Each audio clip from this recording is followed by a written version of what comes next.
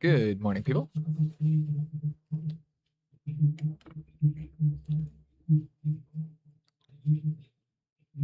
Oh, my mic is still picking stuff up.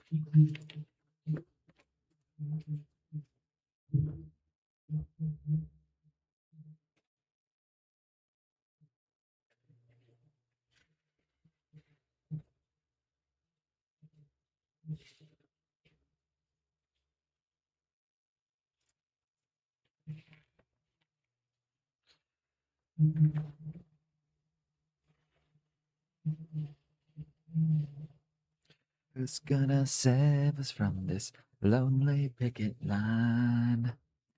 10 years of service and I'm still not worth your time.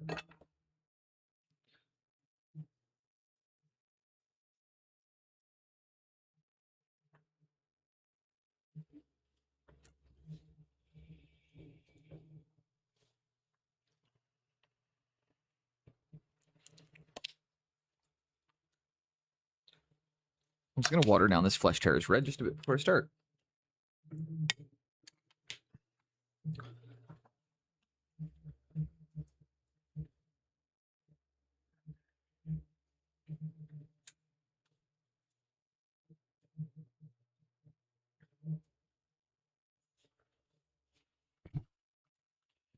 And let's just bump my entire lighting setup and my camera. Why not?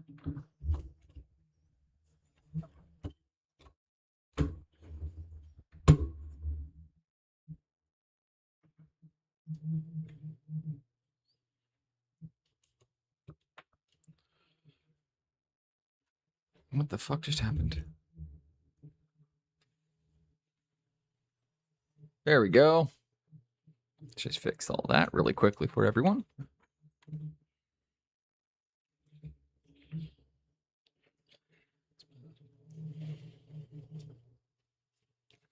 Men give their lives and all the stories that they tell, how they labored for this company that sold its soul to hell. Okay, we got a thinned out Flesh Terror's Red. This is going to be quite thin in comparison. I think it's like to how the contrast paint would normally be. I'm just going to need to come back in and start bringing some of that red back in. And I want to work kind of nice and thin right now so I can start getting it up in layers.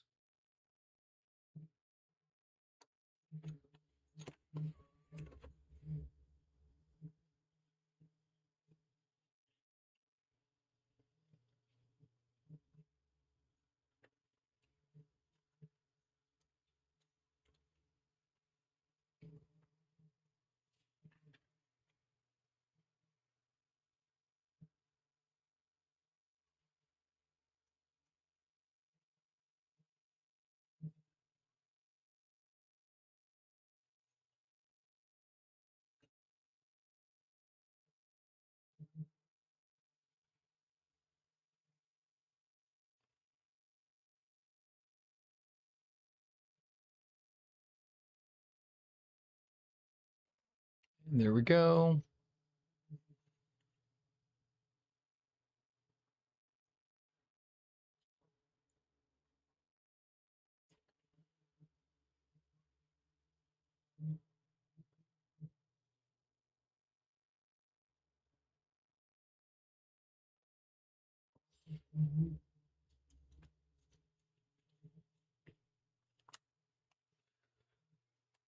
And like such.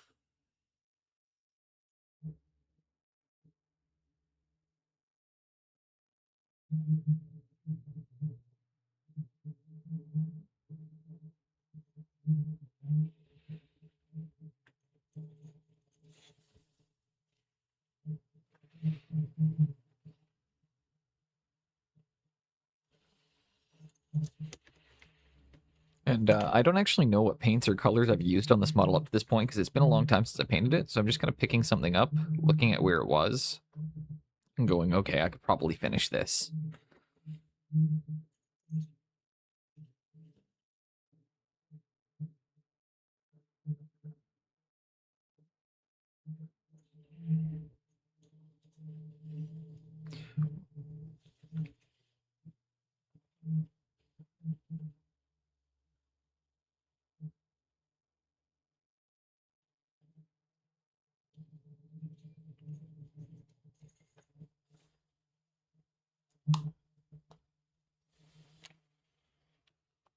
And I'm going to take my sweater off too.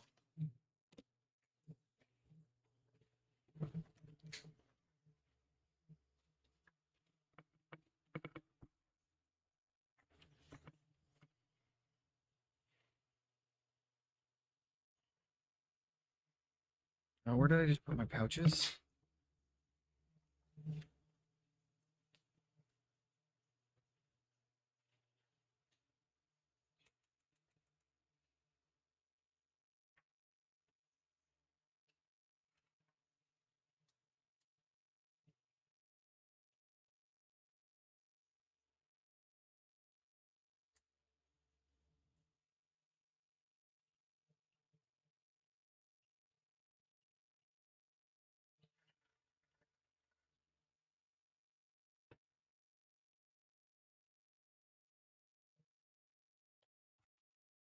Right, let's go.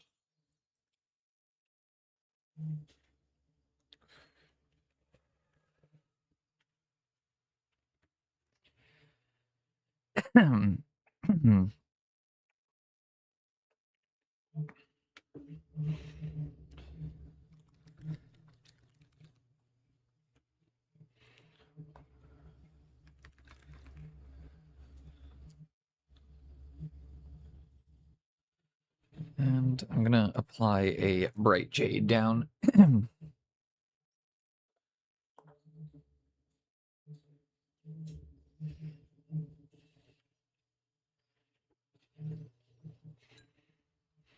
my palette, and I'm also going to put some regular jade down.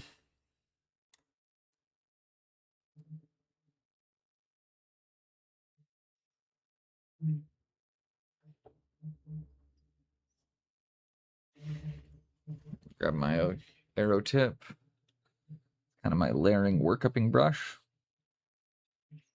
You can tell by the just how this brush gets a lot of good use.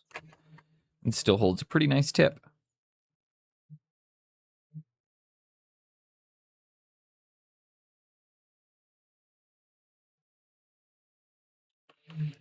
We're going to come through with a nice color and just get these up to opacity.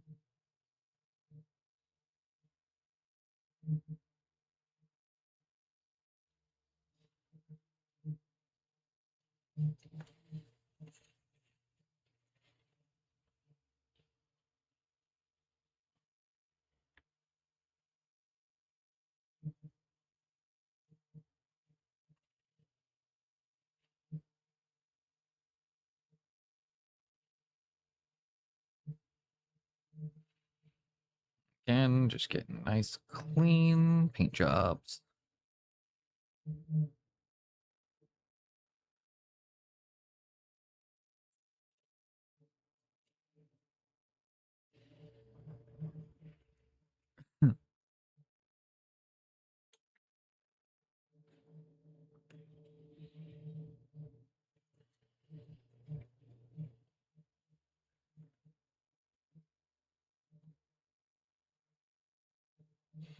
Don't worry about the trim, because we haven't painted it yet at all.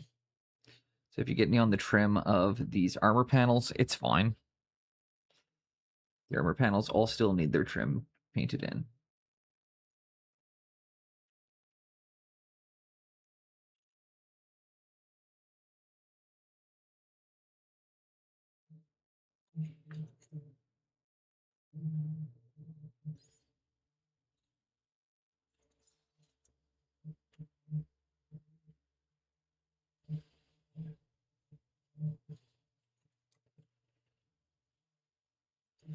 Then I'm going to have all 3 of my armatures painted.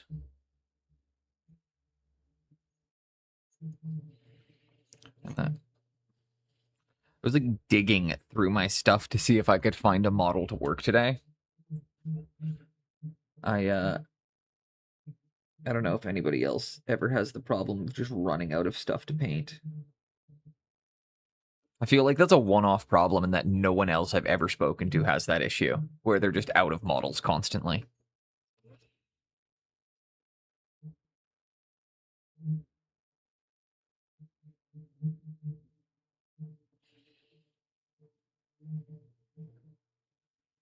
It's not the right time to be sober.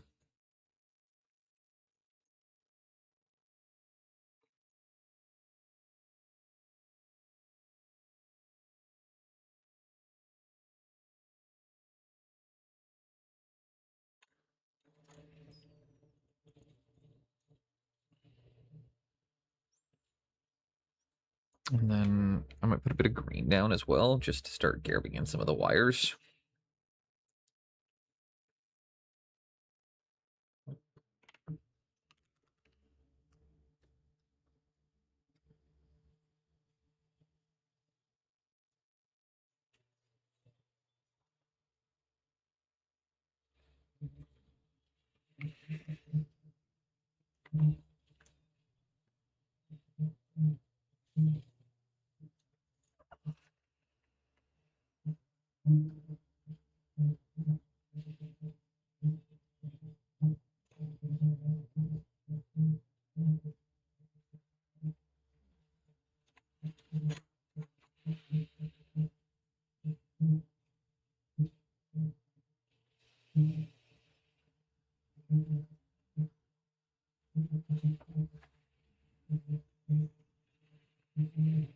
Sigurd, what are you doing?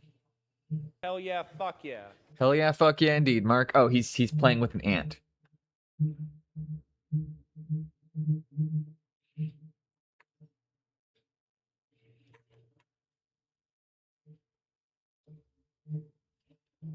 Welcome in, Mark. Hope you're having a great day so far. Happy Sunday. Or hope you, well, like, it's evening for you. I hope you had a great day. Happy Sunday.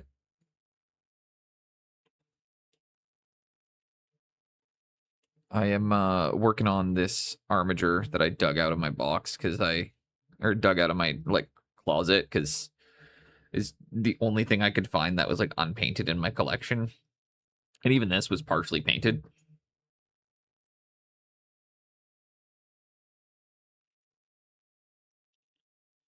But I'm at the point right now where I paint good and hot, getting hot. Yeah, feeling that right now.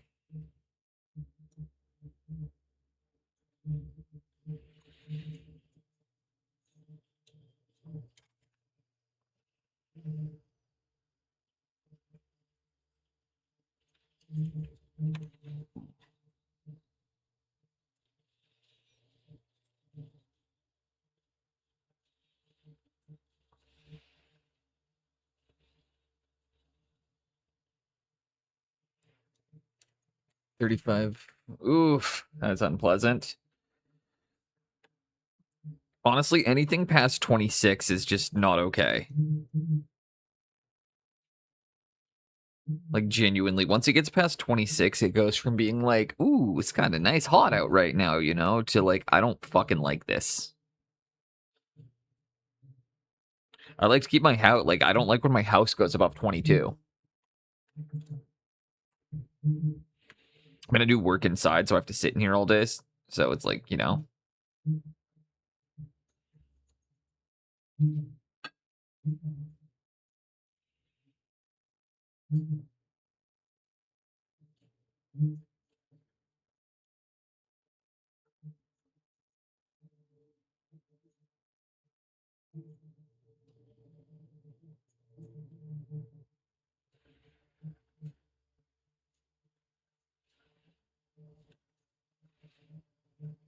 Agreed. We still do a hike. Get those hills. That's brutal. Pack just lots of ice water. I assume at that point.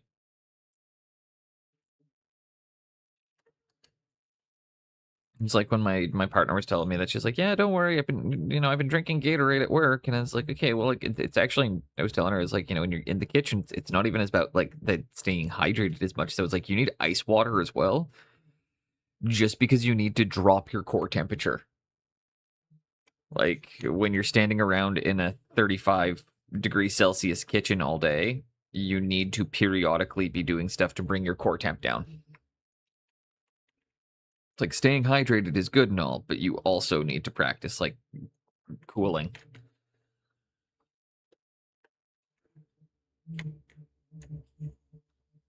Although we're hoping to see some right to cooling legislation start coming through. Drink hot liquids really helps also.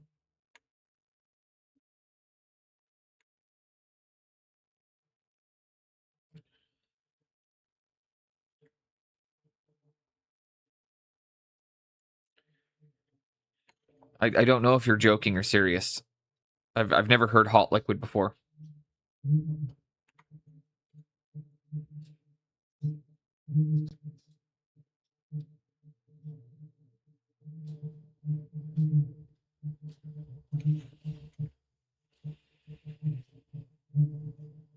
Oh, serious.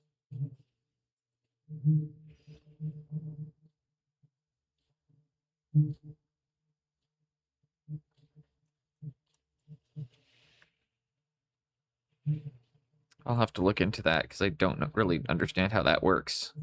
But there's lots of things I don't understand that work.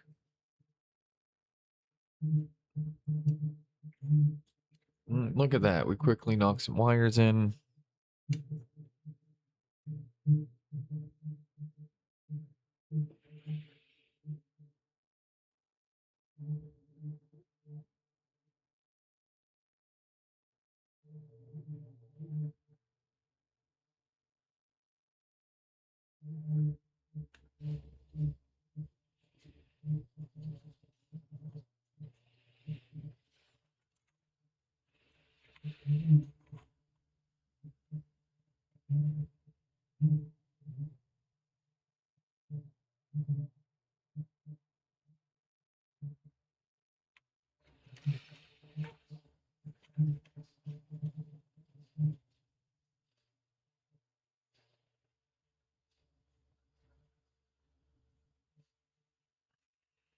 Balances core temp.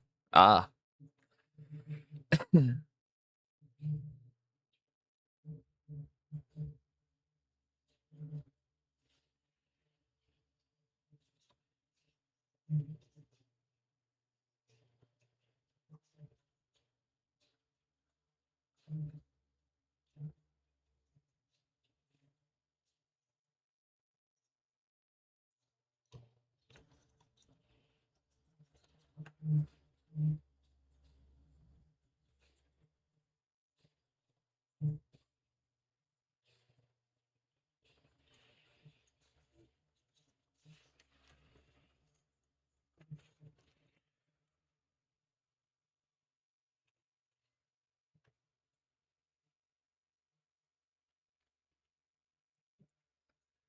We take coffee and water when we hike.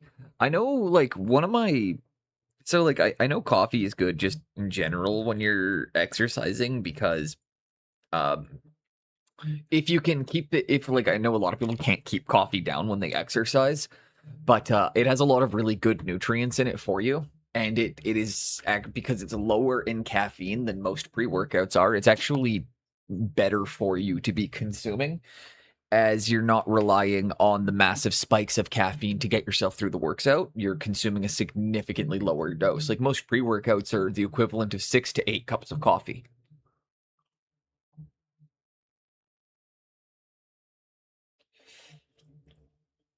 don't think people realize that there's just really not that much caffeine in coffee.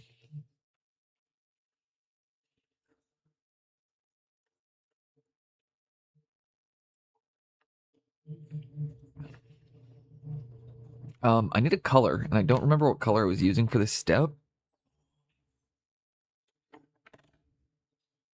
I have a few, I think it's Evil Red and Pyral Red mixed together.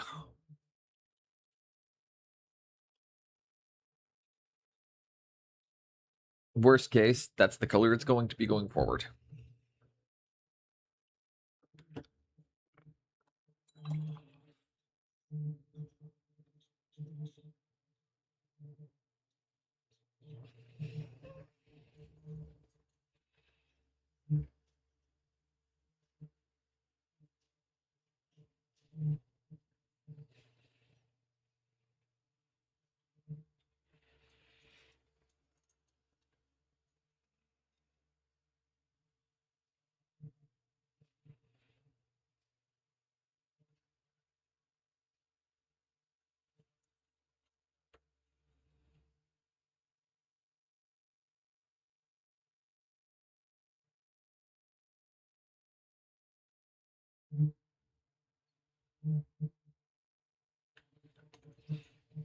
Sorry, I have to ask. Do you have to protect the... Yes.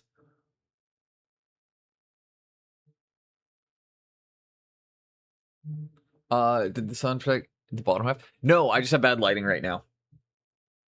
And I get really red cheeks. But no, just rosacea.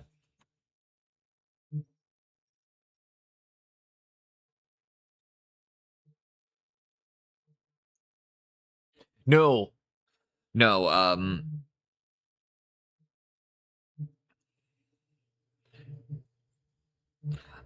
don't I'm believe for a guy who doesn't spend very much time outside, I'm not super sun sensitive. I am temperature sensitive. I have a hard time regulating my core temps, but I typically, like, sun doesn't get to me the way it does to a lot of people I know.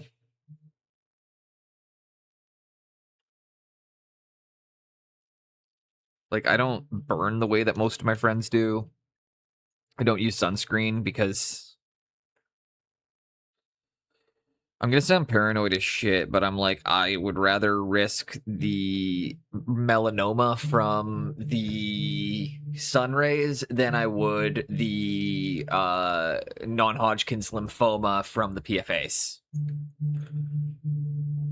Like, it's literally an active choice of, like, okay, sunscreen can cause non-Hodgkin's lymphoma, but too much sun can cause melanoma. So it's literally just, I'm making the active choice of melanoma over non-Hodgkin's lymphoma.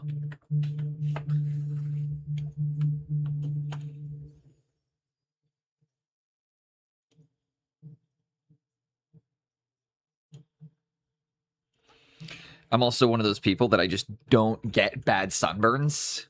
Okay, and again, I'm being super clear about this, that I'm like, I am aware that not wearing sunscreen, but all of the research coming out on sunscreens being apparently really bad for your skin is all very new research. So everything up until recently, I was doing this because I was an arrogant prick who didn't get a sunburn, or who doesn't sunburn easily. So just want to be clear about that. Up until about a year ago, there was no data to back my point up, and I just did it out of arrogance. Now I can actually just say, you know what? I'm making the choice.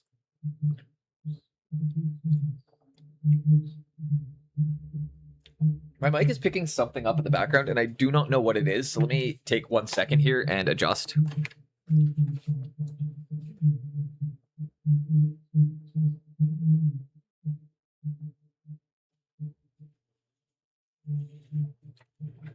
I like my odds 50-50. Exactly.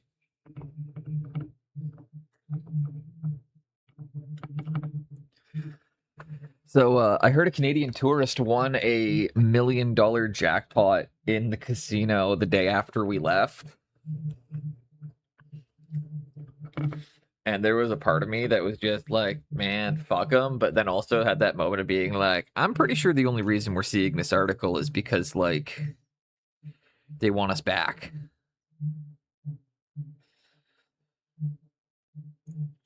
I don't know. I don't think that sucks. In my brain, I view it as a I don't know. I see it as like I personally don't believe jackpots exist. I mean, they obviously do, but there is a large element of proven again where lotteries have been going to the friends and family members of associates that I always just kind of assume when jackpots pay out, it's somebody. How much was spent before they won? Not $1 million. Apparently, they only spun once. They walked into the casino, they won a jackpot on their first spin, and then they left. Literally a Vegas vacation situation. Literally Vegas vacation. Showed up, spun once, got the jackpot, left. They were in the casino, I think, for a total of 10 minutes. I don't even know that they stayed in Vegas after they won. I think they might have, like, I didn't read the rest of the, like, it didn't go into it in the article, but the way it was kind of phrased a bit made it seem like they then just turned around and went home because they were like, yeah, no, we won. We're done here.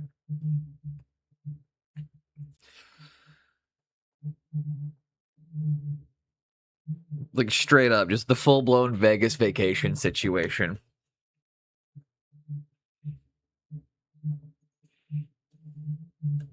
I hear that, and I mean, my brain's immediately thinking of the movie Casino and just like, it's not supposed to.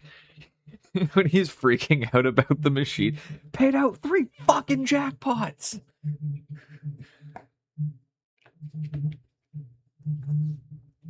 Hey, how goes it? And if I won, I would leave, dude. That's exactly it. Like, if I walked in, spun once, won a milli. It's like, do I ever think am I ever gonna do better than that? I'd retire. That's the end of my gambling career. The best thing I saw was I watched a woman, Jesus Christ. I watched a woman win $2,000 off a $10 bet because when we were playing the clicky horse game, she bet $10 for some reason on a 200-1 bet. Applauds to that woman who won, who put $10 on a 200-1 odd. My strategy, I didn't do anywhere near as good because after I saw her win that's my strategy became I always bet $2 on the most likely to win, and I bet a quarter on whatever the high or the least likely to win was. Well, welcome to Adventure Built Gaming. I will throw you a shout out in just a moment. I like to wait for about the first hour to let kind of people trickle in before we start them out, but just know you are not being forgotten here. I am going to try and implement some sphere theory here. So let's see if Pascal can.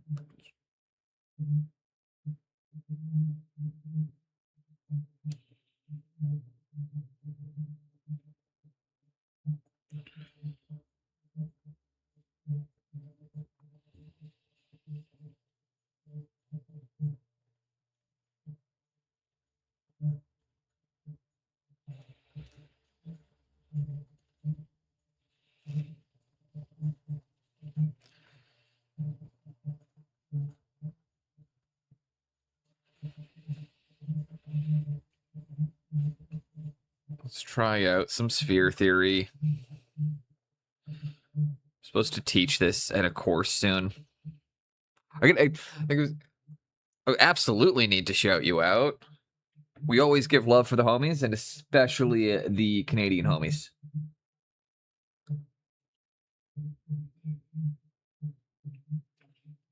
It's like there are only so many of us up here in the Great White North representing miniatures.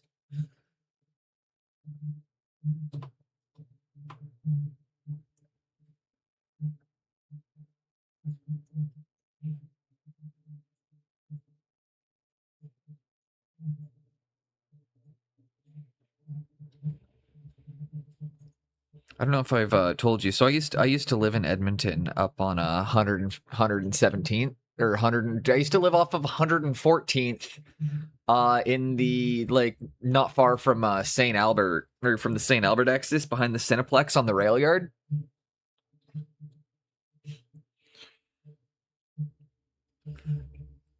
On the topic of Boneless always living in the shittiest of neighborhoods.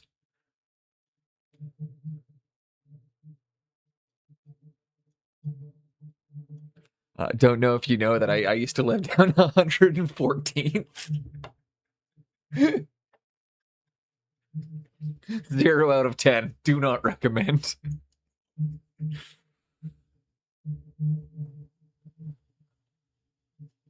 Thank you. This is one that I just picked up off the shelf because it had like I needed something to work on today. And it looks like it was kind of incomplete, so I was like, okay, let's take some colors, slap them down, see what we can do.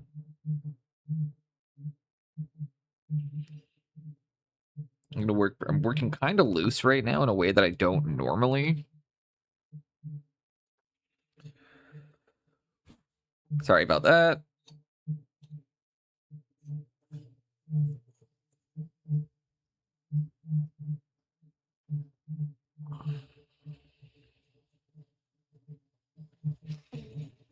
You don't say, yeah, it doesn't sound like the best place to live. I mean, it was fun.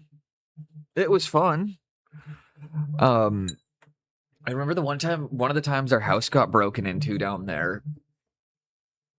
It was it was an old wrong door situation. We've all been there before. You know, when you drink way too much and you walk into the wrong house and pass out on the wrong couch. Unfortunately for us, neither of us knew who the person was, so I just remember my roommate calling me downstairs and being like, "Yo, Boneless, did you have a friend over last night?" And I was like, "I've only lived in Yegg for like 3 months, dude. I don't know anyone here." He's like, "Oh, well, that fucking complicates it." And I come down, he's just poking a person with a golf club, trying to get them to wake up. And he's like, "Hey, dude, I gotta go to work. Can you take over for me?" And I was like, "Yeah, sure." And so he just hands me the golf club, and then instinctively, I just take over poking them with the golf club. Just like, get up, get up. It was my favorite part of it, though, is it's just like, I need you to take over. Obviously, just poke, poke, poke.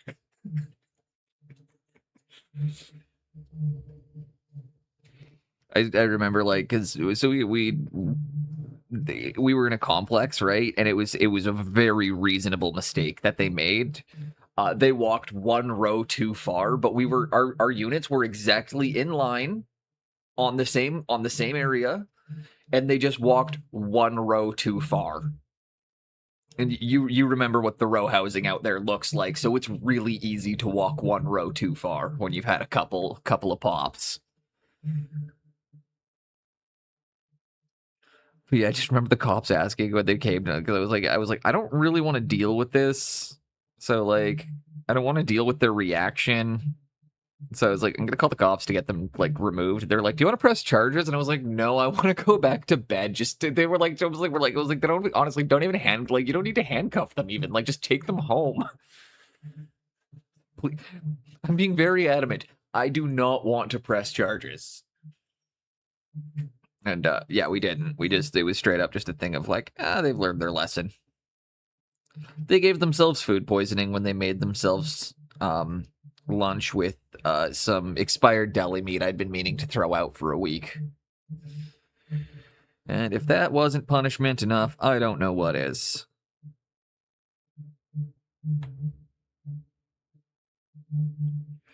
And then they could never make eye contact with me again when we would walk past each other in the parking lot. It's like anytime they saw me, it would just be the hard look the other way.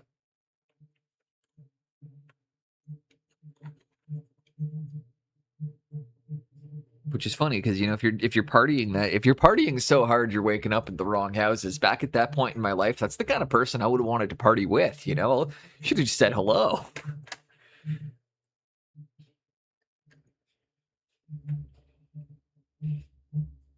I'm kind of just value sketching right now.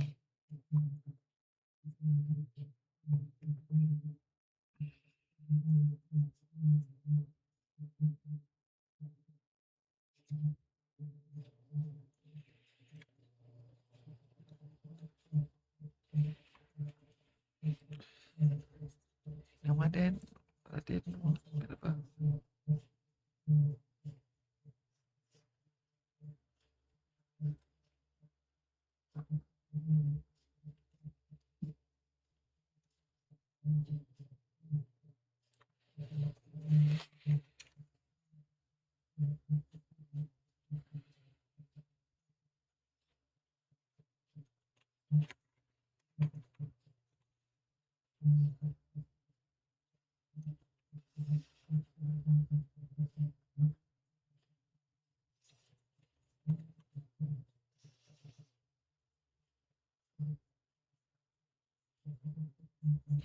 I think one of the things... would you believe me if I said it's happened multiple times in my life? That wasn't the first or the last time it happened.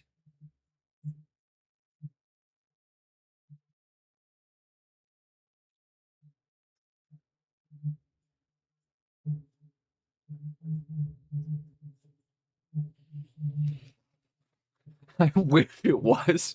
I wish I was joking when I could say it. I wish I could just say it's like, yep, that was the only time it ever happened.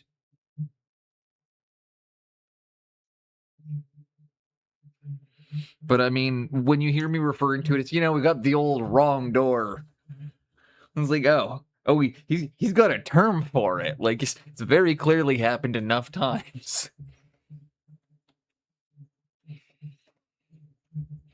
Being said, my roommates also did the same thing more than once.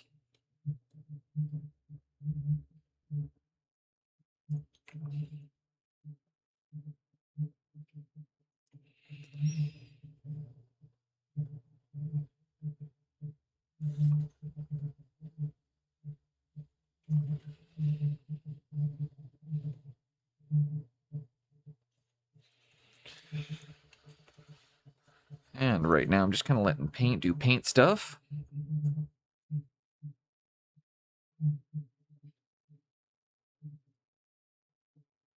I'm really just being rough and sketching.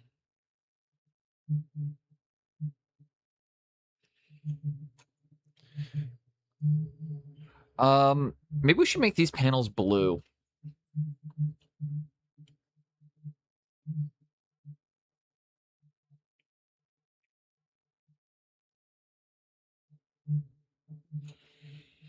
I think that's going to be the play.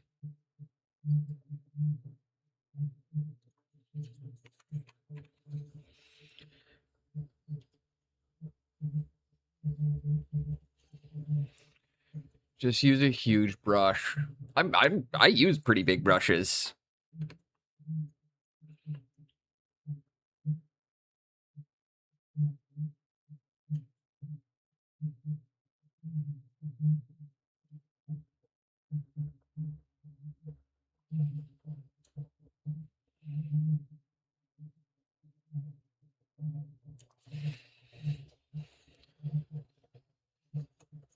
Oh, dude, because I was gonna say, like, I use big brushes all the time. Like, this is one of my favorite painting brushes. This is my stippling brush. I got my number 4 over here. Like, I work in big brushes.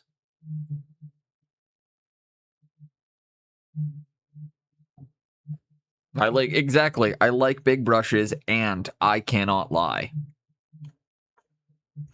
This is my brother. He likes big brushes, and he can only tell lies.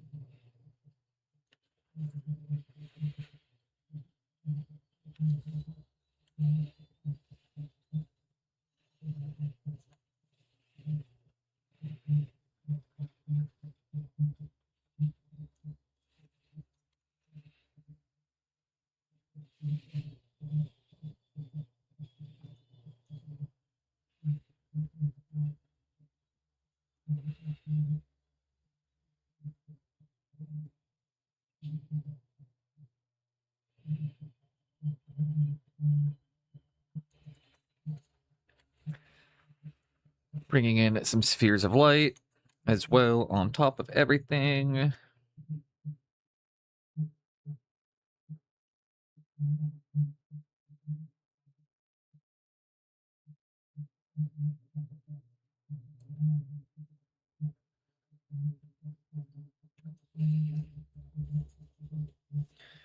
And you guys are just gonna have to trust that I know what I'm doing. Tonight, go Johnny, go, go, go, Johnny, go, go, go.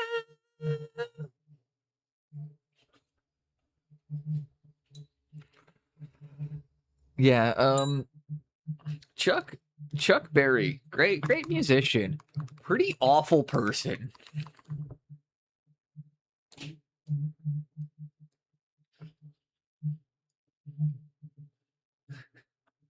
I don't know if you guys have ever seen any of the old footage of him. He was kind of a really, really terrible guy.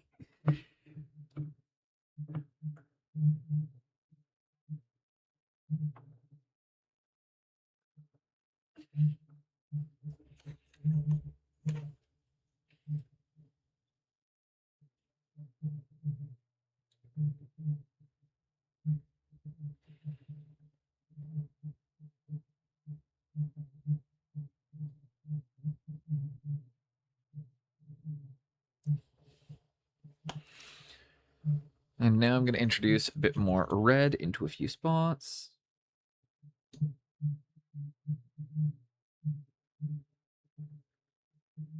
It feels so good to be back.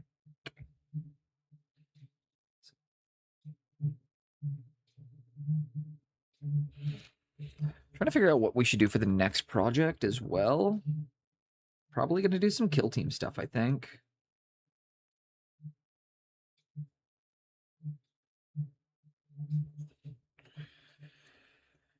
Boom! Pascal, what is up?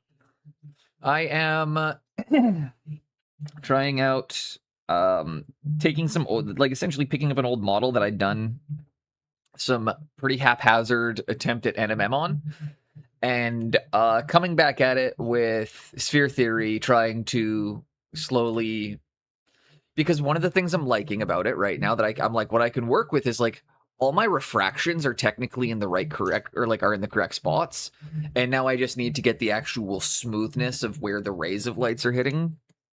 So we're playing with a bit of your methodology here.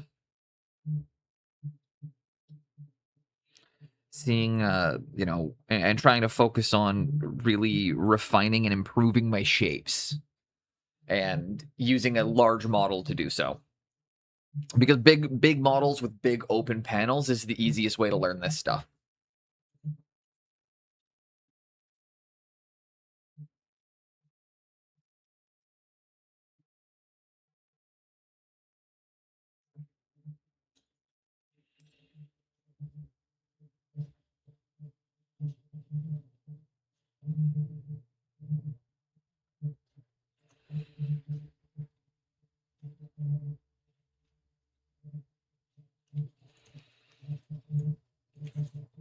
But yeah, that's the plan for today.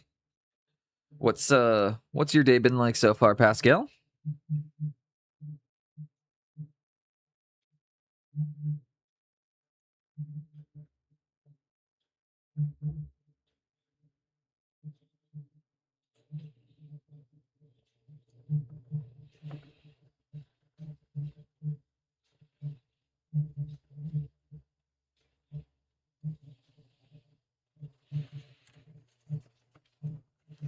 Nice jump, bit of this, bit of that. Oh, heck yeah.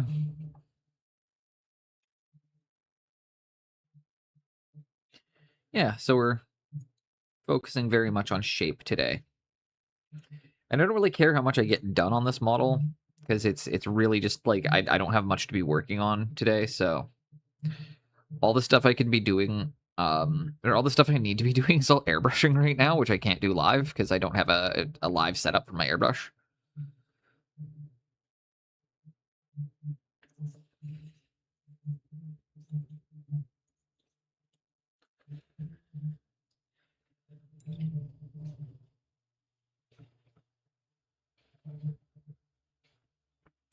bring a bit of purple into a few of the darker areas.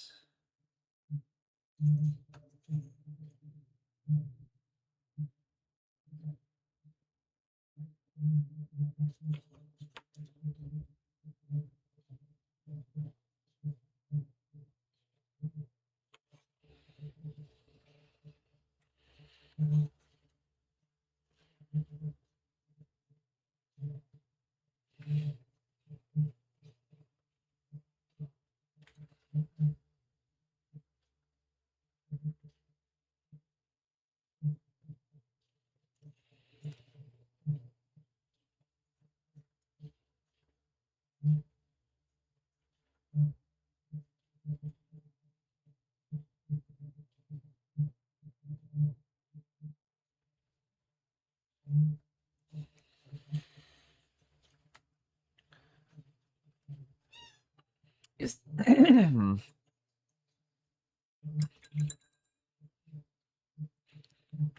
X to the Z. Yeah, grab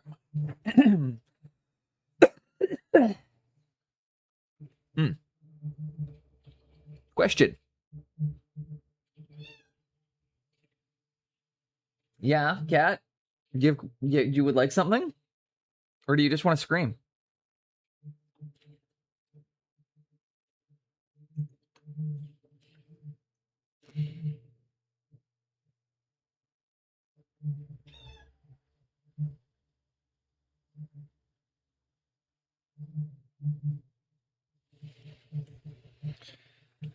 Okay. Answer, helicopter. I was actually going to be like, what's the best... I was actually going to ask what the best brand of nicotine pouches in Holland is for when I get there. That was my actual question. I was like, so, what's the best brand of nicotine pouch for when I get to Holland? Nicotine pouches. Big Zin. They're popular in Sweden. As in, you want to roll your own cigs? Yeah, sure. I'll just start rolling. I'll go back to rolling tobacco. Actually, you know what? You guys do have really good... I might actually just roll some tobacco. I might do rolling tobacco while I'm there. I have it's a really bad habit. No, I do actually pick up smoking on vacation. It's kind of my one bad habit that always comes back. If I can't drink, I will usually enjoy a cigarette or two. I know it's a bad vice. I know it's one I shouldn't do. But I do love a cigarette here and there.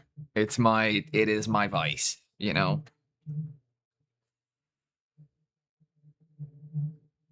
I just can't do it often because then it stops being a treat and starts becoming a... Yeah, if you've ever noticed that like the thing I put in my lip on stream, it's essentially just Nicorette. It's like nicotine gum, but it's in a pouch instead, so you don't have to chew on it.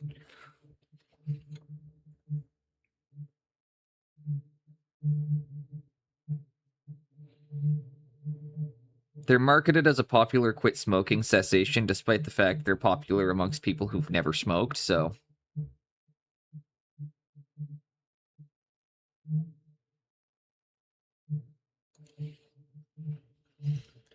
I also recommend a gun. It's cheap and more effective than smoking. I mean, that's fair. I'm also going to be completely honest. I don't think that 2 cigarettes a year will kill me.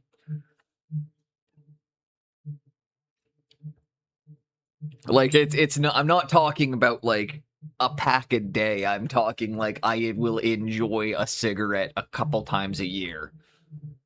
Hence more effective. Exactly. No, I just like to smell bad for a couple hours.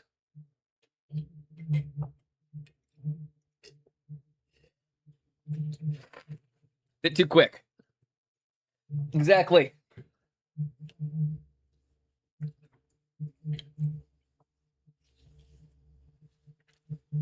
While a gun would be effective, we can, you know, I prefer the getting pummeled to death with a wiffle ball bat route.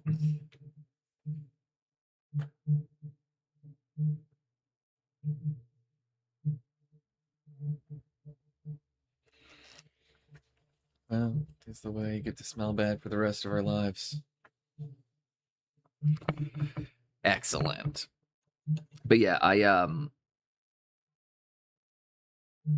it's a bad habit, and I don't encourage other people to do it. I'll also be very clear about that. But I'm a grown man in my 30s, and I like to. It's my little thing. Once in a while, I will sneak a cigarette. From 15 to 35. So I've been quit for about 10 years, Pascal. Or 8 years? I quit back in 29. My fiance made me quit when we first started dating. So, and now it's a thing where, like, when I'm on vacation or if I'm, like, it's weird for it's again, like, because I smoked for about 20 years. No, like, let me rephrase, Pascal. I smoked a pack a day for about, from the time I was 14 till about when I was 26. Now I will tell this to sober comps. Absolute, dude. If you were able to drink one beer a year and never touch another drink, everybody in AA would applaud you and say congratulations on being able to drink like a gentleman. In fact, in all sobriety books, it tells you to tip your hat to people who can do that. It's within the first 10 pages of the AA Big Book. It tells you we tip our hats to the addict who, or to the person who can use drugs and substance like a gentleman. Just because we can't doesn't mean other people can't. Or just because we can't doesn't mean other people can't. That's my stance on alcohol, too. Like, just because I can't drink like a gentleman doesn't mean other people can't.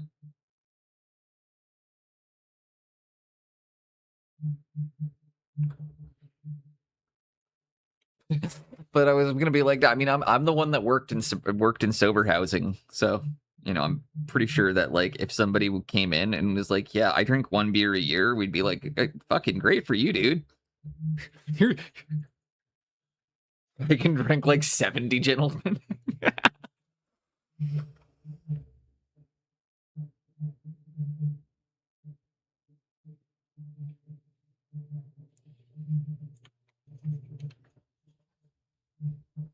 My, what lovely feet. Thank you for the exercise, Marquis. I will hop on that in just 1 second. Don't drink beer.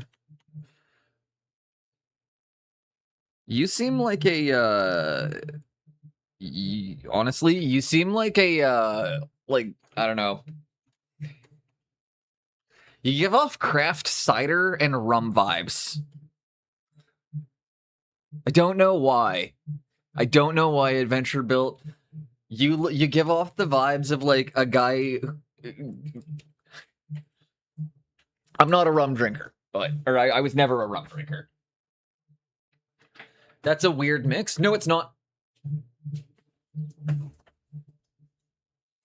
Although, typically, you'll also see cider drinkers tend to be big gin drinkers.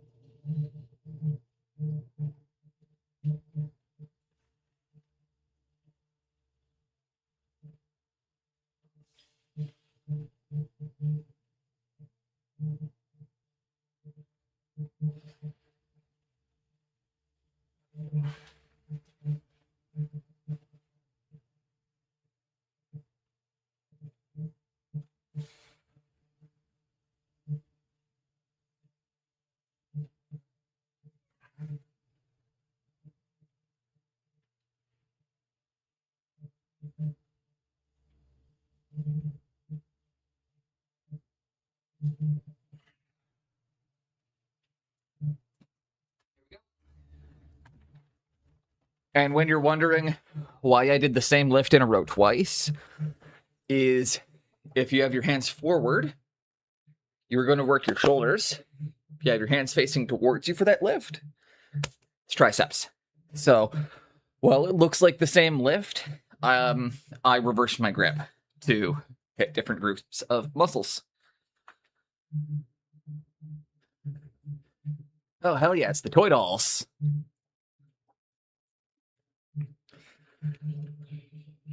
Yeah, sorry. So, like, I was, I mean, I drank everything when I did drink, but my favorite was gin and Old World ciders. I like my extra dry cider. Oh, it's not a mix, Marquis. It's not a mix. You don't mix rum and cider. It's that I tend to know that a lot of rum drinkers also tend to be cider drinkers. Because a lot of people who like rum tend to like a sweeter drink.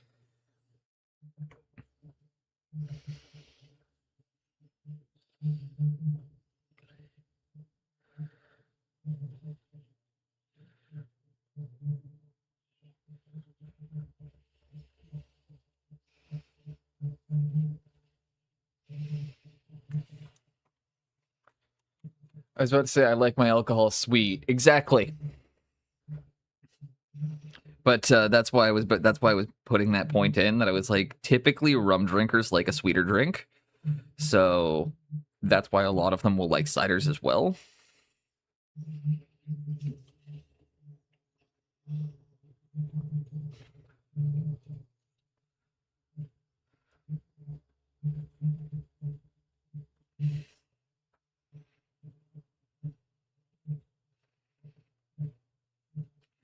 And I know Pascal's going to sit there and go, Boneless, why are you doing the all-over glaze instead of the targeted glaze? And I'm like, just because I need to smooth some stuff out. And I know I should be doing it more targeted right now, but I kind of want all of the colors to... I want to essentially do a color shift towards the red. Okay, no worries. You've asked before why I often opt for the all-over glaze instead of the more targeted, and... mostly, I'm just blaming you for the reason as to why I'm about to explain what I'm doing, because it's a nice segue. Whether or not you're actually thinking it, I'm using you as the reason to segue, because you've called me out on this before, and it explains what I'm doing. So, while yes, that is normally a thing, what you're going to notice is because of the colors I'm using, I'm not working in a lot of reds for my actual main color tone. Stop wondering about why you do it and just wonder about what you do. I don't know if I should be insulted or not. That's one of those ones that reads. I was like, it's I'm kidding. But we're not getting enough of the... like, we want to kind of maintain our reds. Maybe I should say I'm wondered by what you do.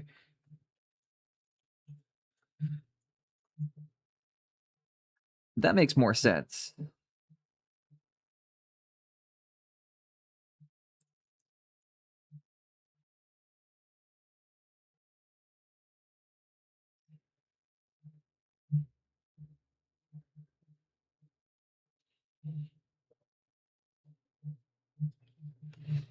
So we're going to start bringing in... this is going to get really bright around here.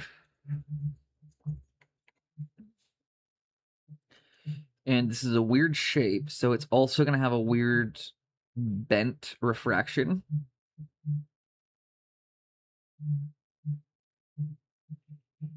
So the beams of light, this is where it gets really confusing, is when beams of light are no longer straight.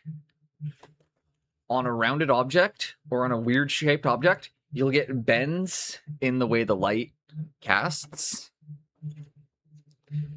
And it can be really awkward to try and wrap your brain around that at first. So right now, just focus on kind of sketching along where it looks good. And, you know, your traditional highlighting process is going to take you most of the way for a colored NMM, because you just want to value sketch it.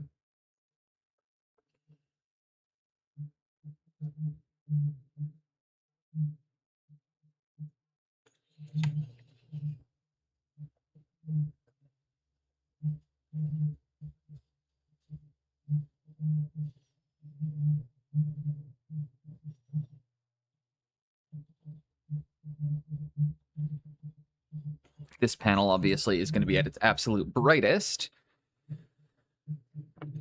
And yeah, why don't we just paint that like we didn't mean to anyways. So we'll come through here, hit this panel. And yeah, no worries, Pascal. I know what you mean. I'm just giving you shit. Fascinated by the approach that I take.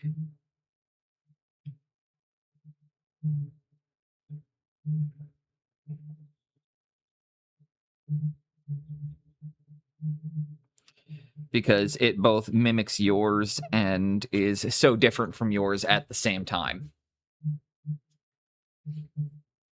It's quite interesting to see, right?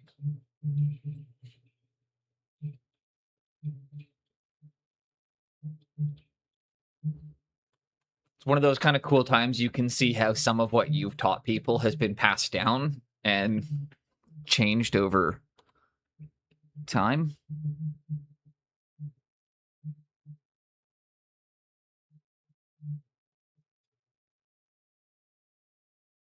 So right now, again, just kind of follow in. Keep your lighting as simple as you can. And I just want to get this.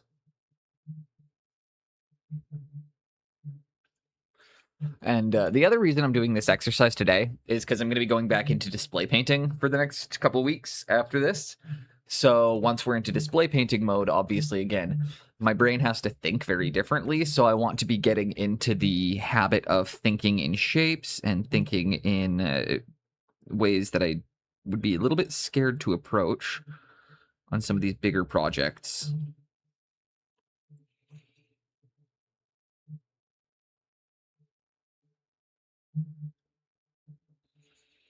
And you can be quite thick with your lines at times right now.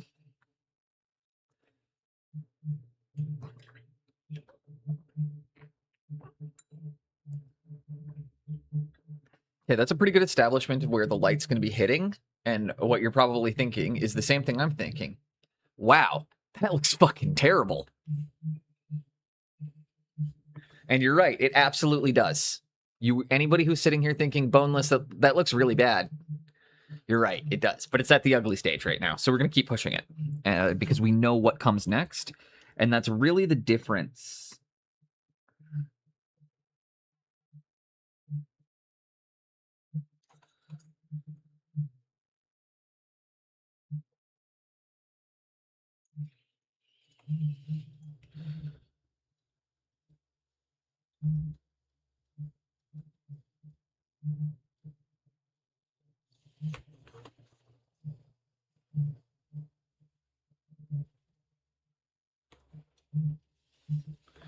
I was thinking about what to have for dinner. Tacos.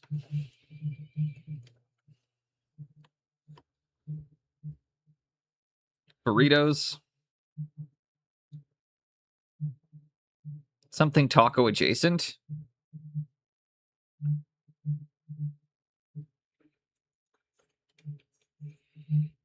Fried chicken.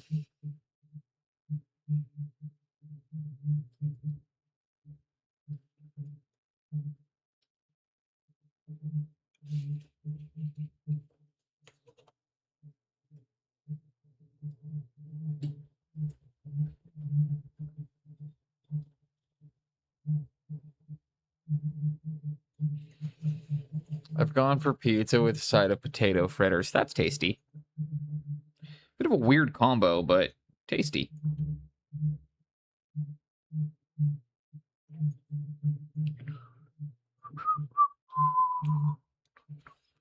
La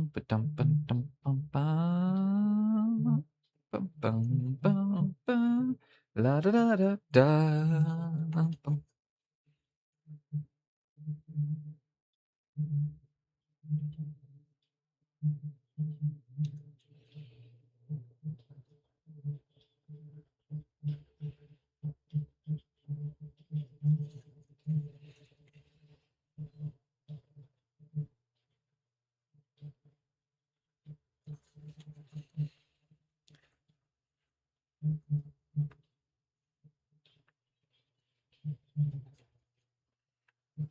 When the shit goes down, you better be ready.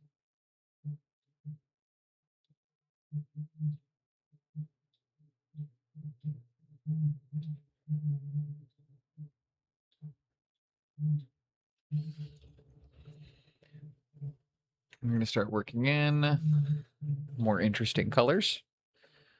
Pushing the darks to go darker, pushing the brights to go brighter.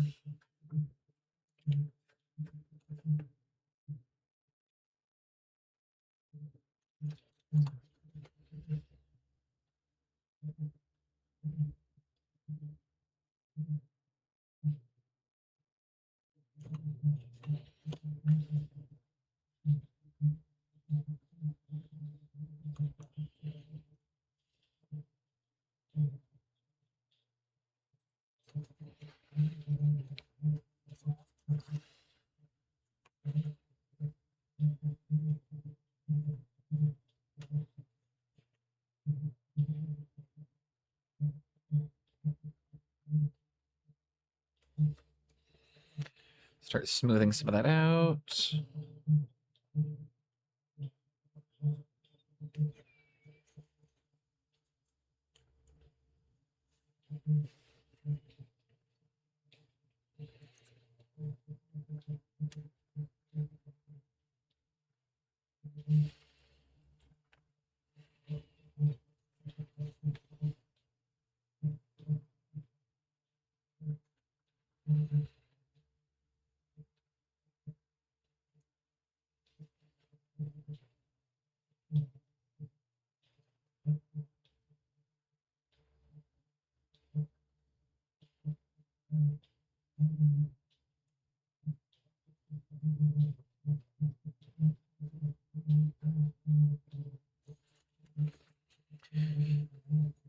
That's looking pretty tasty.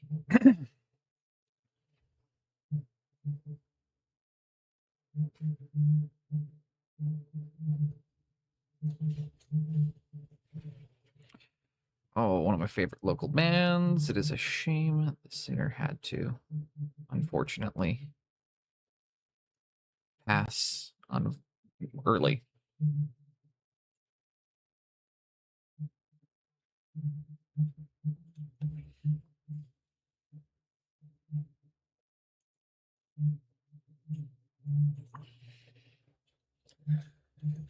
And that's becoming a way more interesting red very quickly.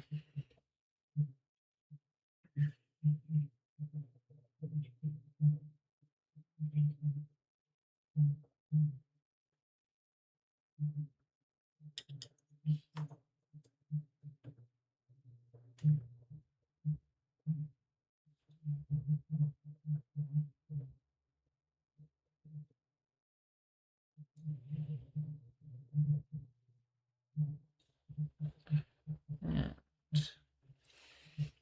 start shout outs from Meow because we're through the first ad break. First one in today was Mr. Adventure Bill. Hope you're having.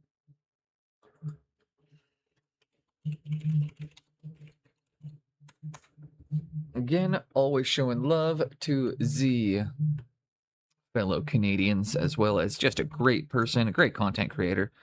Paints great stuff.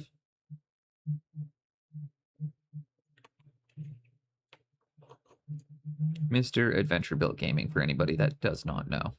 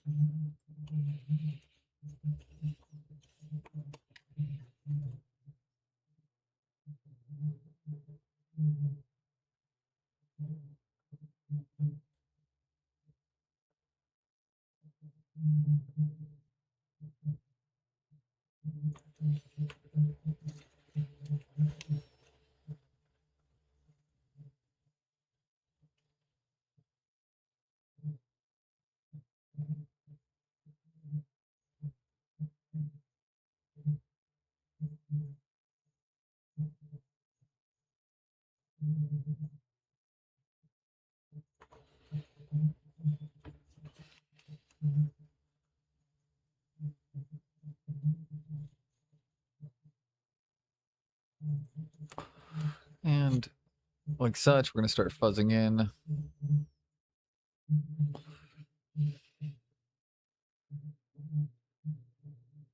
This nice secondary tone.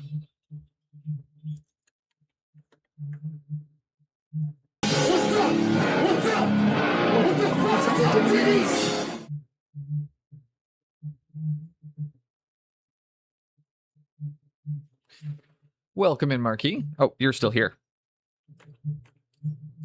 Sorry, as soon as I hear one of those sound alerts, the instinct is to just say welcome in.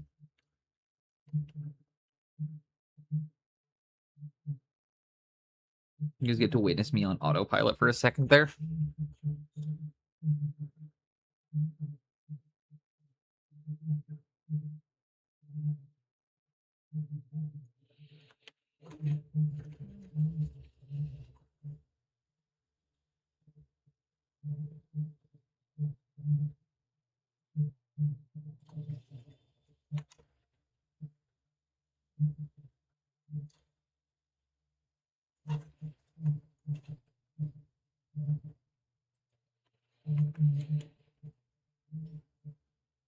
I proved the world is just an AI simulation. Yep, exactly.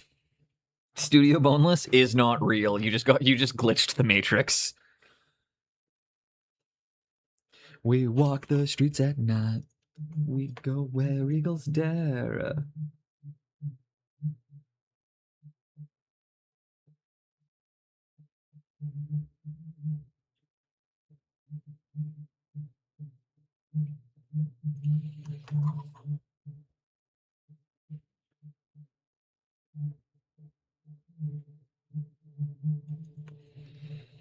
Lurking for a bit, no worries. Oh, welcome in, Smalls. You're also on the streak. Hell yeah.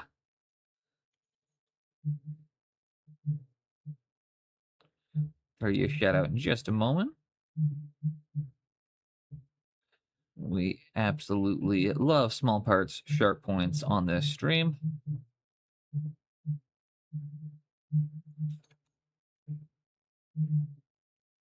Pretty much like everything, like just an embodiment of all of the positive aspects of the hobby.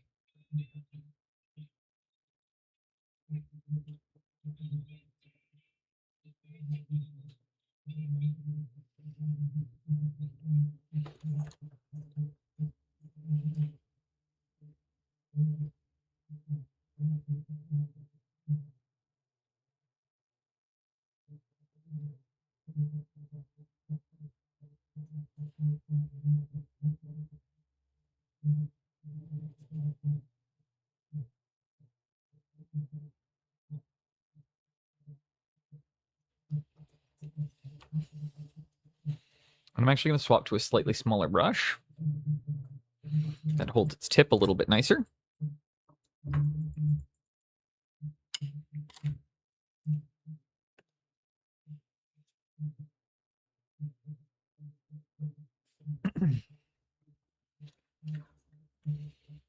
Because now I want to be able to drop in smaller lines.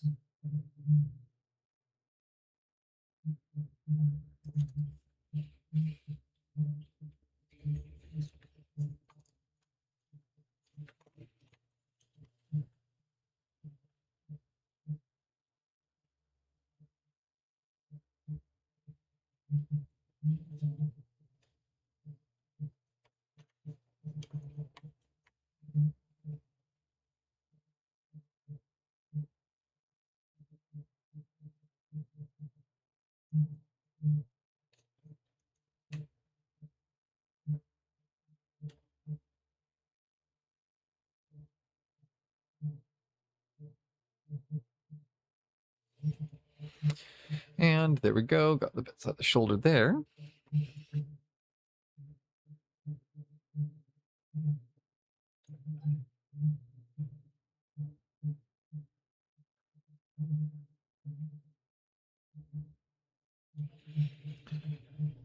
Oh my.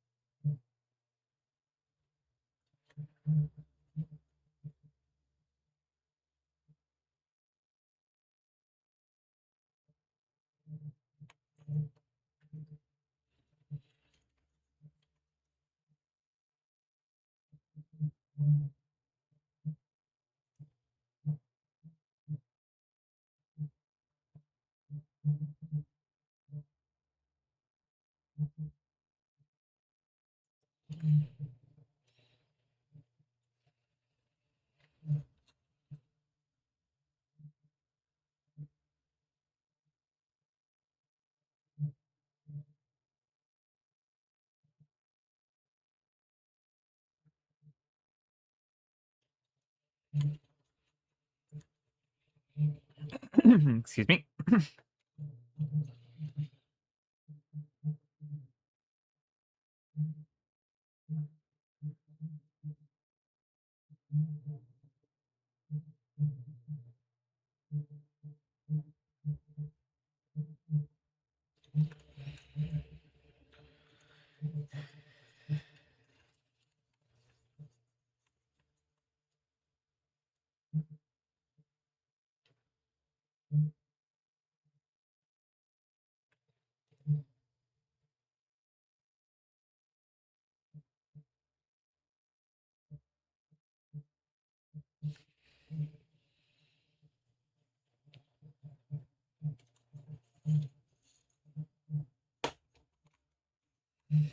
All right, we spent an hour just smashing red colors around, trying to get this paneling to look good.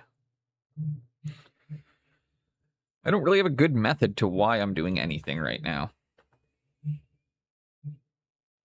But I think my plan now is going to be to reinforce some dark lines, and then glaze one more time, or reintroduce some darks, reintroduce some further brights.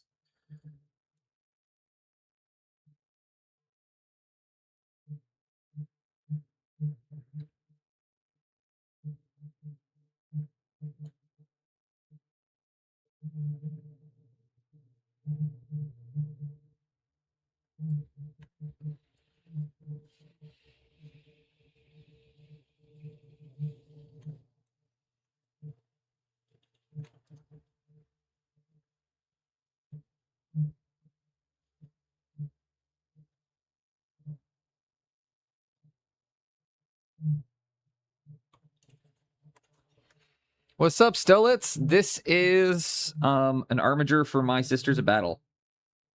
So it's being painted up in the same color scheme as my sisters.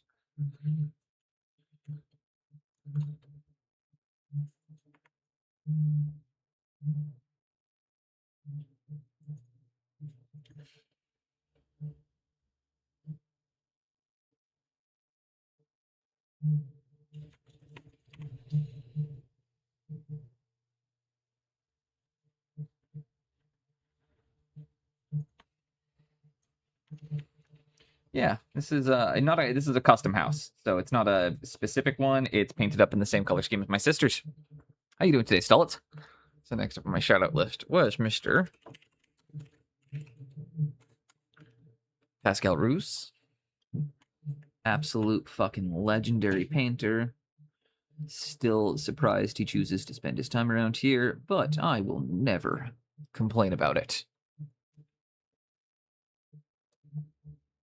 We're shouting you out.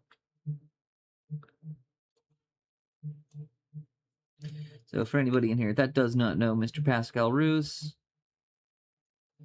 he is a must follow if you want to hit that next level in painting. Good, working on some Kriegsmen today, potentially some Templars, and then maybe helping with some Emperor's Children. Big painting day, eh? That is, Sigurd, what are you doing?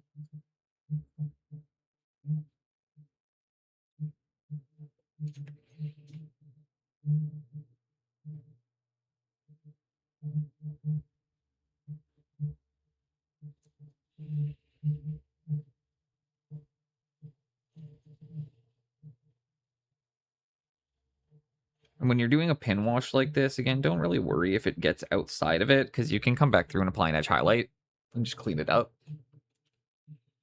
So sometimes when you do this, it's gonna get messy, get outside of it, and it's my opinion is it's easier to go fast, fuck it up in like for pin washing, and then re-edge highlight it.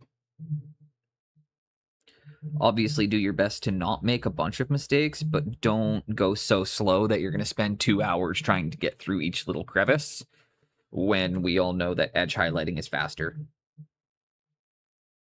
And if you don't know that edge highlighting is faster, that means you don't do enough edge highlighting.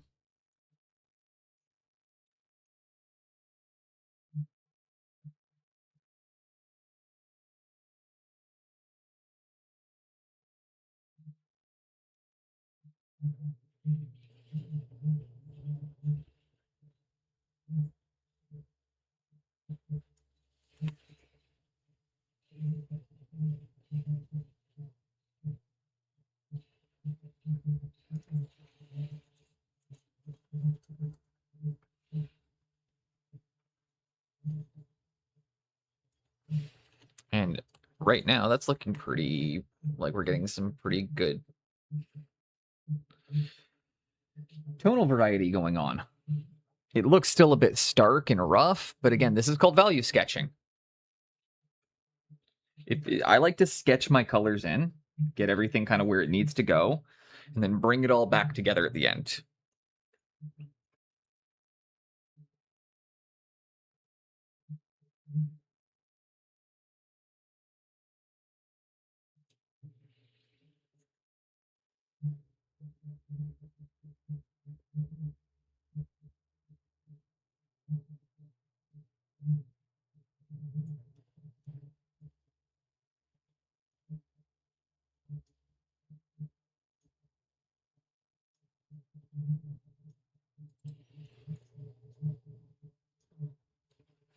So let's come through now, guys.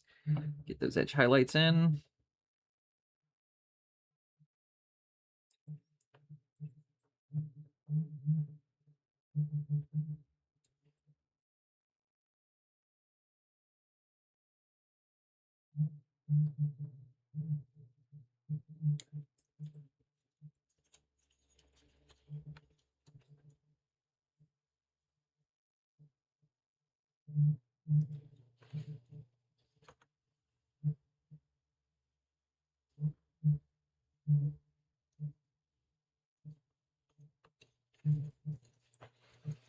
My orc buddy built a Gorkanaut yesterday along with some orcs from Armageddon and some Meganaut. Oh man, I got a client right now who is putting together an orcs army. It's quite nice actually, because like I thought he ghosted me because he like told me he was like I'm trying to decide between orcs and Cathay, and then he just emailed me out of the blue, or he emailed me back out of the blue saying he's like, hey,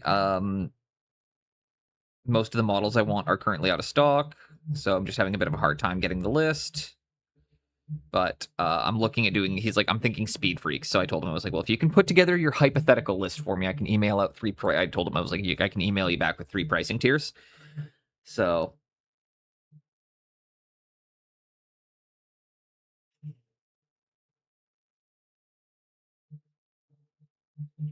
that's something to note. I always offer 3 tiers of pricing.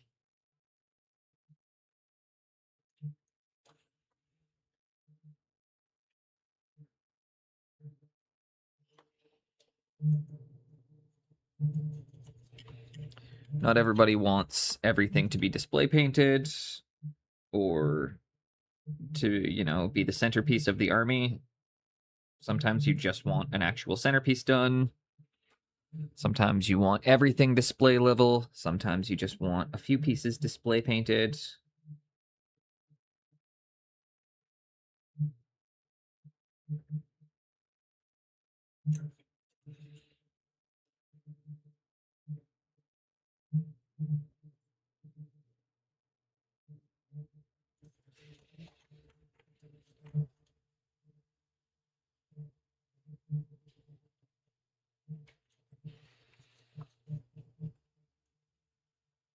Get that little bit on the there.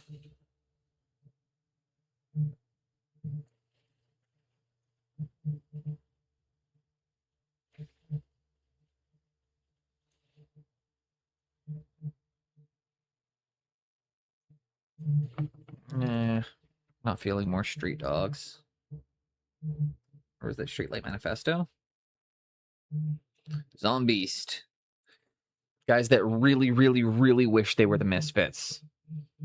They're good, but their whole act is we want to be the Misfits.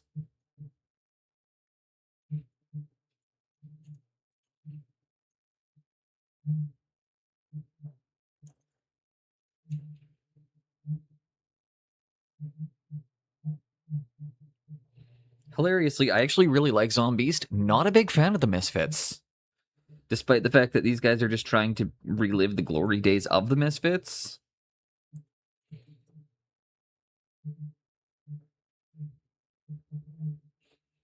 It's weird. It would be like saying you like Fish better than Grateful Dead.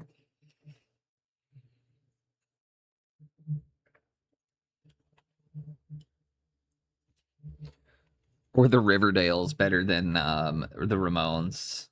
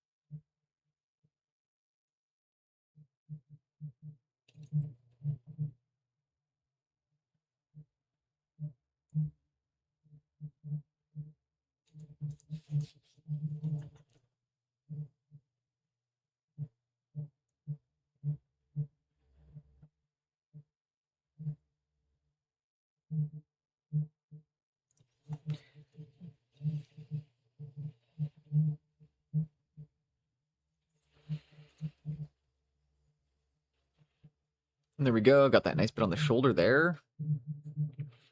And I know as well, everybody's off painting the Armageddon box set right now. Boneless is just sitting over here working on an armature.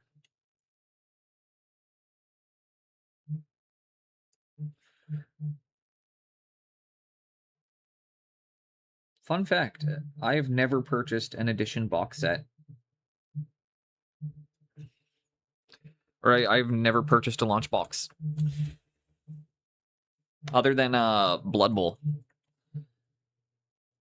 I did the Blood Bowl Season 3 box set because that is one of the best value boxes, other than the Blood Bowl Season 2. Blood Bowl Season 2 is even better value than Blood Bowl Season 3. Oh, yeah. Mick Gordon is... Dude, Mick Gordon could make a tuba sound heavy metal.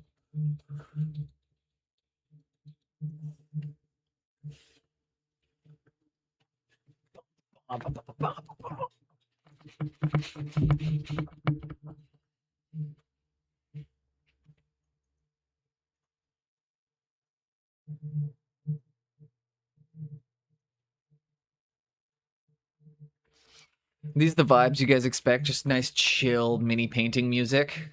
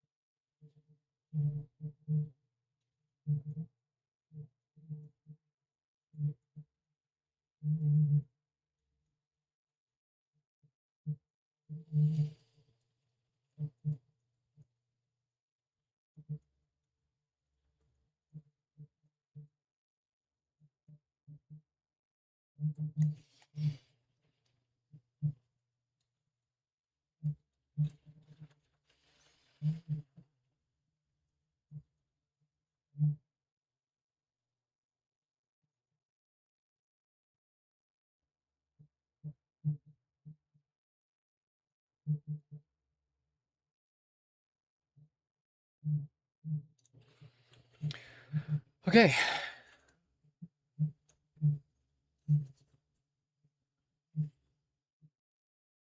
That's actually starting to read correctly now. Look at that. Look at that, guys. It is looking more and more like metallic with each pass and each little step.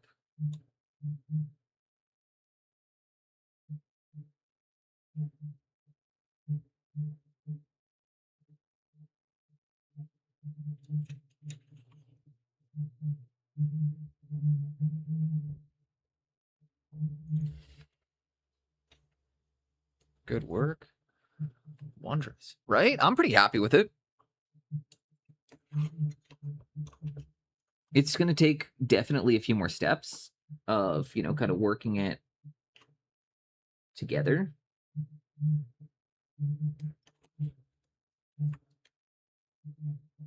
But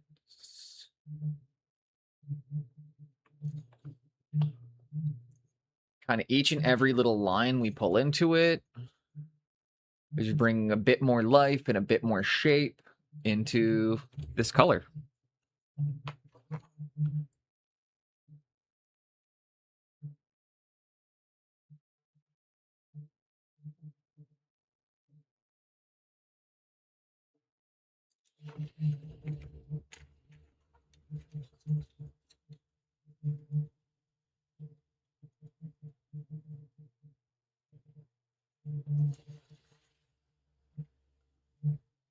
Also, it's fun because this is a bit of an example to show people when you're painting at night, you absolutely can, on large-scale models, pair TMM and NMM. Anybody who tells you it doesn't work doesn't know what they're talking about. You absolutely can use both methods on the same model. You just need to know where to place them, and that if you're going to use both techniques, there needs to be a layer of consistency. So NMM on all of the paneling, TMM on all the skeletal stuff. You can't mix and match. It can't be some of it TMM, some of it NMM on both. You need to go one or the other on both. But you can still use both on the same model. Welcome in, Jinxie. Hope you're having a great day so far. Sunday morning coffee is going well and is brewing strong. And unlike last Saturday, hope you're waking up to something that isn't the sound of screaming.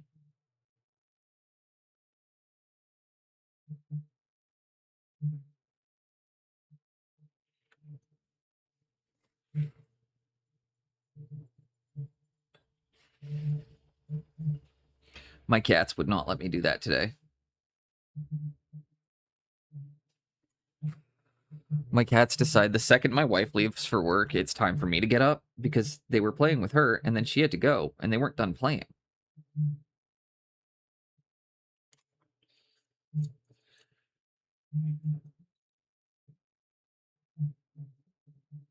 Did you put the VOD up?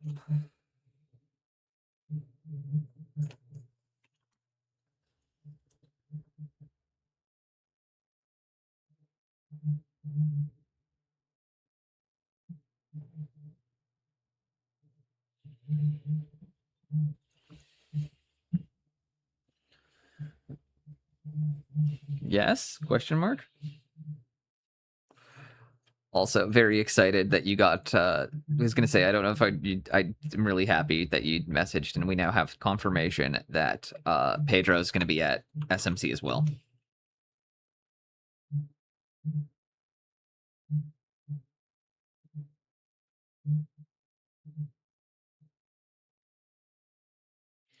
This makes me extra want to try, like, that just adds that one extra level of, like, I was talking to my wife about it, and I'm like, I'm taking the pressure off myself to medal, because I've been seeing some of the other artists and people I'm up against, and I'm finally having that, but I'm taking that deep breath and going, you know what, whatever happens, happens.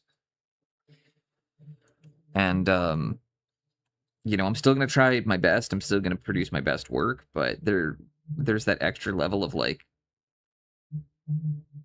I'd really like to win with one of Pedro's sculpts if he's going to be there. Because that would just be like, Probably awesome for both of us.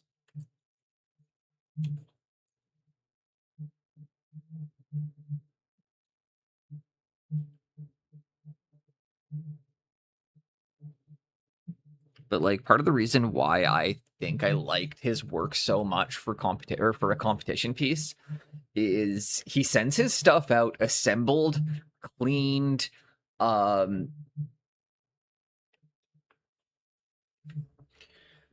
we are allowed to we're allowed to take back a certain amount per day. So I think for a week in Europe, we're allowed to bring back something like 800 euros worth of stuff. Duty free.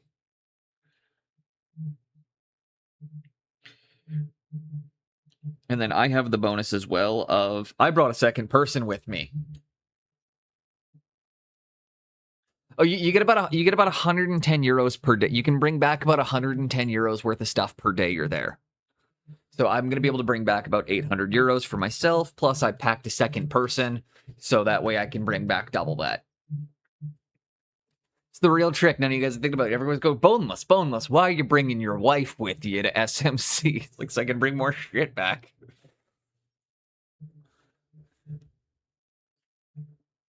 Stay long enough, you can bring back a stone. I don't think back to second person. Exactly.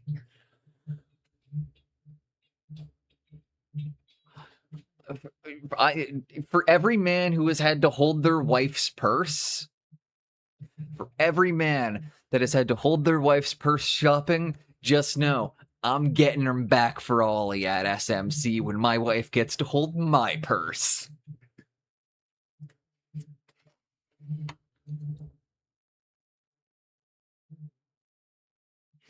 We're bringing it back for all the men out there.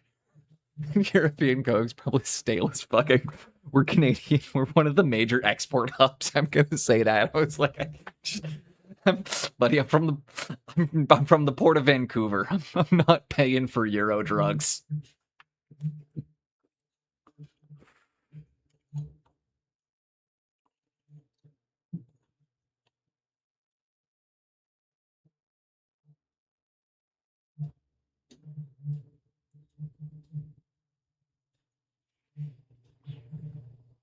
We only ship Coke in cans. Exactly.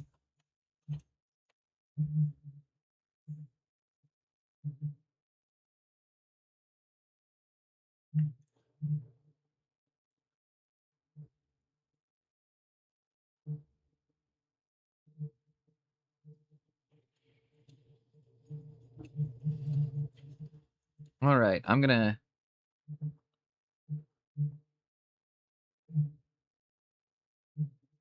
I don't know. I'm gonna glaze all this color back together really quickly, see what happens. Just bring a bit of, before I do that, actually, I'm just gonna bring a little bit of Pyrrole Red into a few spots. Looks like Meat's back on the menu, boys. Thank you for the resub there, White Wolf. Or thank you for the gift, Sharp to Smoke It to White Wolf. Cocaine in this economy, no thanks. I'll stick to crack. I don't even know if I do like crack is an even more fleeting high. Look, I'm not going to get too into this, otherwise we're going to learn some things about boneless that y'all might not need to know. But I'm just saying, at that point, use amphetamines.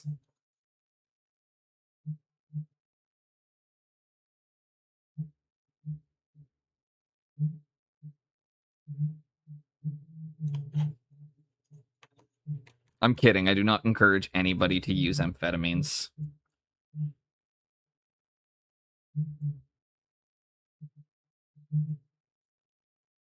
Besides, everyone in here has ADHD. You're all prescribed them anyways.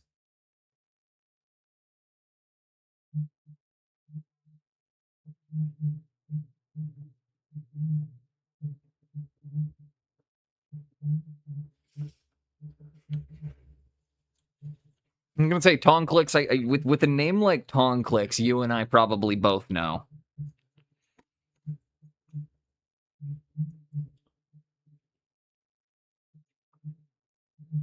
Like every time I see your name, I can immediately hear the exact sound.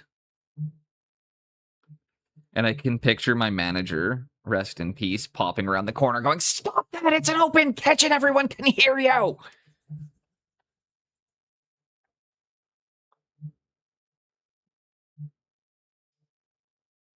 Right?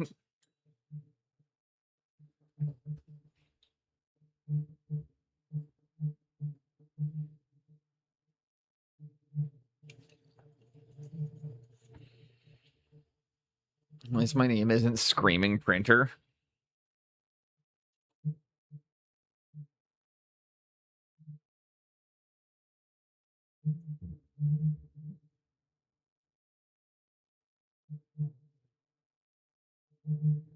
Ooh, here's a great song.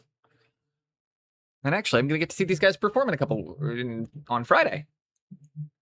Friday or Saturday, I think I'm seeing these guys.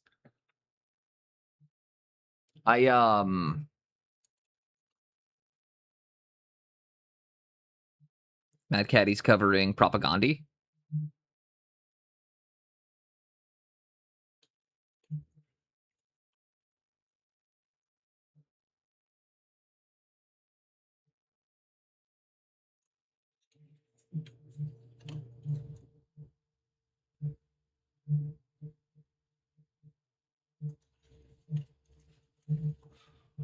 Right? Exactly.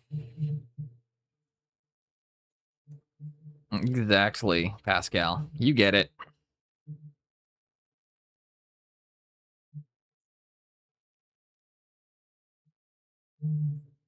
You're picking up what I'm putting down.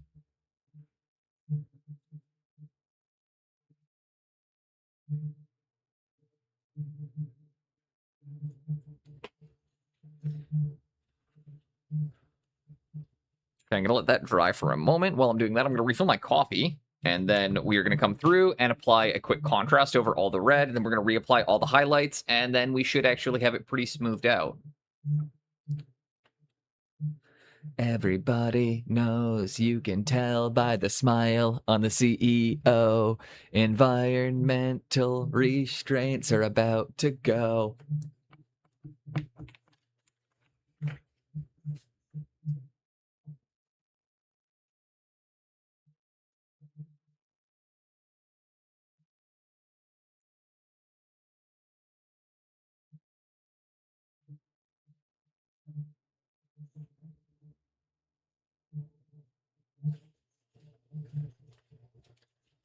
Something about the weed guy one night, so one dropped.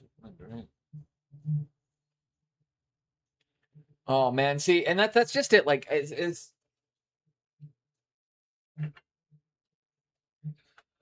putting distillates in someone's drinks or like doing anything like that. It's not cool.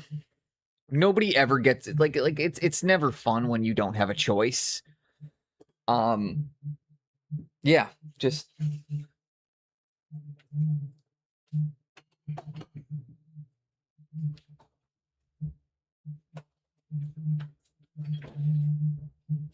There's a key word you hear come up a lot in my stream: consent.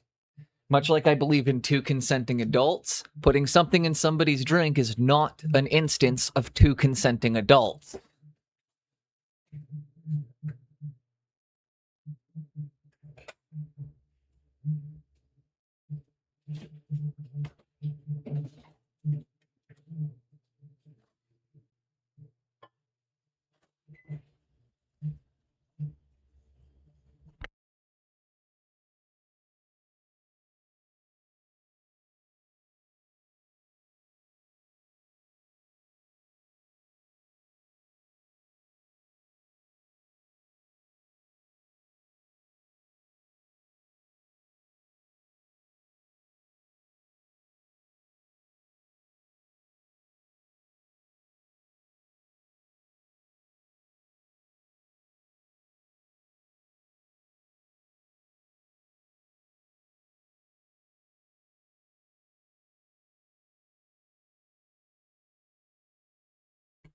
Oh, hey, I found a can. I found out I can stick a paintbrush through my tongue. Um,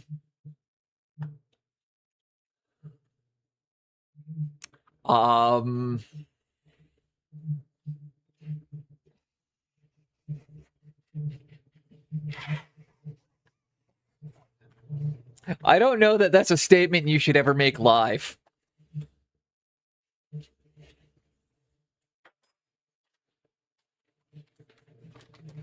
Unless you like, you'll attract the. I'll say this: it'll do wonders for your numbers, but I'm not sure you're going to attract the audience you're aiming to.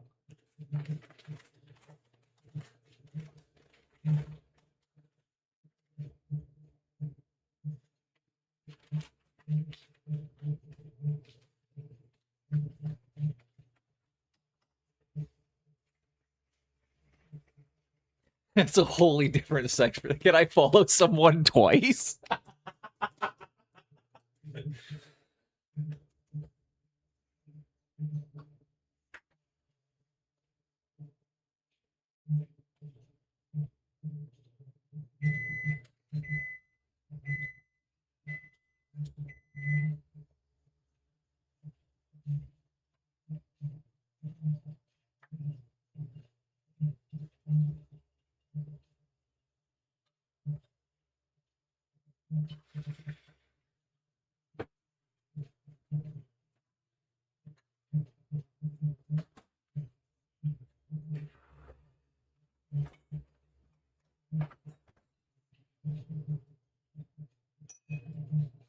All right, coffee is brush. What well, my first question is like, what's your tongue stretch to? That's got to be at least a 6.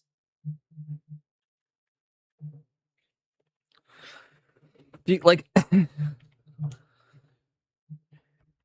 no, that's a 4. Holy shit.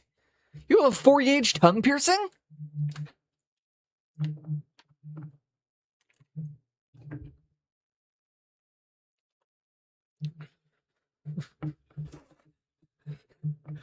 But yeah, just being clear, that would be a that's 4-gauge. Like that's crazy. You have a like an 8?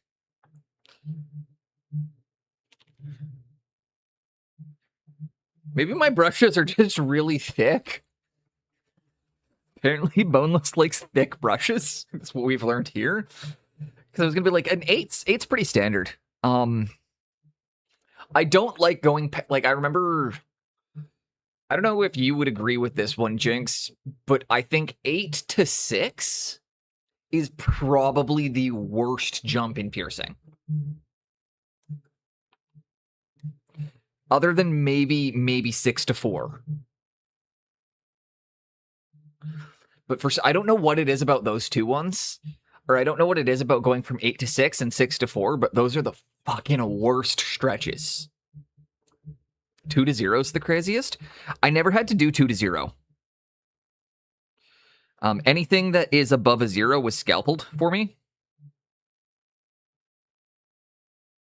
So my ears and my... Yeah. All my piercings that went above a 2 were scalpeled. I only stretched ever to a 4. And I had 2 of my piercings up to a 4.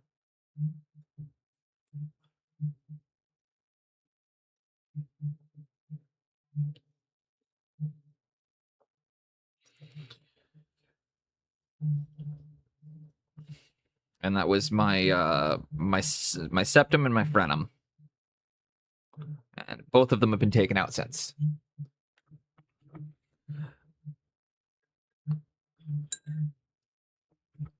You can learn though. Can't do piercings.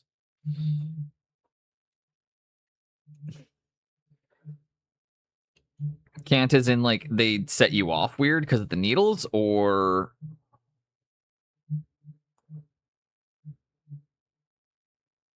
no, some people get triggered by piercing needles.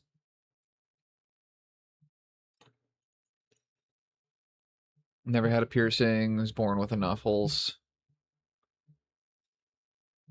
Typically, when somebody says that, my association is immediately going to be that they're afraid of needles.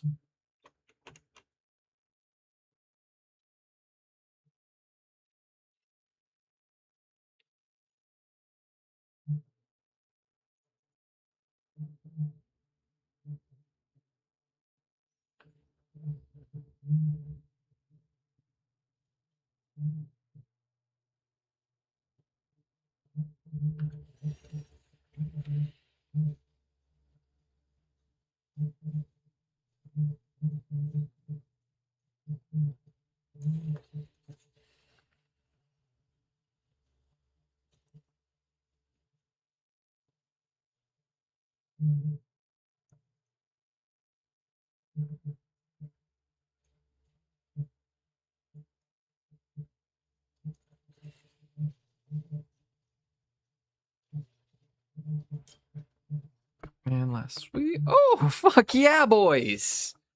Tattoos, however, I got one of them. Super relaxing experience. Tattooing for me is not relaxing. I do not find the process relaxing. I find it to be extremely painful. However, I also view that type of pain as a form of meditation because I am actively signing myself up for it to test myself and show myself what I am capable of and what I can handle. It is a pain that I chose that comes with an immediate reward.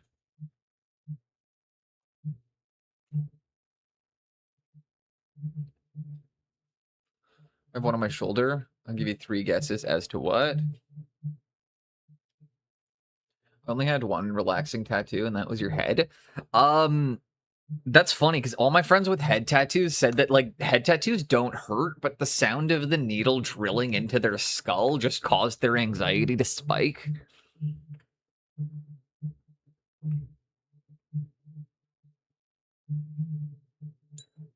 Is it a white wolf?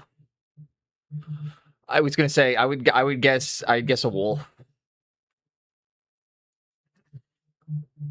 Or your kids' names. Number 1, dicks. 2, my face. 3, dolphins jumping, burning it. I like Pascal's guesses. Actually, a black tribal wolf. That doesn't surprise me. All my tattoos are I got a lot of them. Some of them are really special. Some of them are not so special. Like the devil farting on my leg, that's less important to me. The one of my brother's boots on my shoulders, pretty significant.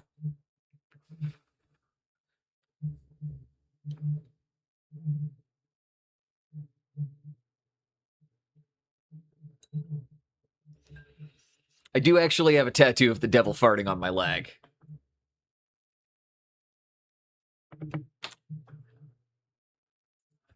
Beach cheek tattoos hurt like hell if you didn't know. Like, it's one of the worst spots to get tattooed. I was gonna get dick butt tattooed on my ass, but my wife wouldn't let me. Looks like meat's back on the menu, boy. I got the whole game of Candyland on my right side. That sounds awful. That's not a tattoo. He's literally... I came in on the right time.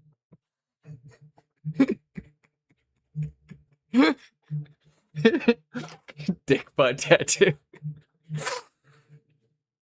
Yeah, it's true story. True story. I almost got dick butt tattooed on my ass cheek, but my wife wouldn't let me. I also still technically have to get Phil Collins tattooed on the inside of my lip because of a bet that I lost, but especially because the guy who brings it up, or my friend who I lost the bet to, once a year brings it up, and he's like, "So have you gotten Phil Collins tattooed on the inside of your mouth yet?" And I was like, "No."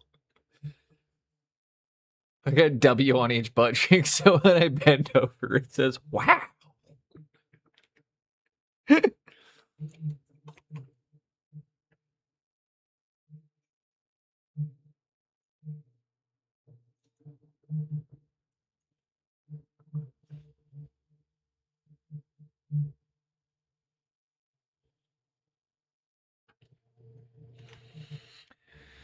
Genesis Phil Collins or Trailer Park? Genesis Phil Collins. I mean, there's nothing wrong with the fucking, we're not making fun of the mustard tiger or anything, but absolutely Genesis Phil Collins.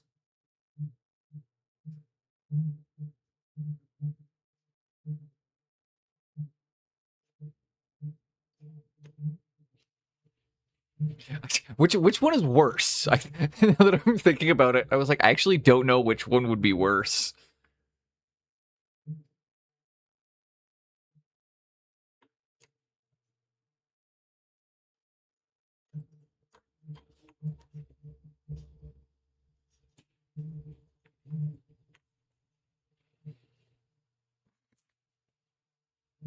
Get the Phil Collins tattoo on the inside of your mouth. You can say, I can feel it coming in my mouth tonight.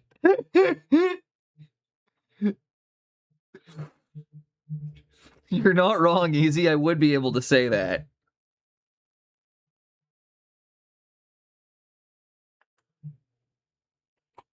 Oh, Lord. Whole bottom lip is just bam. Green eggs and ham.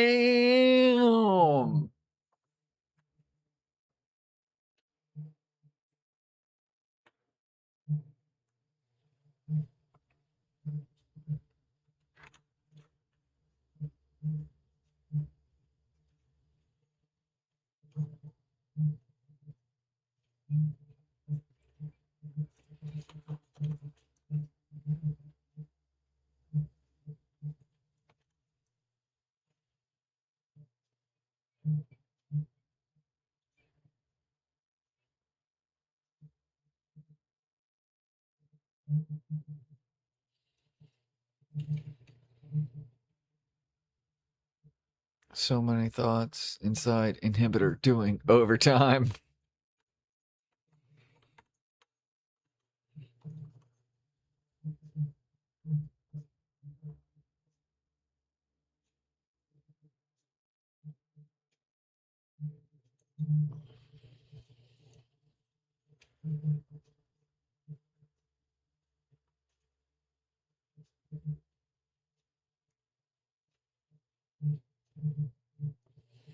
And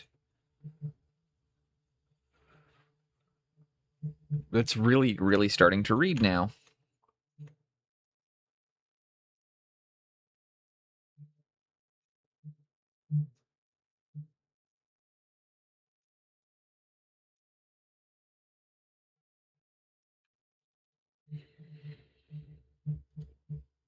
I think you need a strong inhibitor.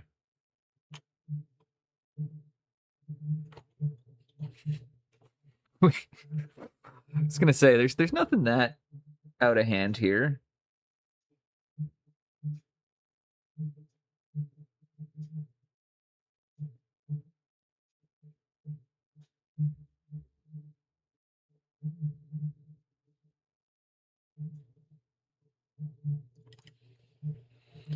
There we go. This is coming together really fast, actually. That's really starting to read metallic red. Hey, Boneless, I have 2 more medics now. Ungodly amounts of blood for the blood god will come into play later. Okay. You need some help with some gore or something, or what are we working at here? Because you know gore is my bread and butter. And anybody who looks at me like I'm a weirdo that I can do realistic gore, you know what? If any of you enjoy action movies or films or anything, or somebody has to know how to make that shit look real. You can think I'm weird for it all you want, but at the end of the day, somebody's got to know how for FX.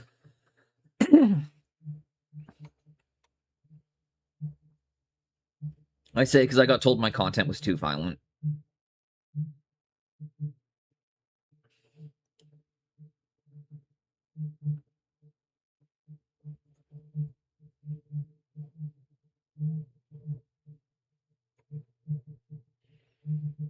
Praise be Tom Savini.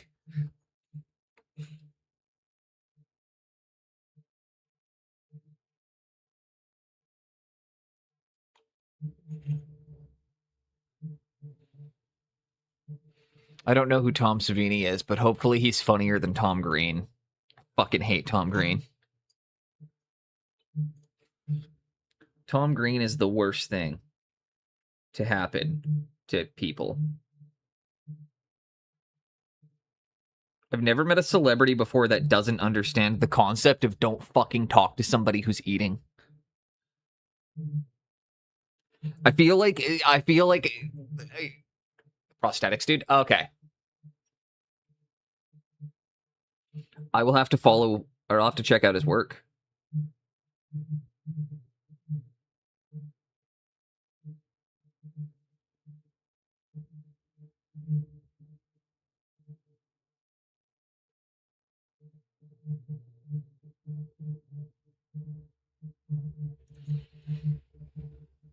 Did he not also play in From Dusk Till Dawn?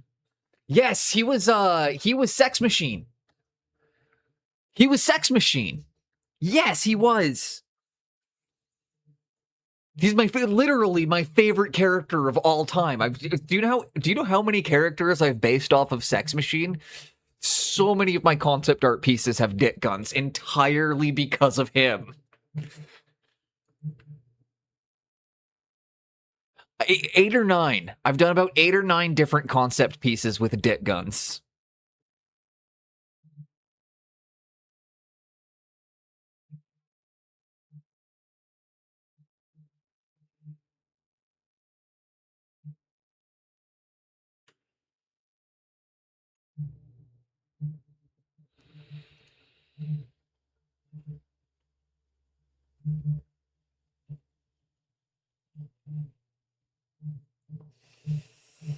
But yeah, so okay, thank you for that. Thank you, because yeah, Tong, I never understood the kickback on those guns. Where do they think they'd go?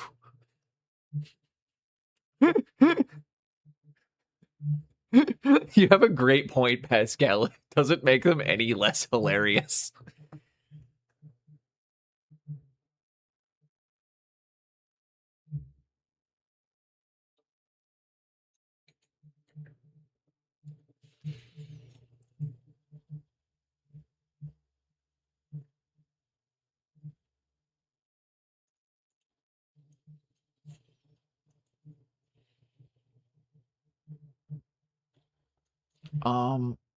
The NMM on the torso here is reading right now, isn't it? I'm gonna need to come through, obviously, and hit the like a small bits of dots of white in a few spots, I think. Grab the nuts. Always grab your nuts.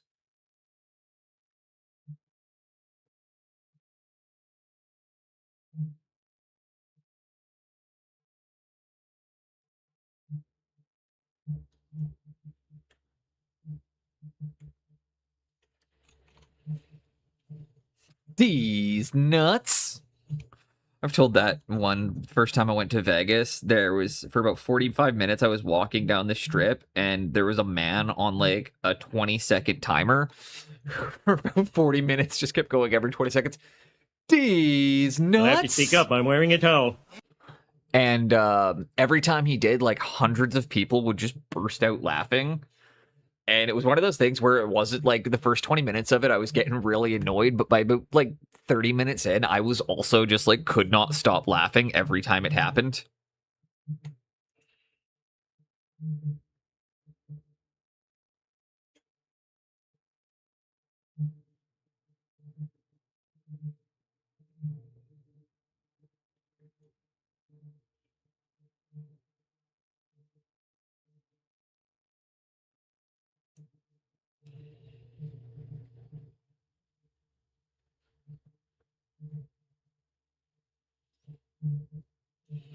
There we go.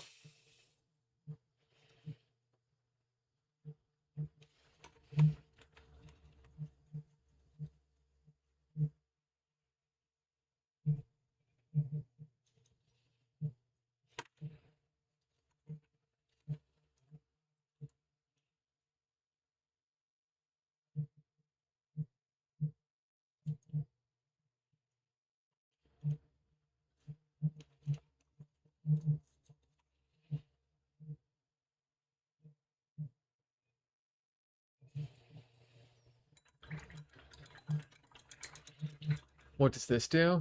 4 down, 16 to go. What do? Should have heard your mum last night. She sounded like a window closing on a Tonkinese cat's tail. Sounded like.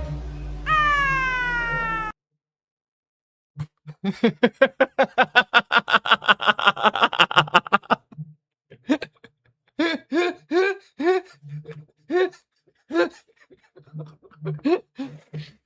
That one can set off multiples. You just got the rarest one, just so you know. That's only like a 2% chance it plays that one, Pascal.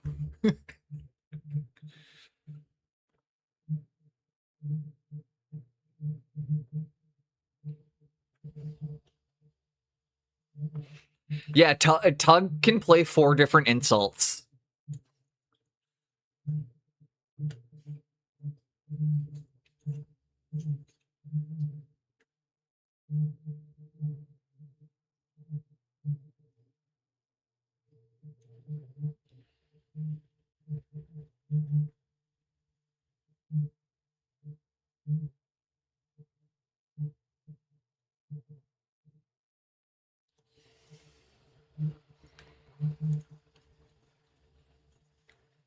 And the more offensive, the rarer it is.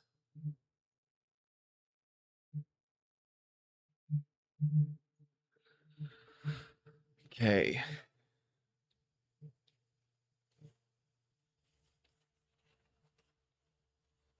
I think the red's looking pretty good considering these panels are going to get painted blue. So let's hit the last couple highlights in here, and then let's move over into doing the blue, I think.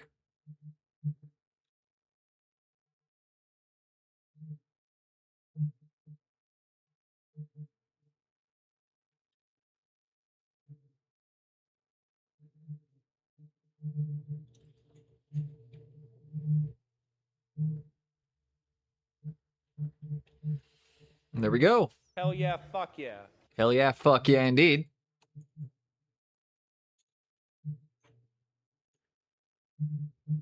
And that one shoulder.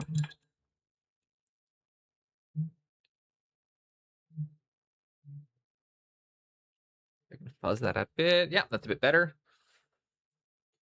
Looking a little more even. However, I am, just because I made that little mistake, I'm just going to widen this one line to even them up a bit.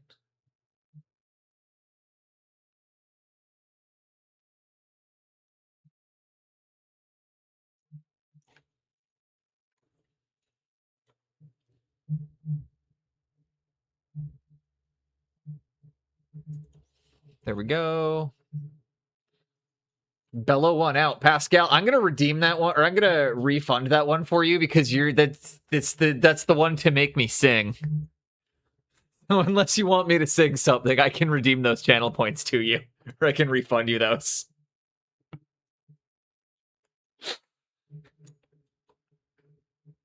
Sing, goddammit. All right. What do we got? What do we got?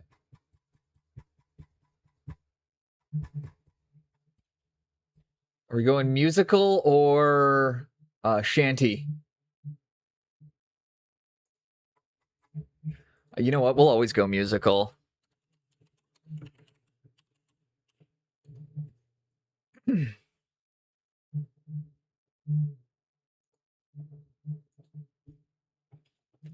How'd you do, I see you've met my faithful handyman. He's just a little brought down because when you knocked, he thought you were the candy man. Don't get strung out by the way I look.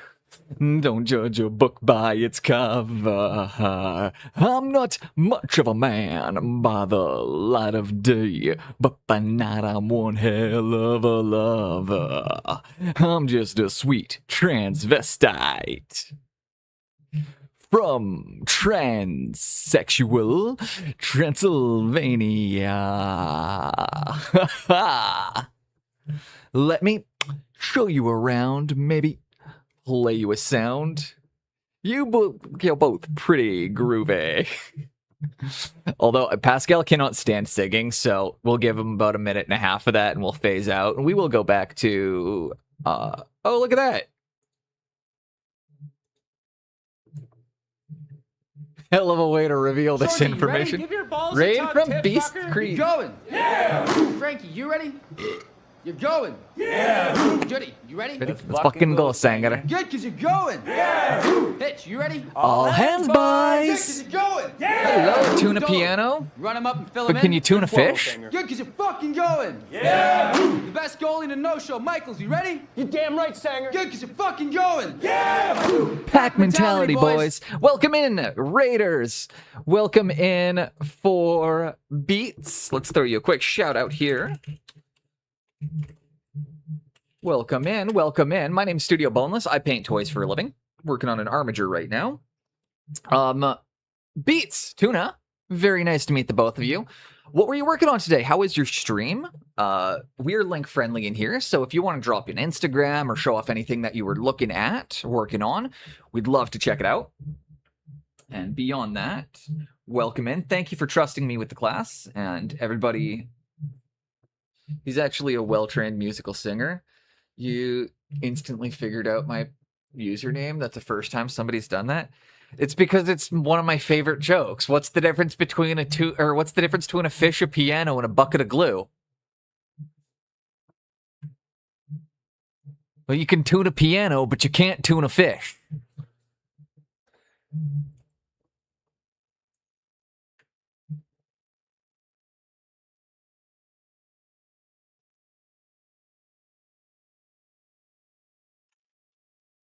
And then when they ask about the bucket of glue, you say, ha, I knew you'd get stuck on that part.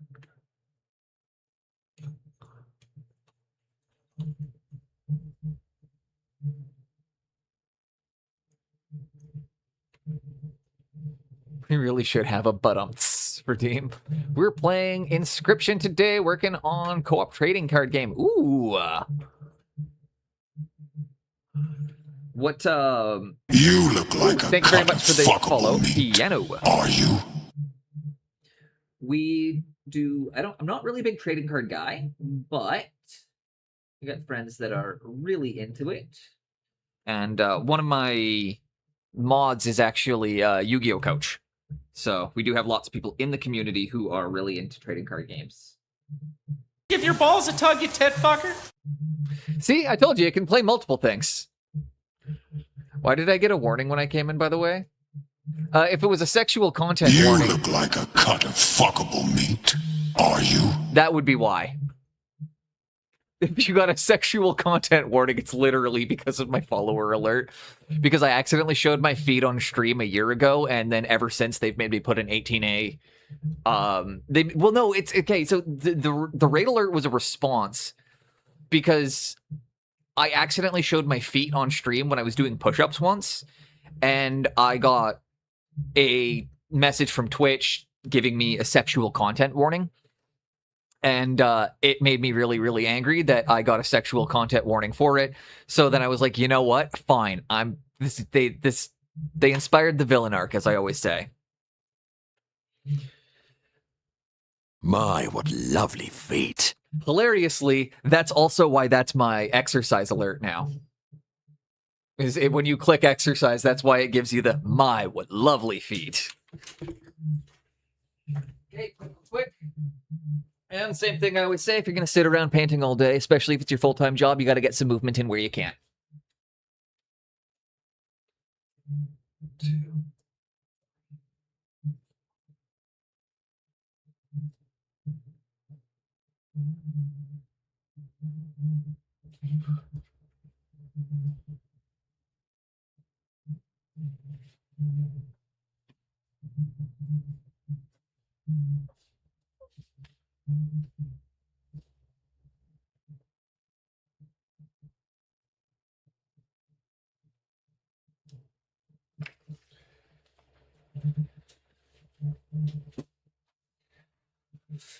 It says this redeem too. We never let it off cooldown.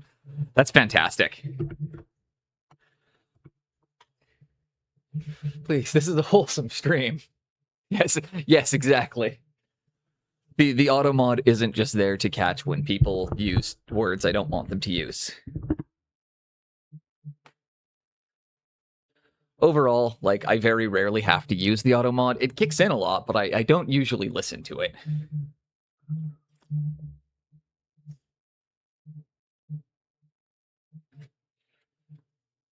There are times.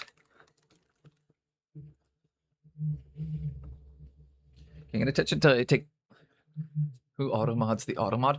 I do. I manage that. In fact, the automod actually just adds another layer of work for me. Got automod for calling skeleton thin today. My automod goes off pretty badly over the silliest of things. One of my favorite ones, it was when I think one of my viewers said they were gonna knock out some colors really quickly, and then it auto-modded them for threats of violence. They were like, yeah, I just gotta knock out this one color real fast. And then it's like, no, violent. Do you want me to share your side? You know, I gotta share the whale with people.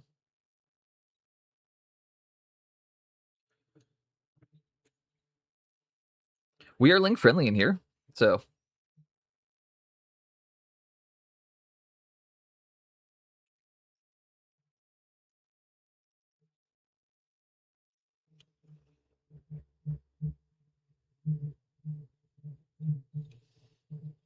You are more than welcome to share if you would like to. I do always love to see other people's work.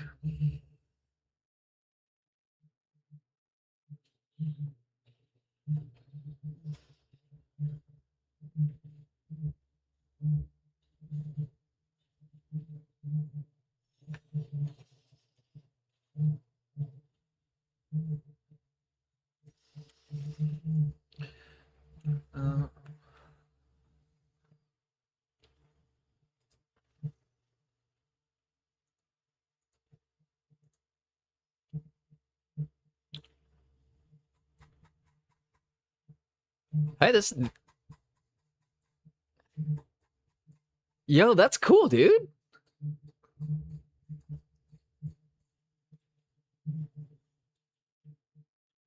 Straight spell looks straight out of Slay the Spire.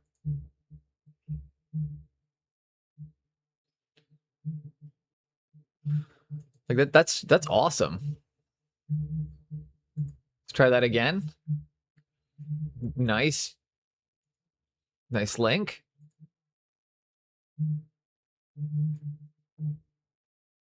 Yeah.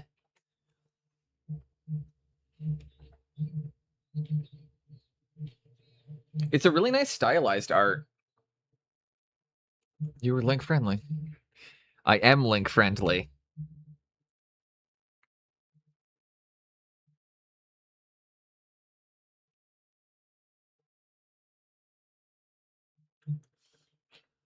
I'm gonna next this mostly just I'm not super duper feeling necro right now.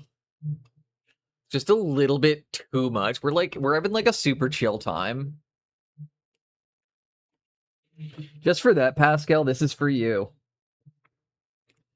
Never really knew that she could dance like that.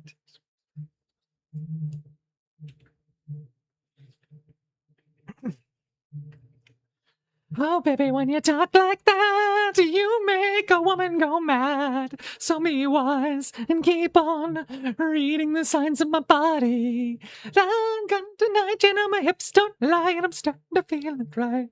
The attraction, attention, baby seed, baby, this is perfection. Oh yeah, if you guys didn't know, I can do a spot-on Shakira.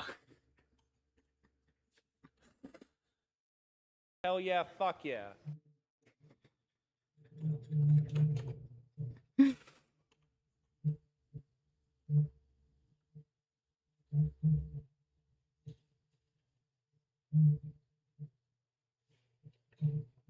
Spot on. Fuck, you've been smoking.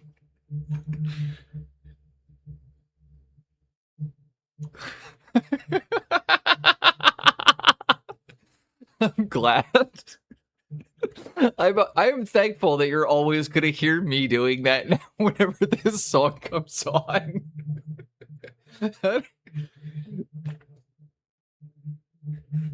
Yeah, you know, I would have thought it was Shakira if it wasn't for the 30-something-year-old balding white dude.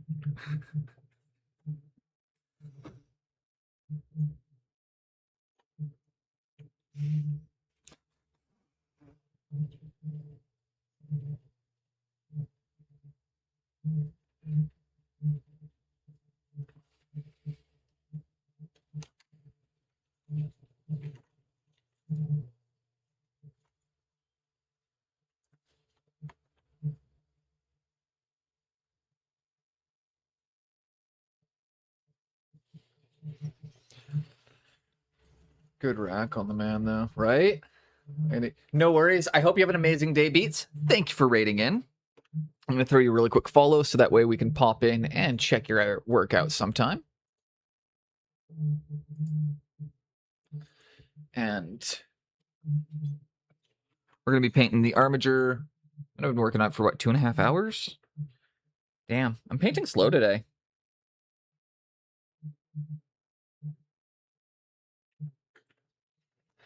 Have an amazing day, Beats.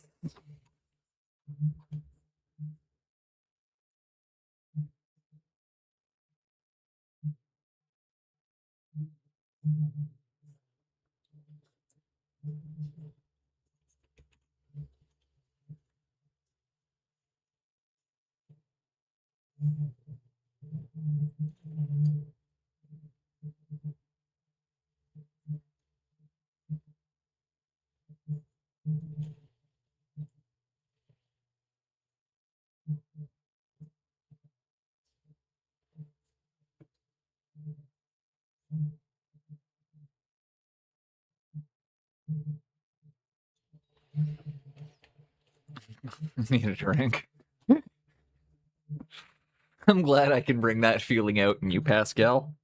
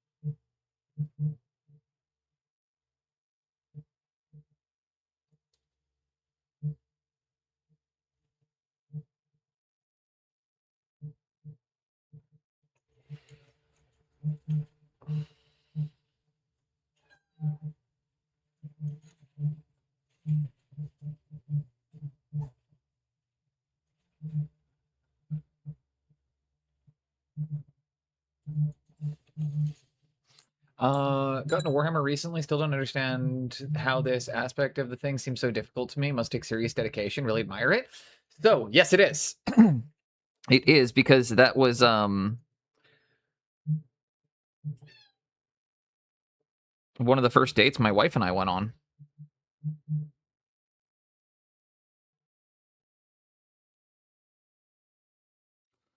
So to answer that, Tuna Piano, painting is its own hobby. The easiest way to understand that is the kind of painting you're seeing me doing right now is a completely different hobby from Warhammer. This is not what most painted models are going to look like. And while you're learning how to paint, you're mostly going to want to focus on how to get like nice, clean base coats. Okay, 1 second. Screaming baby wants to be held. Can you guys say hello to the baby? Will everybody say hello to the baby? You want to come on stream? Okay. Okay, fine. There you go. Nope, you don't want to be held? You want kibble?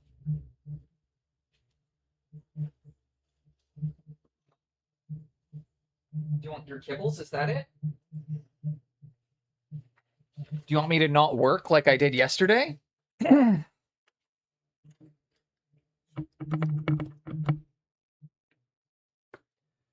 Our cats are in sync. I feel like all cats are in sync. There's just a universal cat alarm that goes off telling them food. So yeah. Hell yeah, fuck yeah. Well, I showed up to that date with a dislocated jaw, and we also went for chicken wings first. I'd gotten fucked up pretty good in sparring like right before the date. And I ate it. I took an elbow clean into the jaw, and it like knocked me clean out of socket. And I didn't want to cancel on the date, and I didn't really have enough time to go to the hospital, so we did the old fucking snap her back in. Well, no, so when you dislocate your jaw, you just need to... It's a... Down... You know? Hey, Mimmer, get away from your brother's food. Get away from your brother's food, fatty.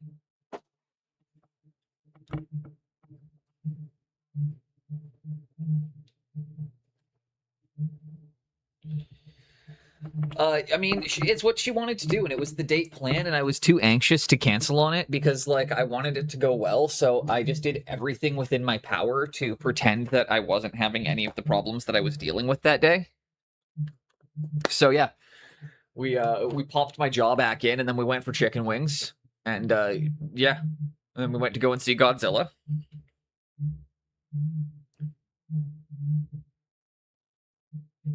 Yeah. It's not the King in 2019, King of Monsters.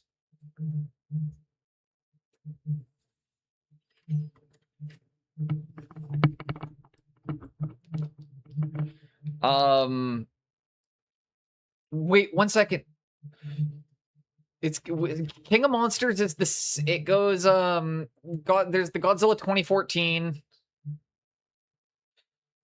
We also saw the one with Mecha like we saw Kong vs Godzilla and the other one as well. So we saw all three of the new ones, or we saw all three of them going up to Kong vs Godzilla vs Kong.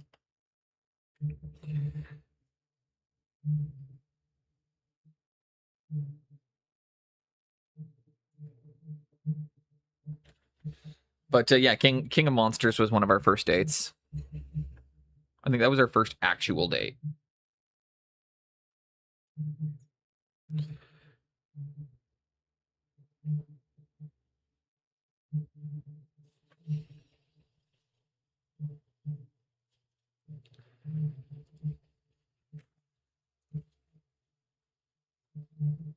Yeah, we started dating before COVID in 2019.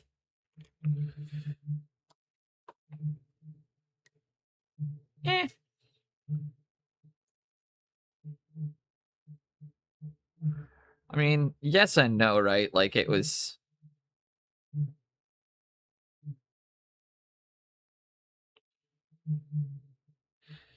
I don't know. It wasn't that bad in Canada. I mean, it was, but it wasn't.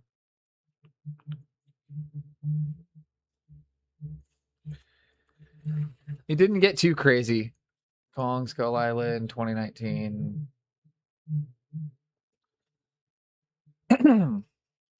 Yeah, and then I will say of all of the ones we've seen, the best one is -1. We both agreed that Godzilla -1 was the best Godzilla we've seen. So, like, yeah. Ooh, does it? I don't know. I thought Godzilla. I don't know if you agree with me or not, but Godzilla -1 was really good, but not when he's in the water. You definitely would not enjoy Godzilla -1 because he's in the water for most of that one. But I mean, if you haven't seen it, I do recommend it. It is, I don't know.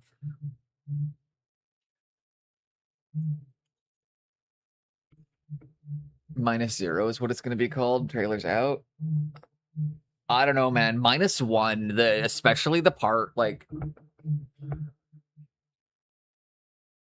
Okay, maybe you should, because this one is also more of a horror, or like this one goes back to like it's Shinzo Godzilla. Is that the right word? No. It's fuck. I don't know Japanese well enough.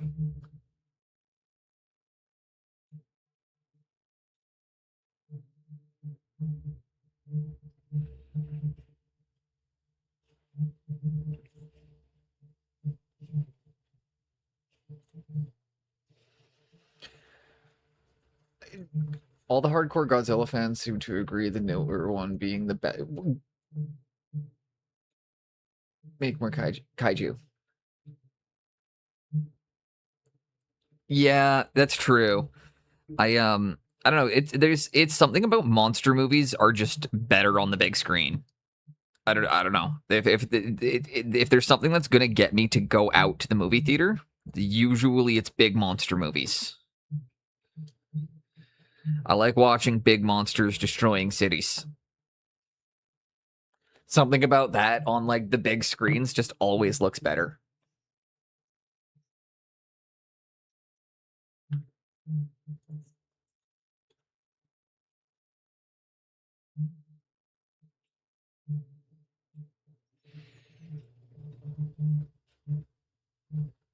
When I got to see Rugged Man live, I genuinely yelled out when after this song. I was just like he was like, I remember he was just talking to the audience, and he's like, I just blurted out, and I was like, hey, if ivory is notoriously soft, are you trying to say your dick is hard or soft when you say it's harder than ivory tusk? Or than elephant ivory tusk? And then he didn't answer, but his DJ could fucking burst out laughing. It was one of those ones where he heard me, the DJ heard me, the DJ thought it was fucking hilarious. He didn't acknowledge me. I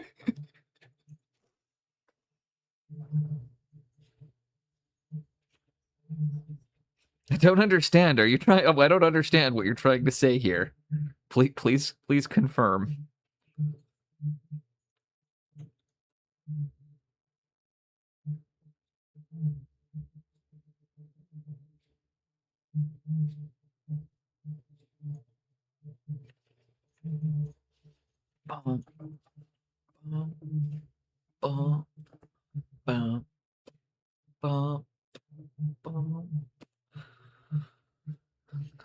That's not bad for a pretty quick NMM red. I mean, it could definitely be better. But, like, so much cleaner than it was. I don't know what you would like, baby, but you're being really sad, and it's making me sad. So stop being sad. Just stop being depressed, please.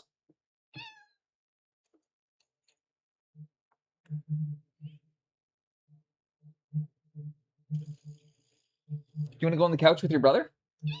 Okay. Well, I'll put you on the couch with your brother.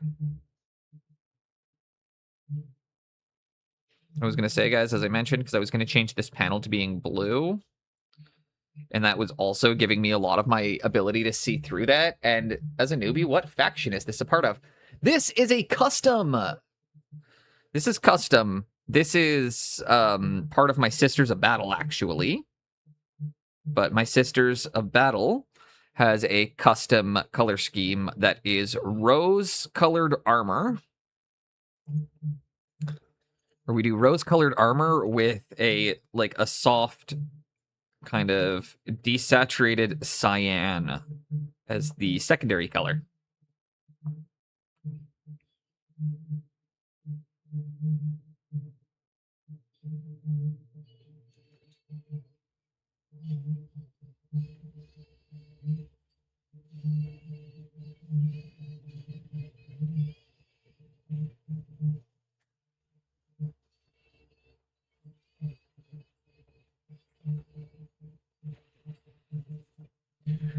And then see what I mean about the yeah, so this is my custom faction. The faction is called the Sisters of, or the Order of the Broken Hand, because I just so happened to have had a broken hand when I was painting them, or when I started painting the faction. I was just started on Twitch, and I was really nervous about going on, or like about missing my schedule. So I was forcing myself to paint, and I was taking my cast off before streams so I could hold my paintbrush and trying to pretend that it wasn't excruciating and that you couldn't see that my one hand was twice the size of the other. But because my hand was broken, we ended up naming them the Order of the Broken Hand. And they've become my personal Sisters faction.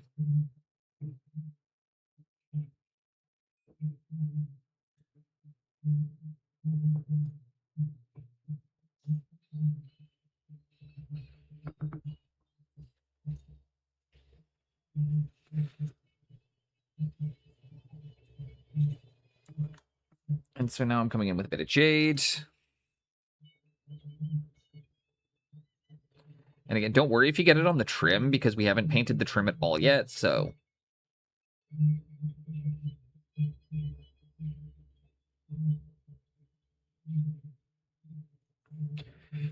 That just, if you get it on the trim, it doesn't matter.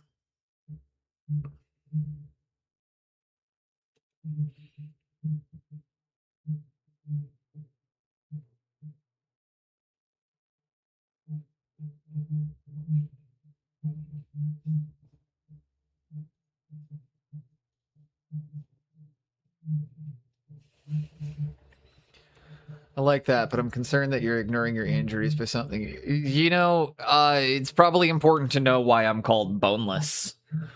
It's a nickname from boxing. Due to I've got Ehlers-Danlos syndrome, so my bones are balls a tug, you tit my fucker. bones are fairly brittle, and I suffer chronic dislocations. But I refuse to allow that to impact my quality of life. So I still do everything a non-disabled person can do.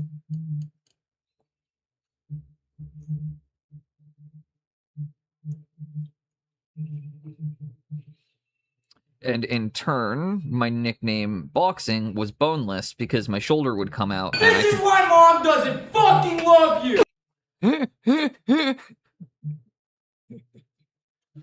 My shoulder used to pop out. My coach started calling me Boneless the first time he saw me pop my own dislocated shoulder back in.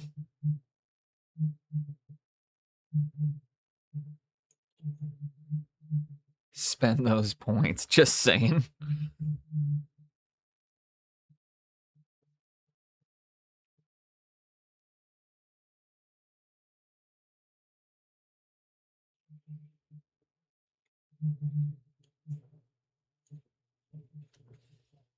So yeah, I don't encourage people to do what I've done. I'm not going to encourage anybody to, disregard their own personal safety. But I'm also going to tell people that your limitations are I'm also a firm believer that your limitations are way more in your mind.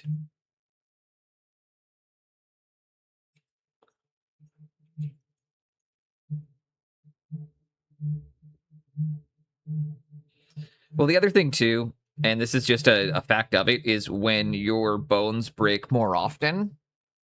Can you repeat that about your name again? Boneless? Told this story so many times, but yes, Pascal. It was my nickname from boxing because my shoulders used to dislocate during sparring.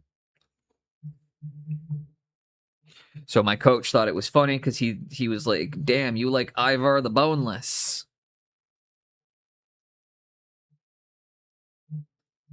See the redeem. See it.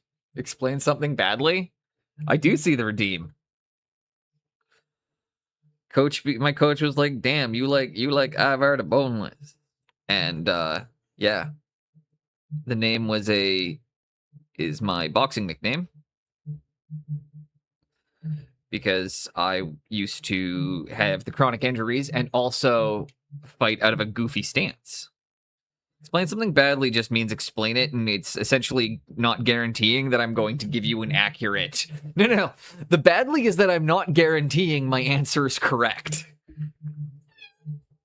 That's the badly part, is that I get asked things and I'm like, I'm not guaranteeing a correct answer. Have a good one, Stellitz. But no, the bad explanation for the nickname is I bendy as fuck, boys.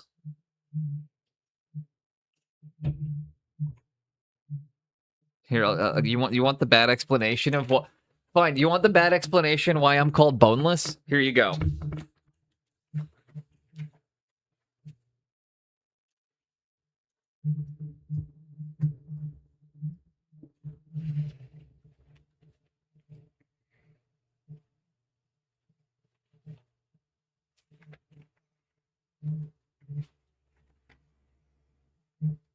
How's that? You ever seen a grown man that can just do that without stretching? Do that for a minute long.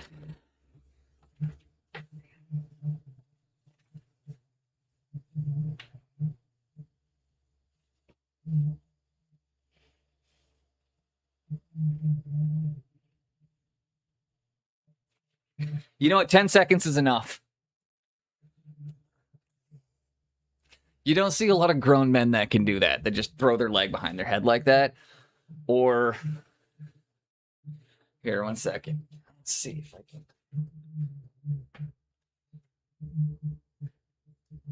Still keep going it.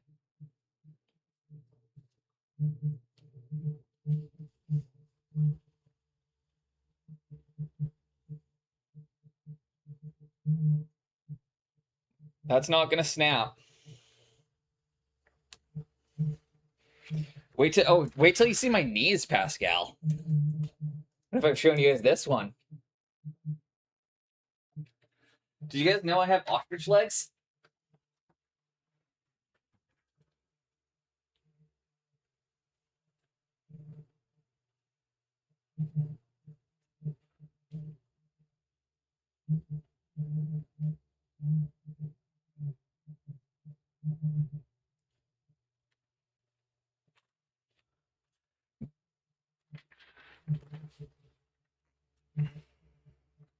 Oh, this could be violating TOS. It's true. I showed some thigh there. Showed a little thigh. Maybe I'll even put half a nipple on the screen, Pask. How's that sound?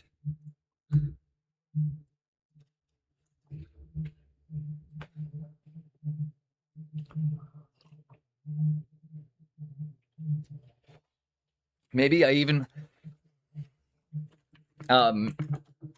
my kneecaps dislocate a lot too. I can dislocate my knees on command, actually. That's a fun one. Here, let's see if I can... Yeah.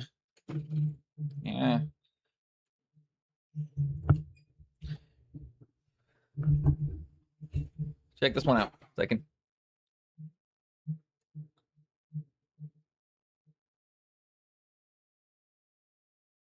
You ever seen a man just push his own patella out before?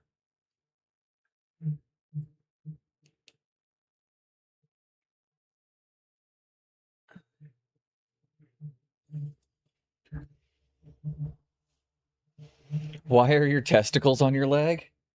They're absolutely not. Your patella is not supposed to be able to move 2 inches to 2 to 3 inches to either side. No. Why are your testicles on your leg? Did my testicles just fall out? If that happened, I'm gonna laugh really hard. No, I'm allowing it. But I'm just having that brief moment of going, did my balls fall out? Because if they did, that's really funny.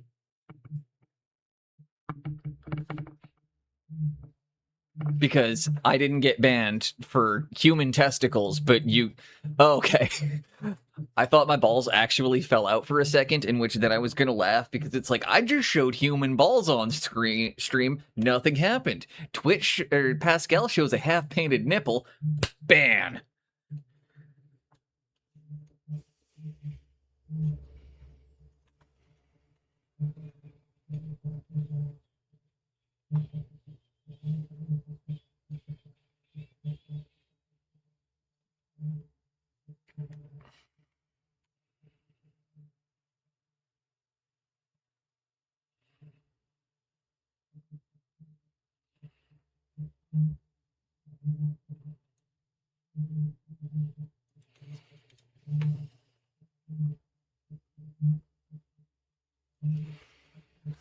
I don't think so.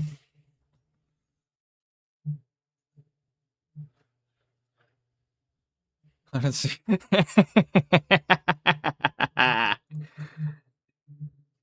Appreciate that, Tuna Piano. Also, if you didn't know, flip side, also the boxing thing. That's the other reason I know that is that's from Rocky. I think he tells that joke in Rocky 2. Hell yeah, fuck yeah.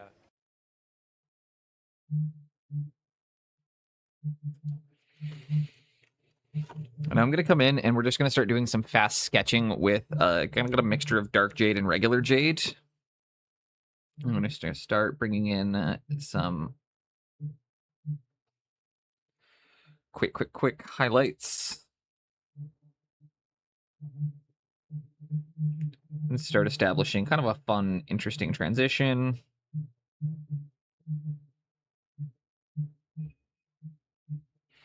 And this time I'm going to try establishing my spheres first and then coming through with my lines rather than doing my lines and then breaking into sphere theory afterwards, as that was a bit of a complicated way of doing it. It really slowed me down. So I don't think I'm going to do that again. The spheres are definitely the way to go, though.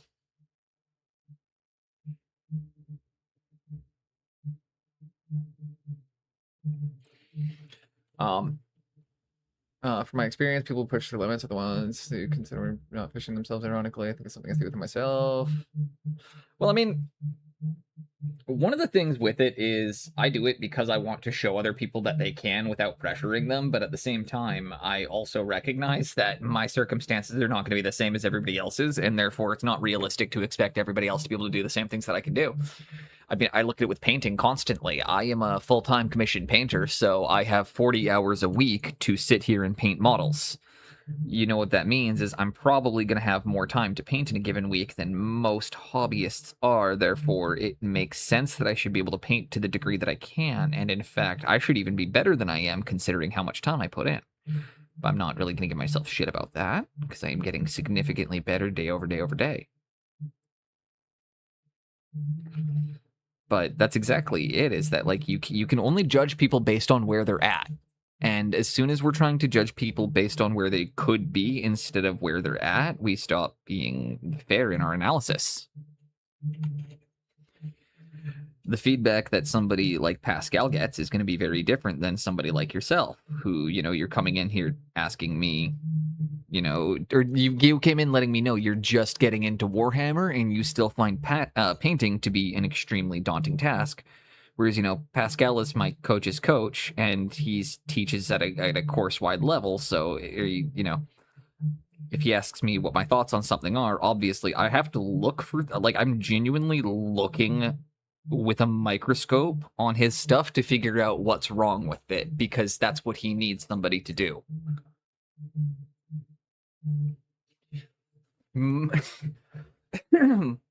You'll notice whenever I've given him my thoughts on something, you'll notice I blow it up to like 10 times zoom to show him, like, hey, right, see this little tiny thing here?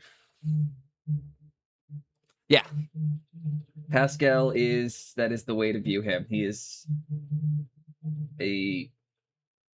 I think he's an incredible miniature painter, and I highly recommend if you don't know him or know his work and you're wanting to get more and more into painting, definitely give him a follow. And we've got a lot of talented people in here right now.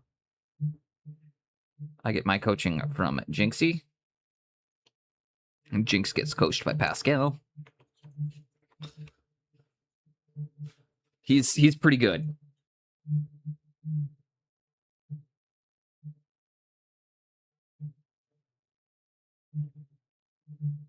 He's not going to admit it because he's not going to try and like plug his own services and courses in somebody else's stream. But I'll do it for him.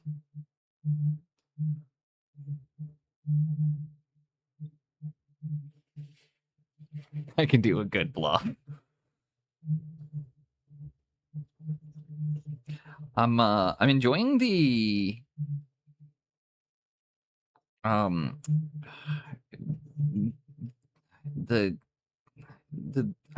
what was the name of her? The smiling girl, Dragonstone. The one that looks like Emma Stone. I can't remember what the name of that one was. I've been following your progress on that one, Pascal, and it's been like an absolute masterclass on the imperfections of skin.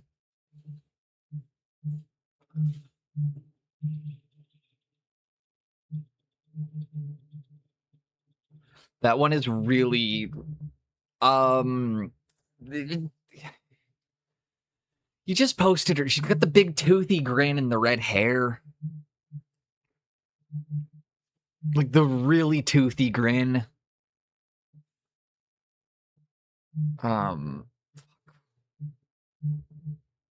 Yeah, Emma Stone. The one I said, the one that looks like Emma Stone. I didn't realize it actually was Emma Stone.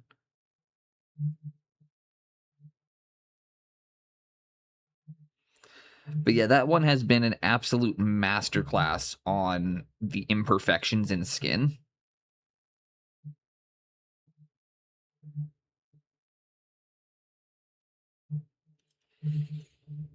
Lily's Dragon Age. Yeah.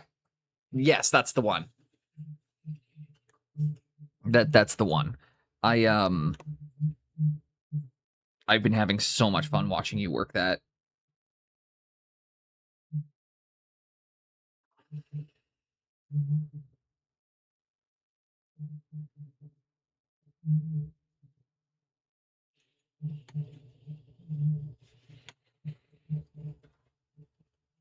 And the miniature too.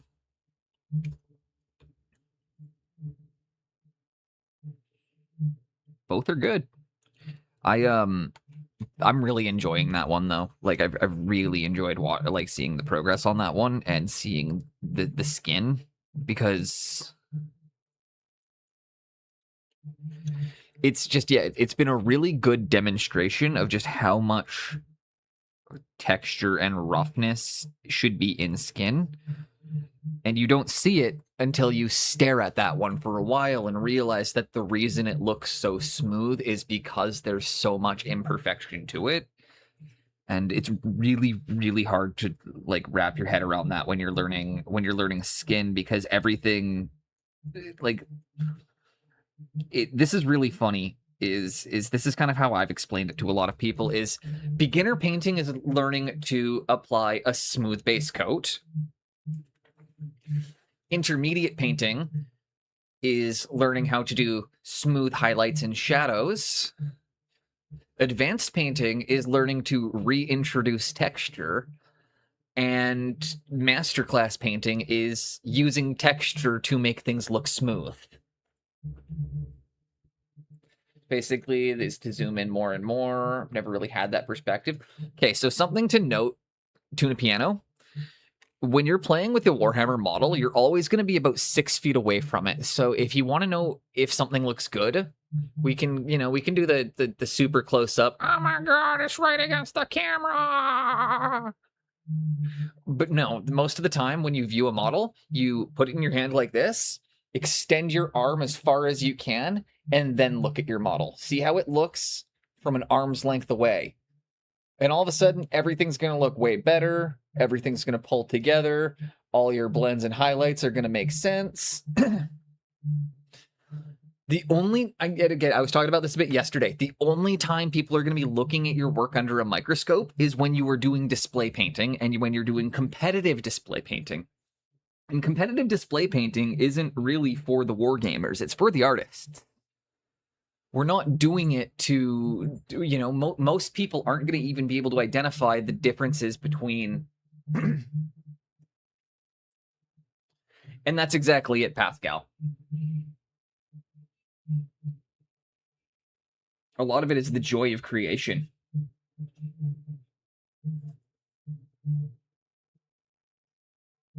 Yeah, no worries.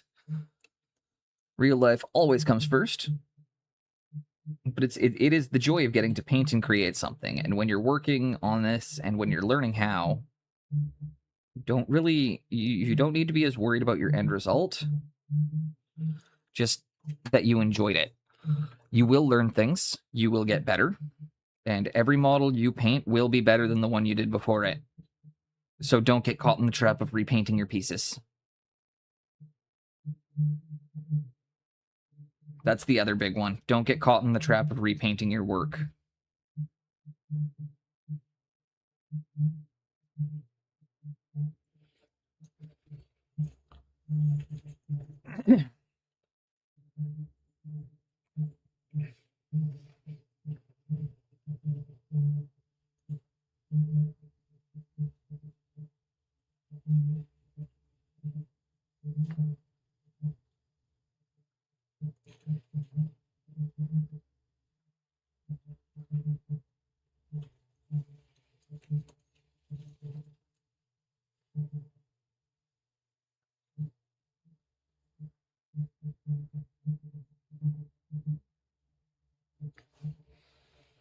Learn and move on. Exactly.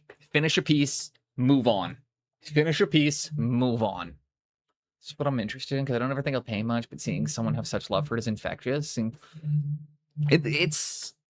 for me, it's always going to be special, because it's the thing that allowed me to quit my job. You know, like I practiced painting toys to be good enough at it that I could do it for a living. And it's not a great living. It's not like I'm not a fucking rich. I'm not a wealthy guy. It's not a comfortable way to live. But you know what?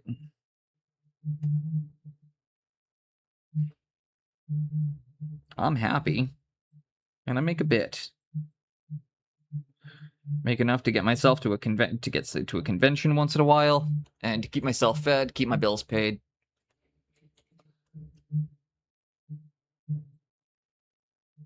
And I could do it with painting toys.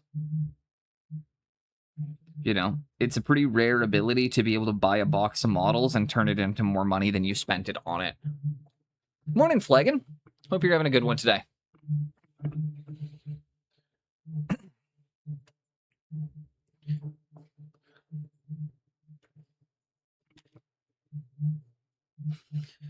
Hope you are having a good one so far. We're working on an armature for my sister's army. Working some NMMs.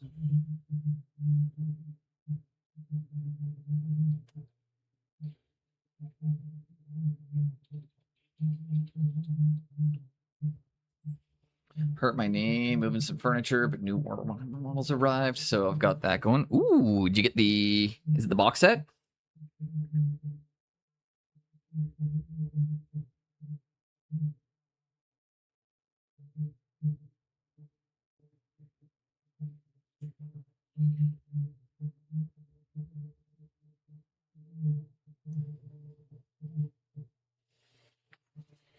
Nah. Ooh, what'd you order?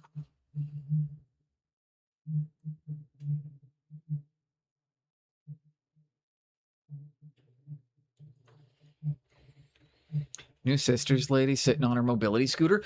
Oh, I want to paint that one up. The one on the giant, the one on the throne.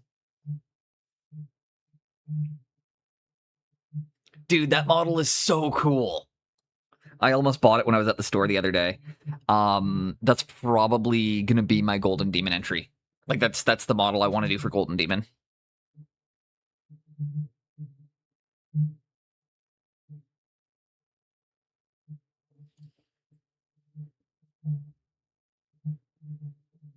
That is a really good one. My excuse for not getting into creative hobbies is that jittery hands, ADHD doesn't let me stay focused. You can train your... No, don't worry about it.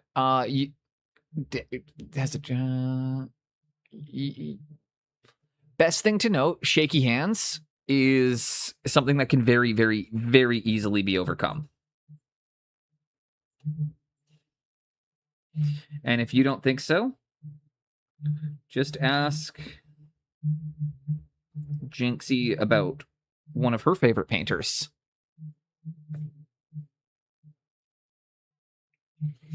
And shaky hands are honestly the easiest thing to overcome, because we will train those muscles as we work. You don't start with stable hands.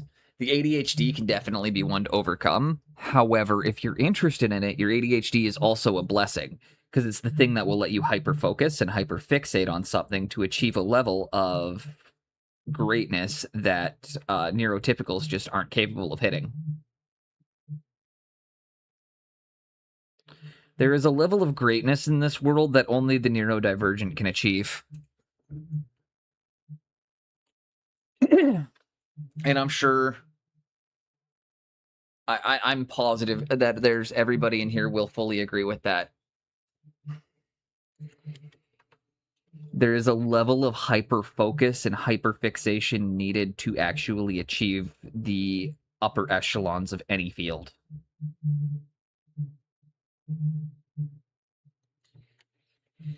That's why I'm always of the mindset that autism causes vaccines.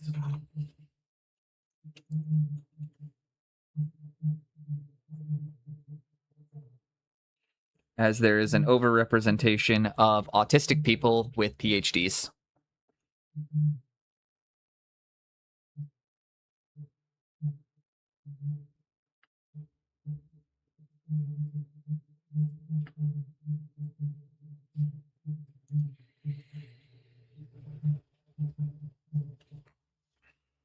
And if you don't believe me, you can look into it. There is a lot of evidence supporting what I am stating.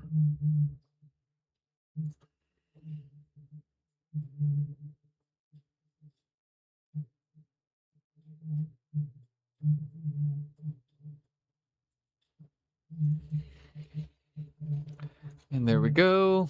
Needs a bit of a highlight on that. That's looking way better.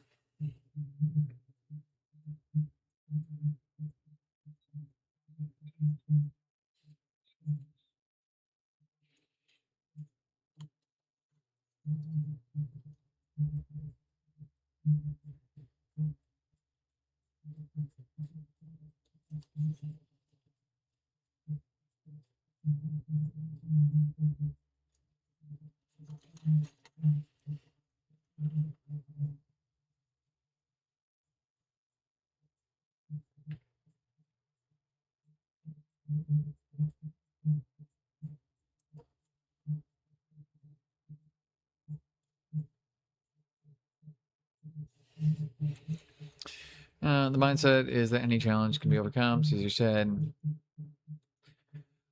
start by having faith in yourself.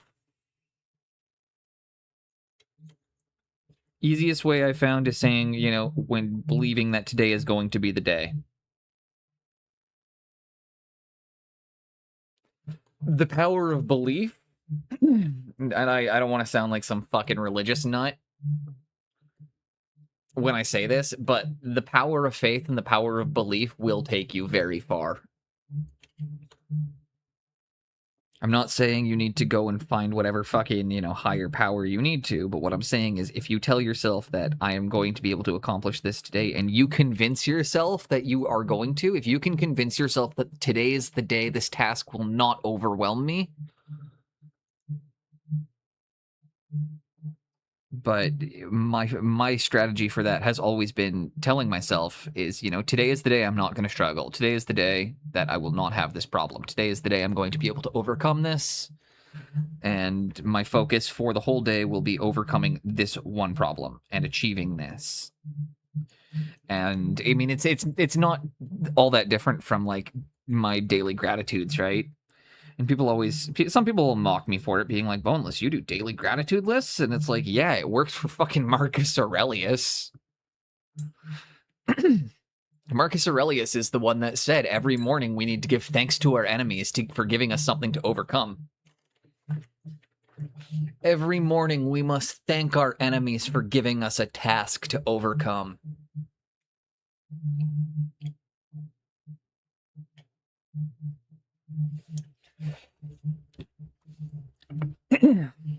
But Marcus Aurelius was the one that was adamant on, you know, and that it's the fundamentals of Stoic philosophy is to be embracing and grateful for every aspect of our life, both good and bad.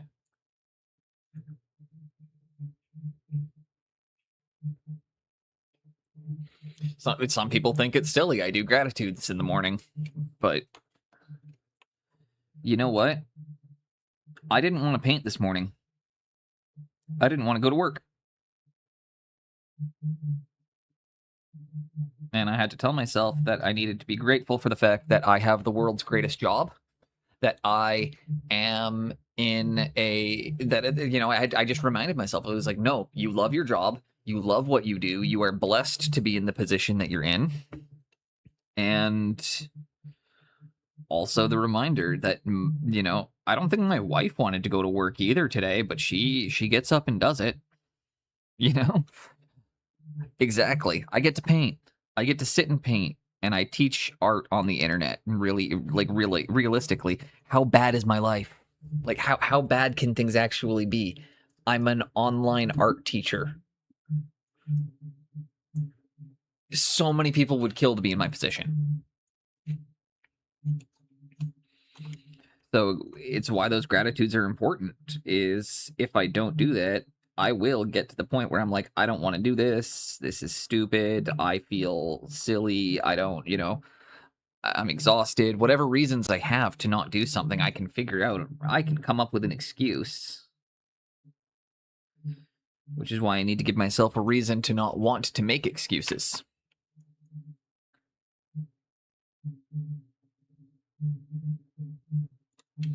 Apparently we're getting philosophical today.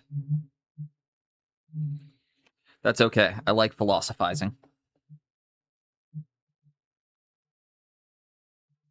That's a joke. I do know that that's not the correct word. Just want to be abundantly clear in case anybody doesn't fully get my humor yet.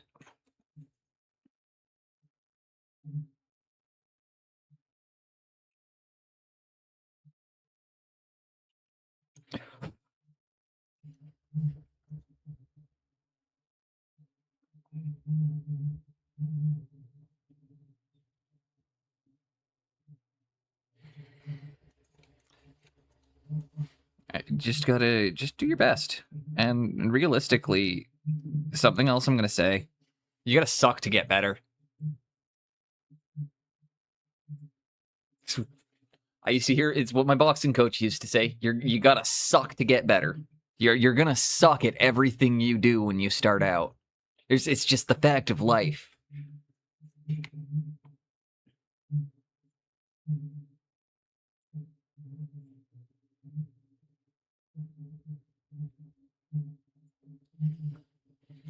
It's you accept that you're not good at something to then go into it with the mindset that it's okay that I'm not going to be good because I'm going to get better. And I have to go through the phases of being bad at something to be truly great at something.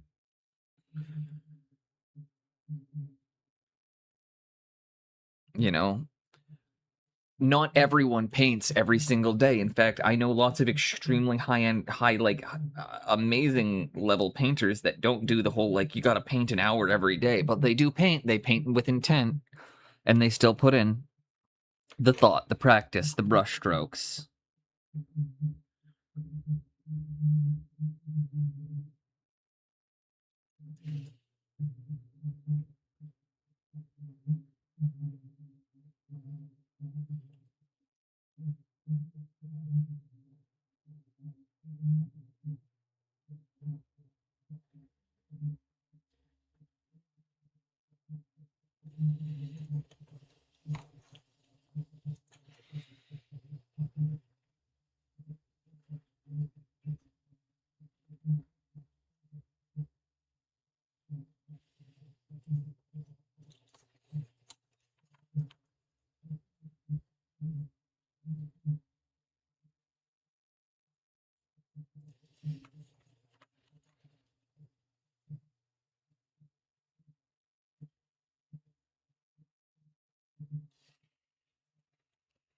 You have yourself a great night. I will be back tomorrow at the exact same time. We are live from 10 a.m. till 3 p.m. Pacific Standard Time. Thursdays, Fridays, Sundays, and Mondays. And because we've adjusted the schedule, I realized, Freedom from Mars, welcome in. We have extra good news. There will be no weirdness due to the festival this weekend. So I will still be going to Skafest, and I will still be enjoying my time at the festival. It's not going to cause any weirdness with stream. I am going to stream Friday on my usual time. We're going to go to the festival, and then we'll be back Saturday night for the Sunday stream. I will pop in again, check it out, and I mean, I'm always down for some independent games and such. So if they are launching an indie card game and they're trying to do their own stuff with that, I will gladly have them reach out to me and see if we can get like a game or something on stream, or if we can see about even setting it up where they teach me how to play. You know? Don't go to bed. Also, you have yourself a great night, Mr. Ruse. Throw another quick mention. If anybody in here, again, is not following Mr. Pascal Ruse, you're missing out. He is a legendary painter. Little on the vulgar side, but that's part of what we love about him. Thank you for being here. I appreciate talking. I really appreciate talking painting and like painting philosophy with you. It's always enjoyable to kind of have those chats where we see the similarities and differences in the approaches and how we view and think about these things.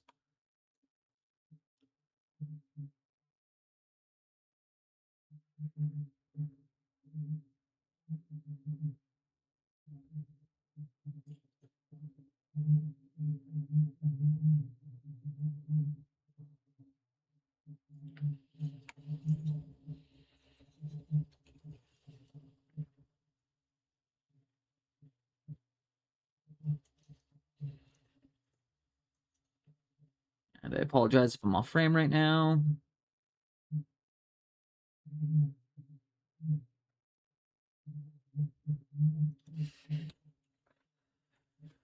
Anything I can do for you, Freedom? You just go up, playlist is decently often. Excellent. You have a good night, Tuna.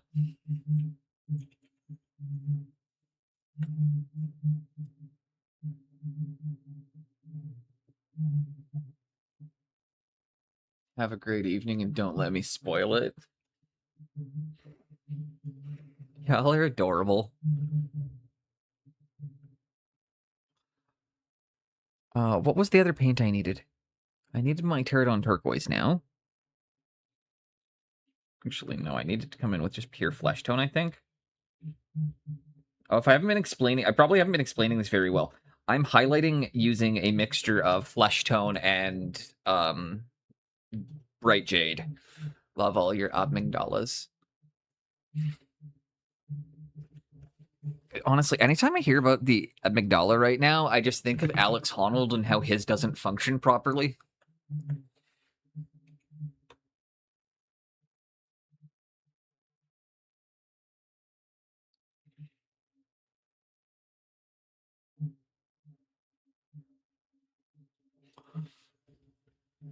For anybody that didn't know, the best climber in the world just doesn't have part of his brain just doesn't function correctly, so his body doesn't generate a fear response.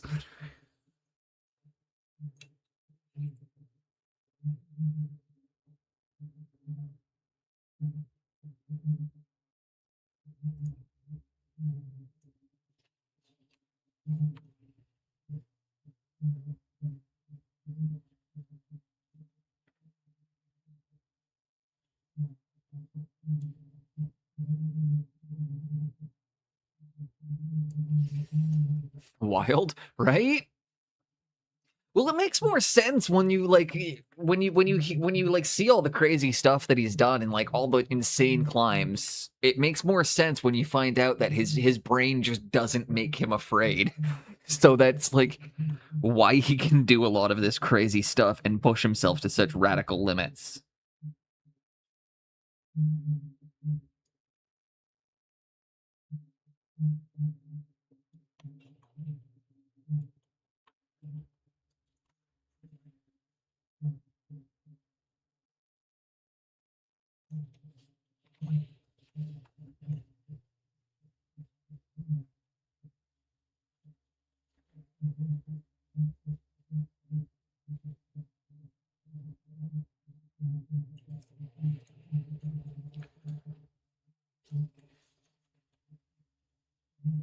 I mean, when you think about like what free climbing is,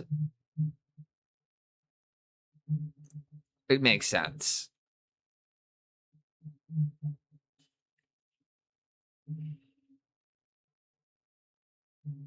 One of my buddies is a climber. He makes it seem so cool. Anytime I see his photos from his climbs and stuff, I'm like, I want to try this out. And then I remember that I'm horrified of heights ever since my fall.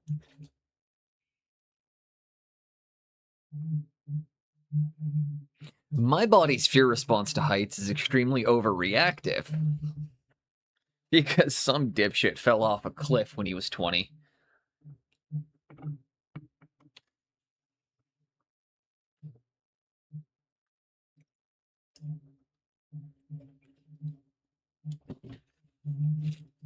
My body hates heights too. I don't want to hate heights. I think it's really cool. In fact, I want to be able to get closer to the edges. I just can't. Like, my body starts to shut down. And I can only push myself through that so much before I start getting, like, it gets bad. I can usually push myself to ignore that shutdown fear response. Except when heights are involved. Heights are the only time I cannot push myself through it. It's really weird because I want to do it. It's like, it's weird because like, I think wingsuiting would be the coolest thing in the world, but I couldn't get myself to jump out of the plane I'm not sure I could even get myself to jump out of a plane for skydiving.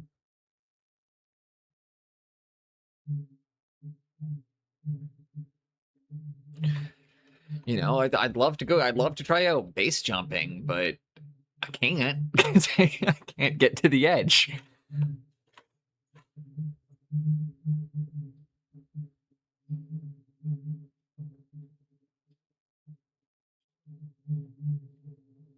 Also, sounds you've got a supportive wife is when she's like, yeah, I'd be cool if you wanted to try out wingsuiting. And I was like, really?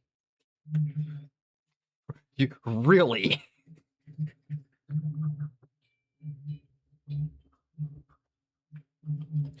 Are you sure?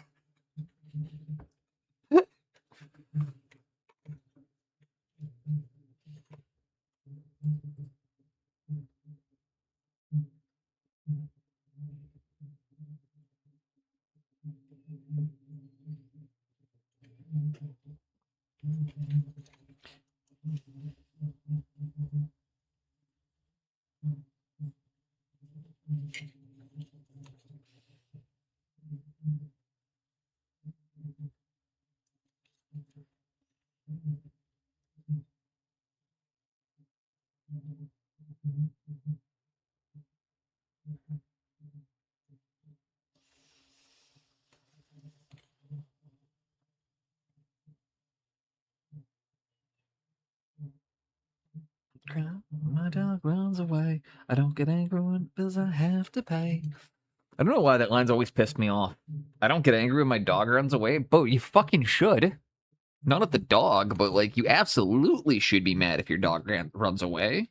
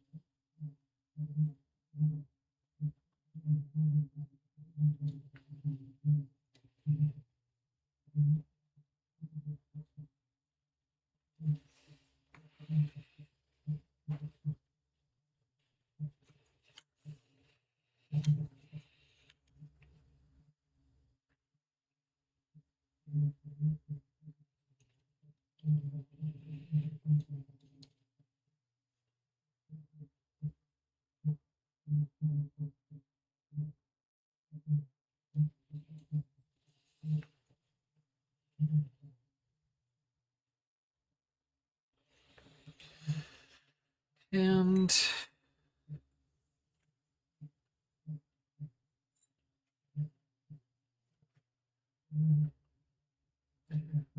and just a bit of my regular jade.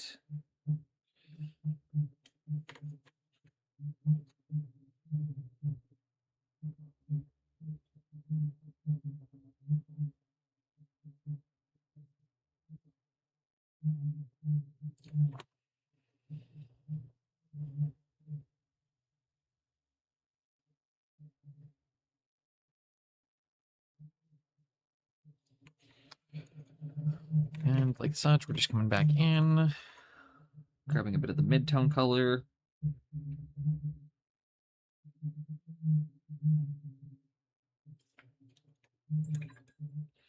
I'm actually going to bring a little bit more of the pure mid-tone.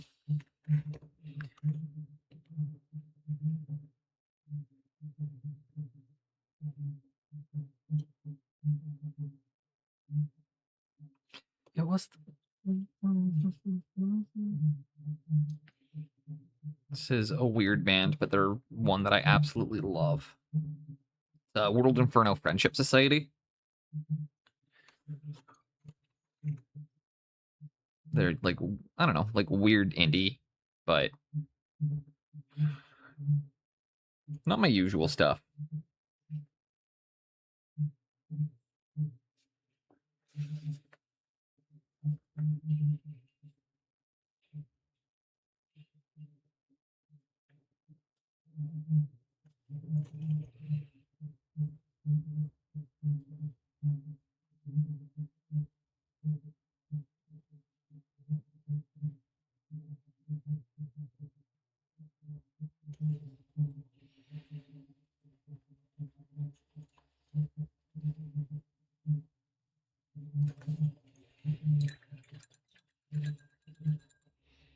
Now I'm going to come back into my dark jade.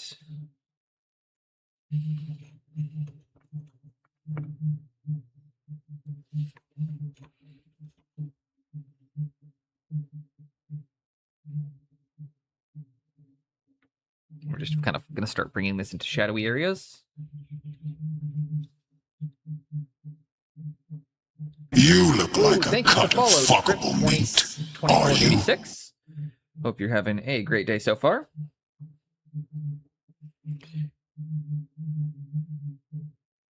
Did you find your way in on the beat raid?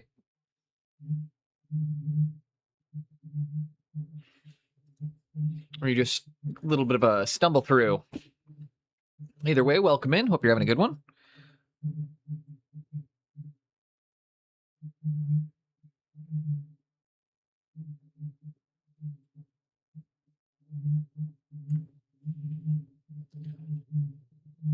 It's looking excellent. It's way cleaner.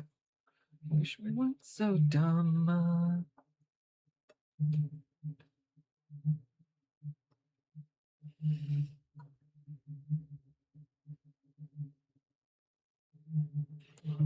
So mostly just working at smoothing out those blends.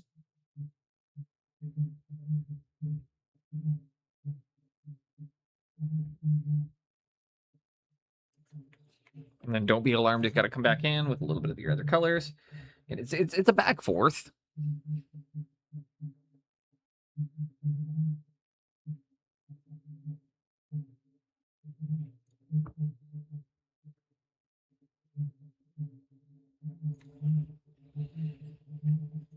We'll keep smoothing that out.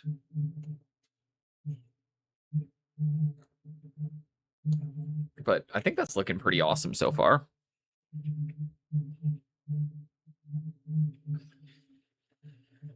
Starting to get some more color.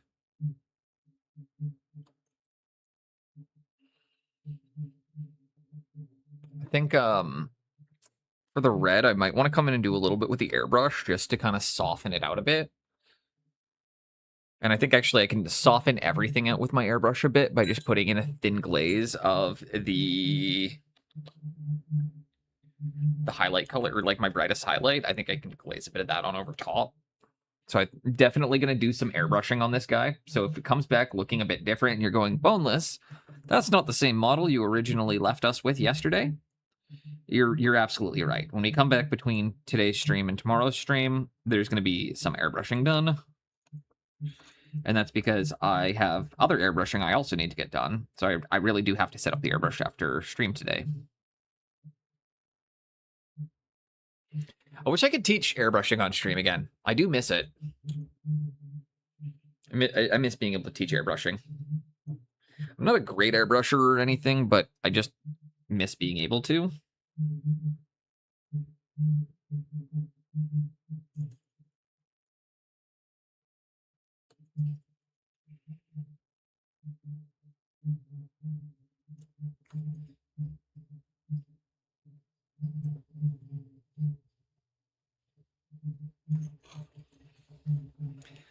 And what do you guys think of that? The blue is actually looking better than the red, I think. And that's because we did proper sphere theory, and now we're coming in and doing the highlights instead of trying to do sphere theory around the rays. So again, for anybody that's wondering about how I'm applying my highlights, it is a simplified form of Pascal Ruse's methodology. So I highly recommend you give him a follow. He can explain it much better than me.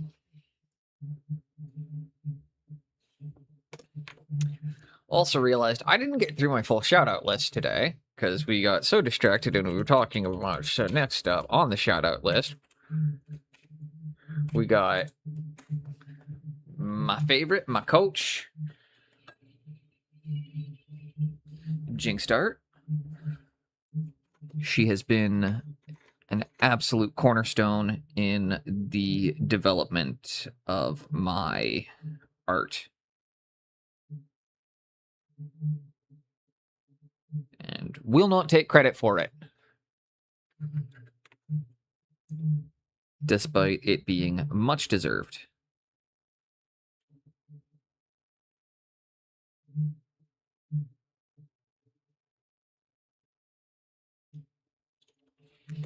And for those of you that don't know, I run a commission studio.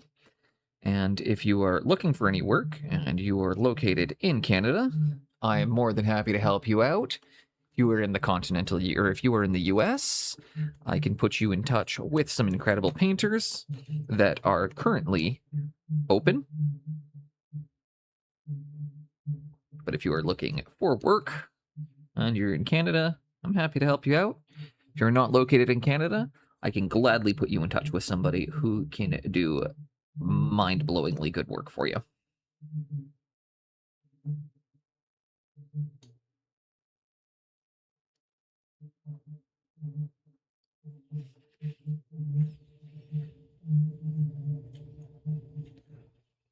And there we go. I think we nailed the NMM on this section. What do you think of that, eh? Like, I think we knocked that. That reads really nicely. That's reading really well.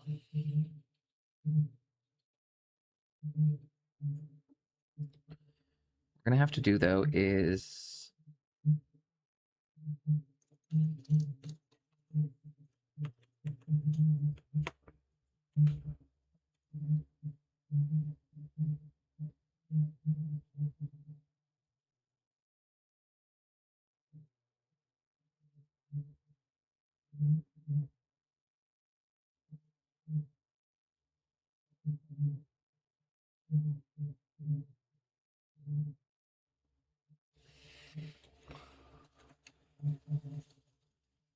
And I'm too drunk to make any valuable statements, but I love it. Freedom, that's okay.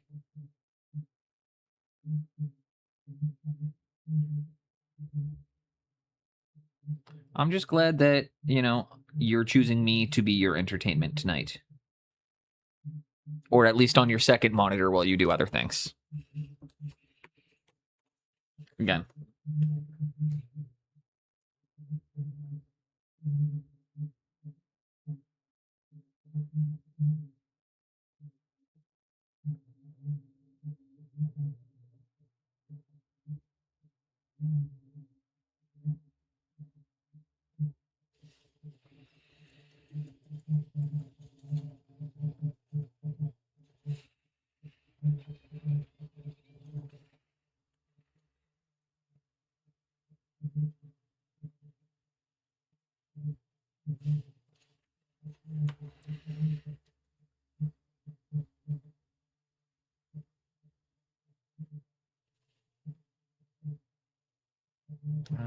Like such thin lines.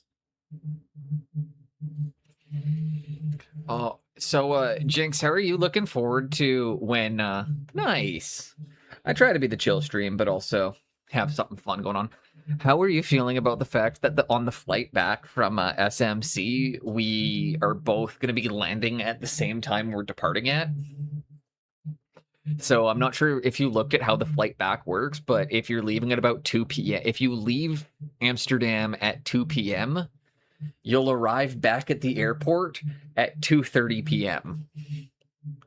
Despite it being a 9-hour flight, you'll get home and it will be only 30 minutes later than when you departed.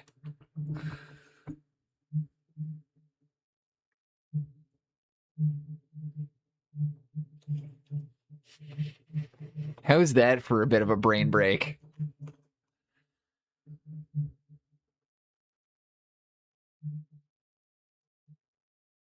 Like I know time zones are a thing, but like it's I think it's just the fact that the length of the flight also happens to be like, I don't know. I've never heard of it be just working out so perfectly that it's the same time when you get back. That's just, I can't wrap my head around that.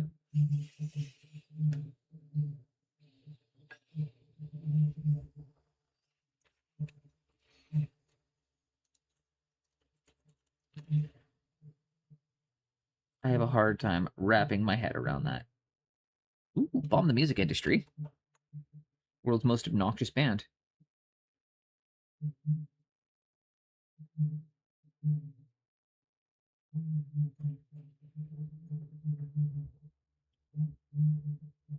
I think Jeff Rosenstock is like the most annoying voice in the world, but I still love this band for some reason. Again, just part of my little, those of you that don't know, you know, I like some indie, like weird hipstery shit sometimes.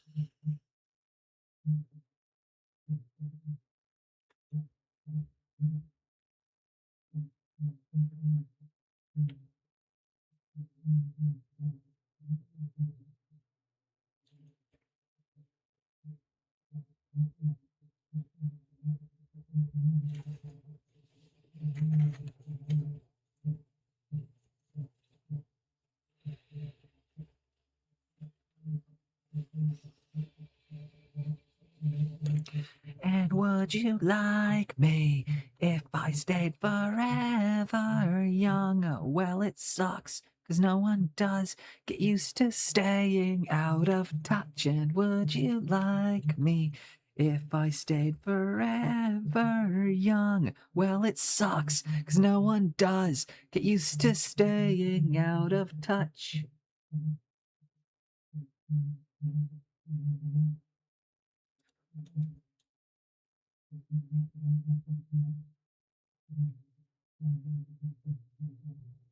There we go. Don't justify your taste in music. I'm not justifying my taste in music. I love talking about the fact that, like, I'm into weird stuff that, like, I don't know. This isn't really, and again, that's more just an acknowledgement that Bomb the Music Industry is weird, and their music is not going to be for everyone. And even I find the singer's voice to be obnoxious, but I still find them to be really enjoyable.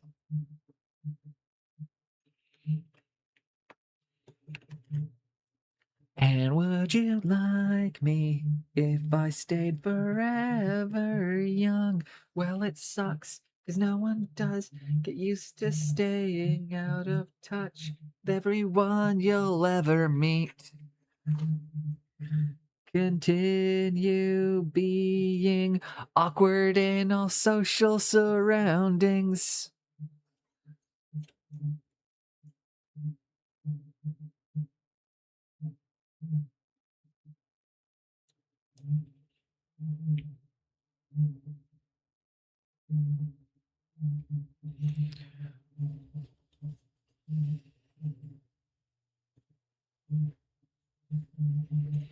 And would you like me?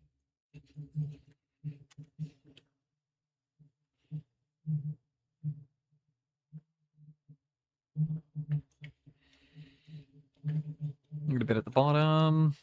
Exactly.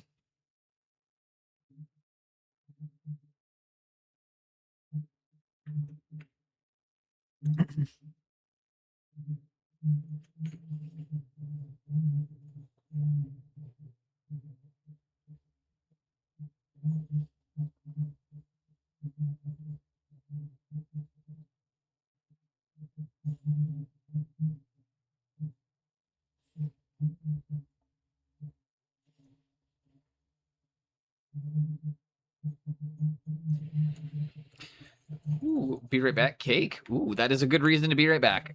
I'm going to take a second and probably use the washroom very quickly. Come back, and then we will apply the next washing stage, because I'm going to do a quick coat of... where are you hiding on me? Pterodon Turquoise? Yeah, I'm going to add some more water to this, thin it out, and then we're going to pull Pterodon Turquoise over on the blue areas.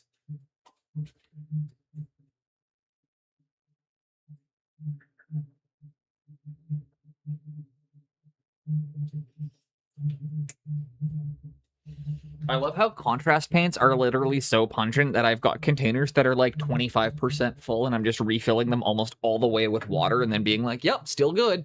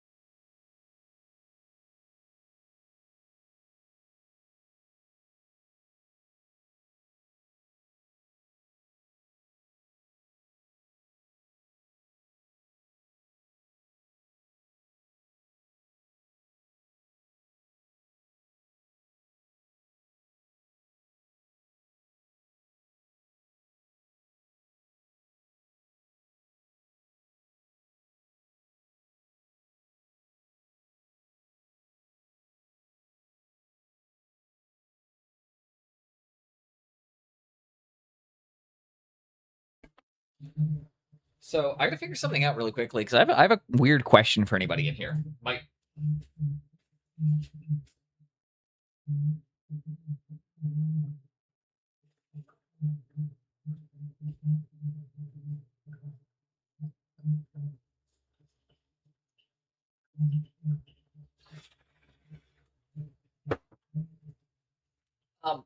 So a company I used to work at got bought out by a different company, and now the new company is advertising using reviews made out to me, despite the fact I've never worked at that company.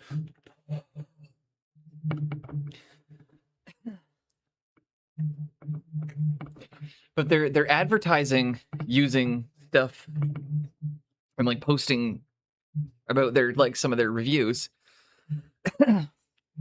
But they're posting ones that were made out to me fucking 4 years ago. And I've never worked at this new company. Like, I have no idea who they are. And I'm really not sure how I feel about a company that is using me to advertise. I mean, thankfully, it's not made out to like Studio Boneless. Like thankfully, they're all using my real name. But even then, I don't like it.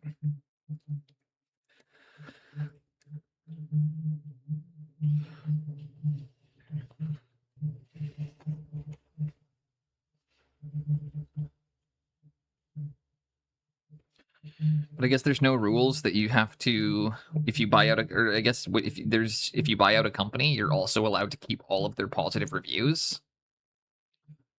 Even if you change the name of the company?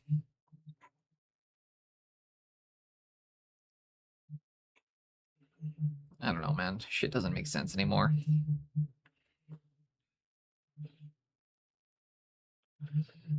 I don't understand how the modern world works when it comes to stuff like this, and it's overwhelming.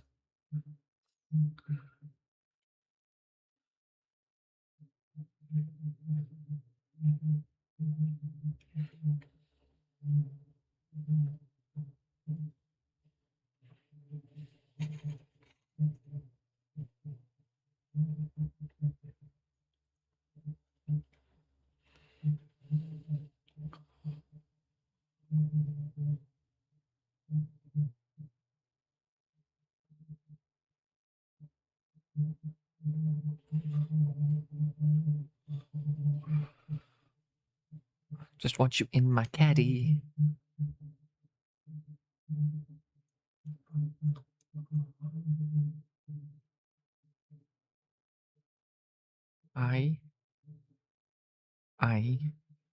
I'm just being honest. I'm just being honest.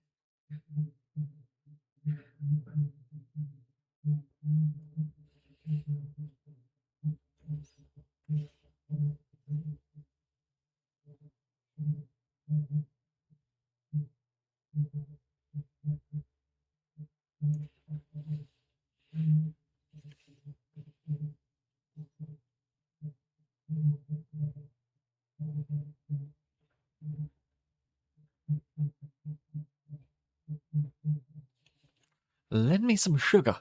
I am your neighbor.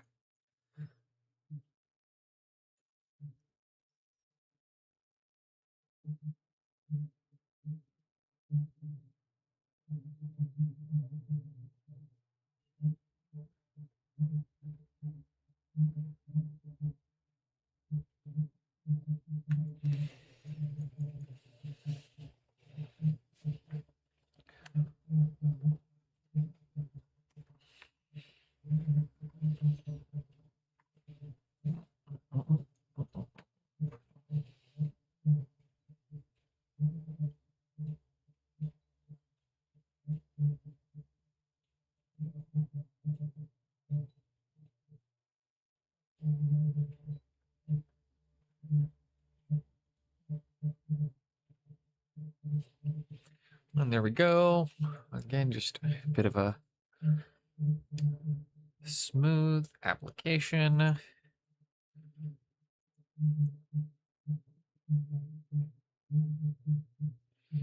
don't know what my microphone keeps picking up as background noise, but it is annoying. I think I need to see if I can get somebody, see if Wisty can help me reset up my noise gate.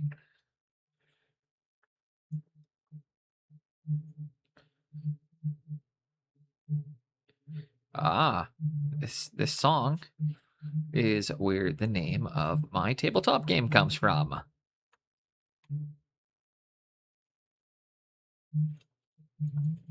The tabletop game that I've been working on, the name of it literally comes from this song.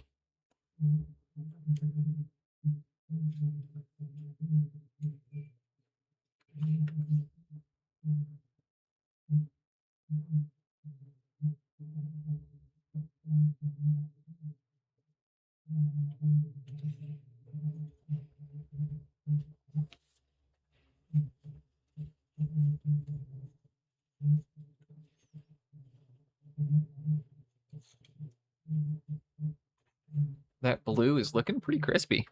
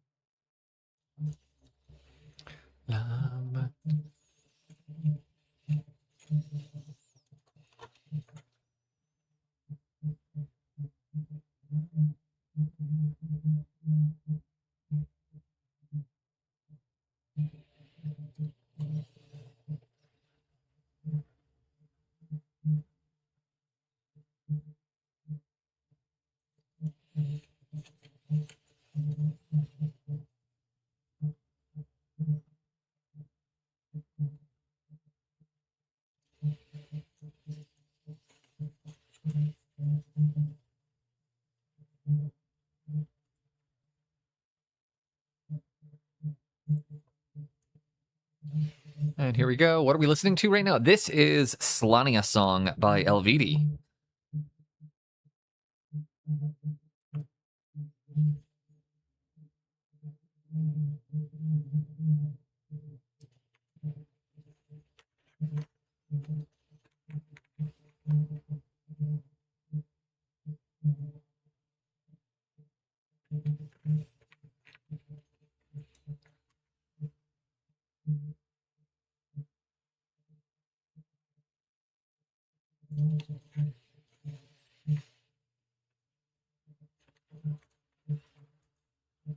Yeah, it's off of the album Slania, which is one of my favorite heavy metal albums, to the point, again, that I borrow the name.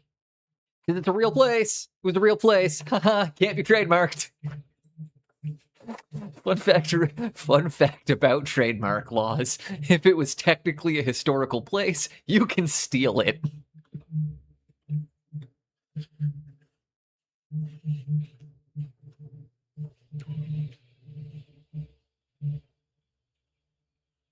Boom! Got him.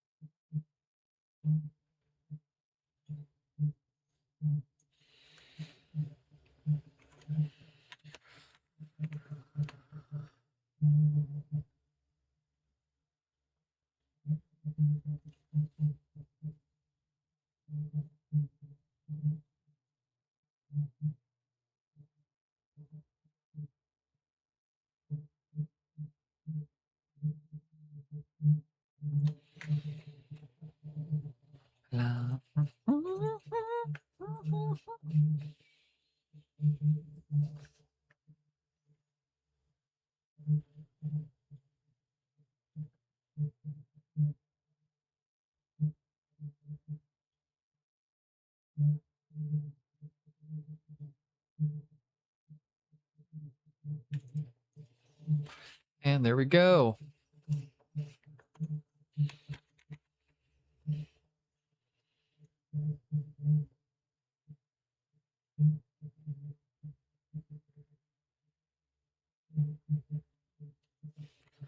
I think that is really starting to read correctly now.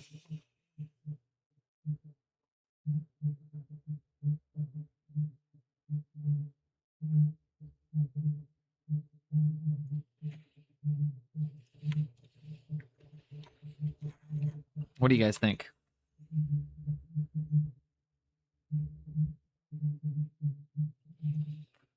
I think honestly, the problem now is that the red looks like shit in comparison.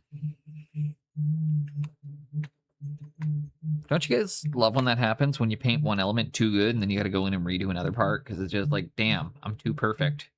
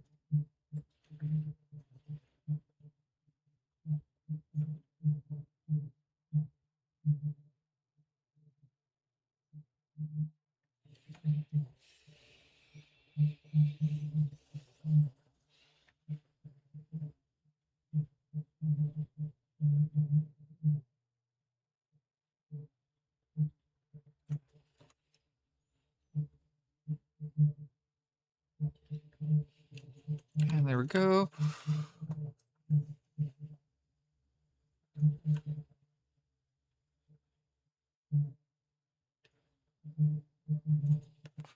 Or you just put it down too long and you end up repainting areas because you've leveled up in the meantime. Yeah, but this is from today. This is I did the red today, and now I'm just like, It's got that, like, it's got a nice start to that, like, schlacky kind of, like, candy apple red that I'm going for. But it's not quite rosy enough. Which is why I'm like, I think I can soften a lot of it out with the airbrush, too.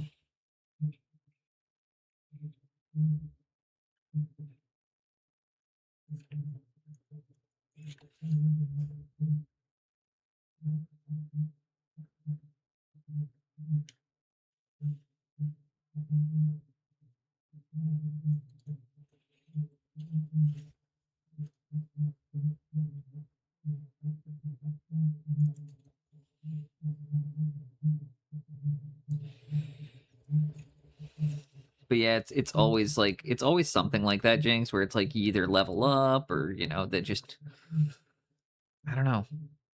And I'm not mad that I'm getting better at painting, right? Like, I'm just...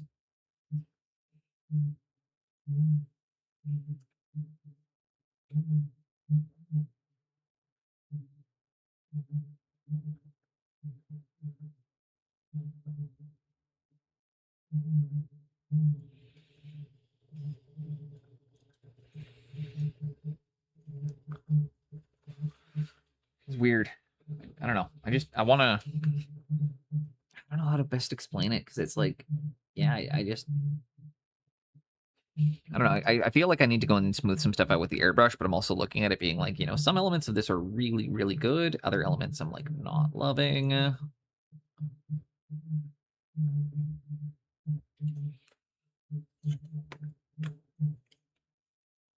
But it's okay, because we've got time to paint it.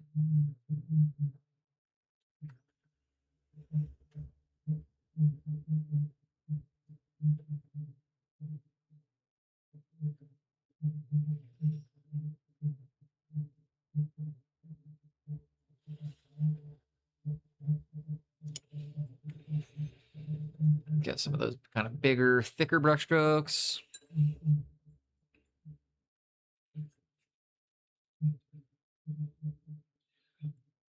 But yeah, we planned the vacation, or we planned the festival this weekend to not interfere with streams. So good news for everybody is we will be on schedule Thursday, Friday, Sunday, and Monday. I'm probably going to be tired on Sunday. But we'll be here to paint on, like, we're not missing any streams next week. I mentioned that I did not want any more hiccups or weirdness happening until, or after the vacation. And so I'm going to do my best now to ensure that we stay to schedule.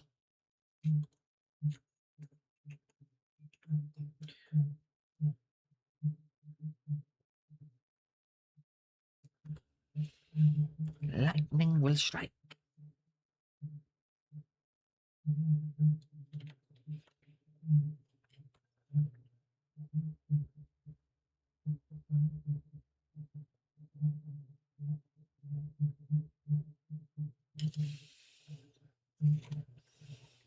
I'm going to skip this one because I just don't wear yourself out too much. So I'm going to be worn out from going to a punk show and a hip hop show. Dude, like, I'm going to be tired because I partied too hard for 2 straight days. Like, it's don't worry. Don't worry about me. Poor Boneless, he got to party for 2 straight days. Don't stop me, 'cause we're having a good time, having a good time. I'm a shooting star, breaking through the sky like a tiger, defying the laws of gravity. I'm a racing car, passing by like Lady Godiva. There's no stopping me. I'm burning through the sky now. 200 degrees, that's why they call me Mr. Fahrenheit. I'm traveling at the speed of light. I wanna make a supersonic man out of you. Don't stop me now. I fucking love this song. Potentially one of just the greatest songs ever written.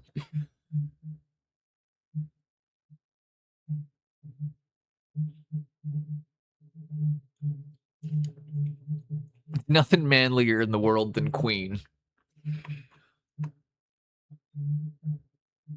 Hey, Freddie was so manly he only had sex with men.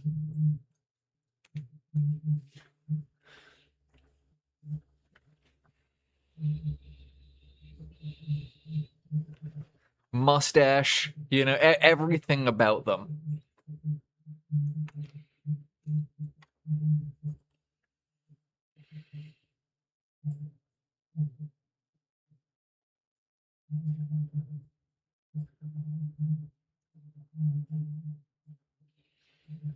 Studio without bones. What's up, Stinger?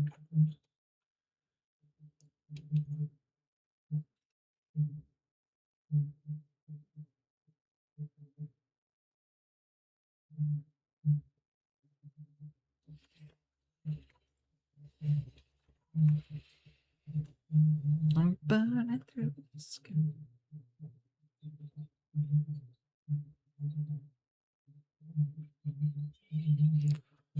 Not much, not much. Just chilling before bed. Hell yeah. Well, I appreciate you popping in and hanging out before bedtime.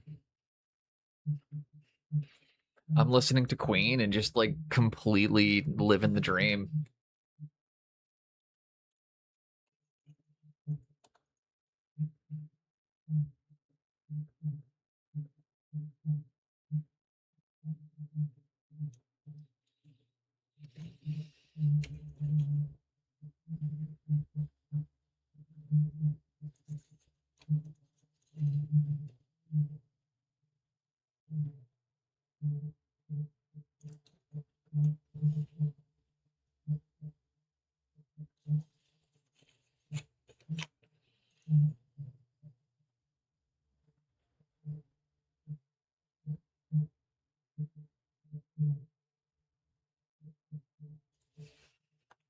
Is this your karaoke song for SMC?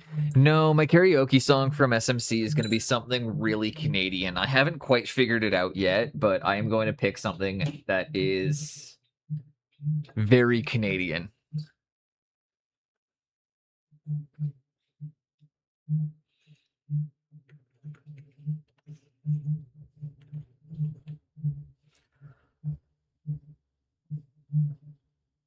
When I travel, I like to sing Canadian songs. If I end up like when I travel, if I've done karaoke, I always like to sing Canadian songs. Foreigners love it. They love hearing Canadians doing so. Like it's a thing, you know. But it's probably going to be "Hips Don't Lie" by Shakira.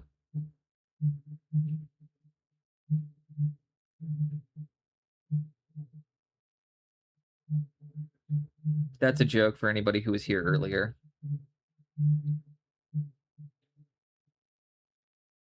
I don't know if you were here, Uncle Fucker. I take you.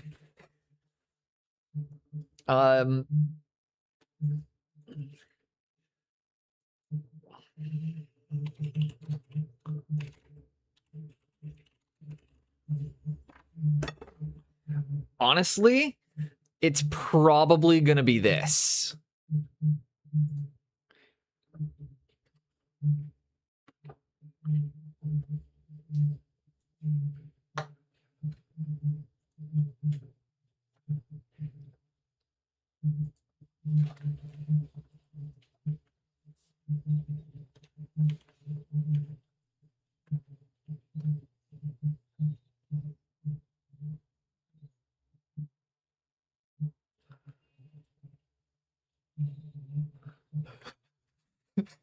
And the best man you can name is the good old hockey game. The Wreck of the Edmund Fitzgerald was on my list of ones I might do, but it's too long.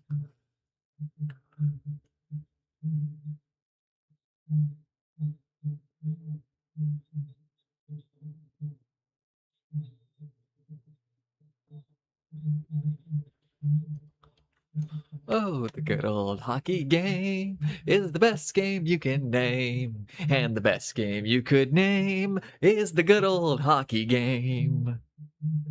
Stompin' Tom Connors is a Canadian icon.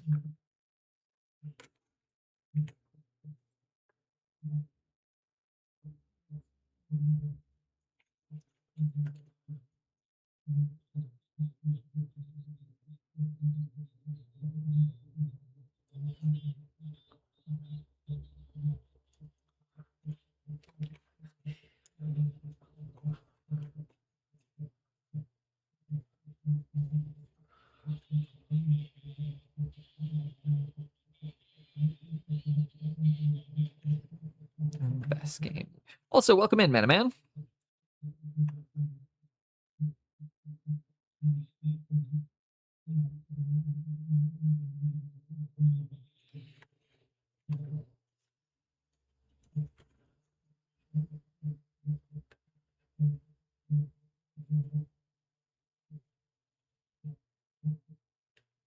But yeah, typically if I've when traveling, I try to sing songs from the from where I'm from because it's fun and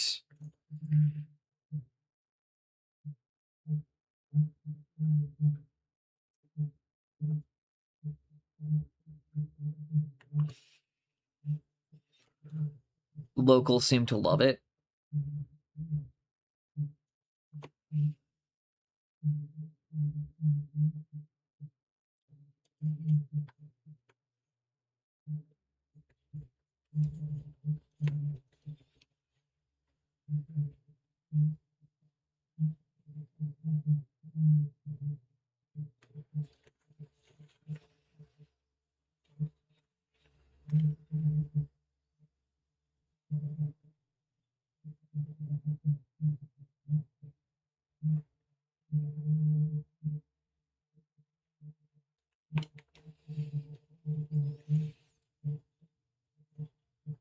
Boneless, just buy Canada caps so they can't be in doubt. If anybody goes in doubt, if anybody starts doubting that I'm Canadian, I'll just start talking like an absolute hoser, you know? But as long as I can kick into the accent whenever I need to, everybody's going to think that I'm Canadian. It's the thing, you know. We can just kick into that, you know. We can all talk like hosers whenever we want to, you know. So where in France are you?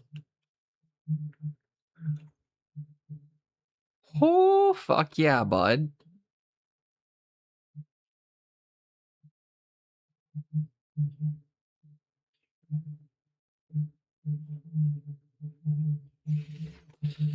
Weirdly, I don't have much interest in traveling to France. I'd rather go to Quebec, where the real French are from.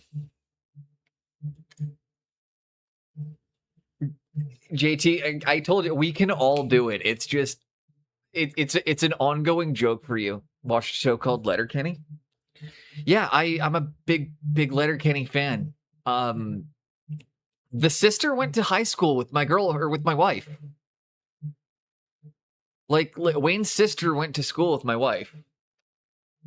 They were they were one grade apart.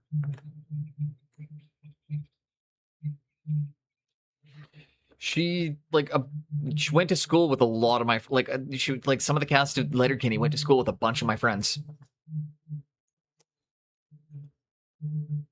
I watched it because there's a place here called Letterkenny.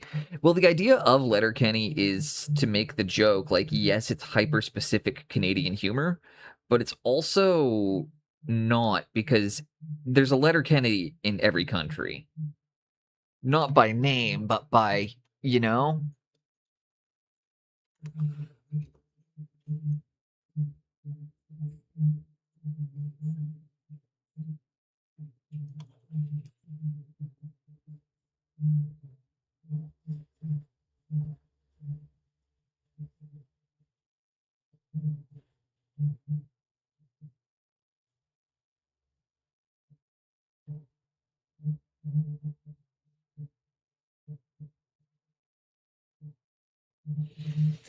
McMurray kills me.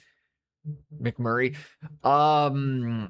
he is an incredible actor. He was on the he actually before they did the show Letterkenny together, they actually did a show called 19-2, where he plays an alcoholic wife beating cop. The actor who plays McMurray. It's a good show. But a lot of the cast of Letterkenny actually met doing the show 19-2.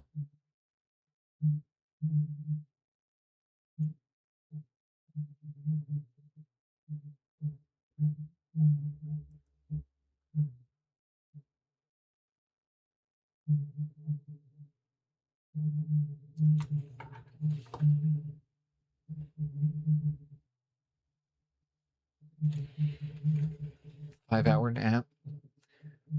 But yeah, Letterkenny's great. I personally prefer Shoresy, but that's because it's even more Canadian.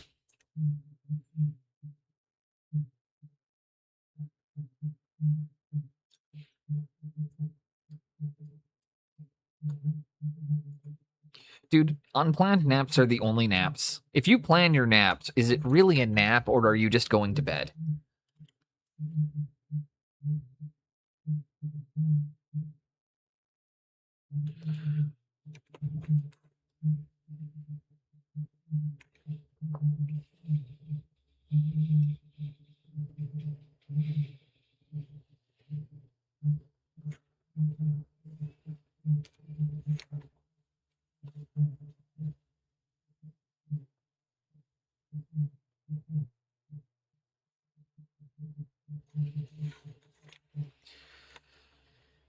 Okay, get my final highlights.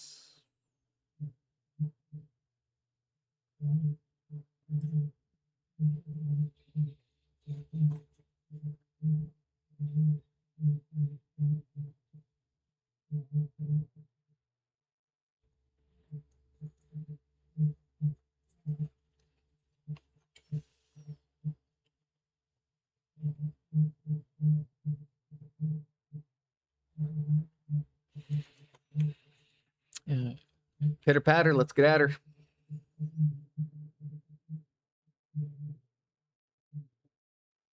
Oh, pitter patter, boys.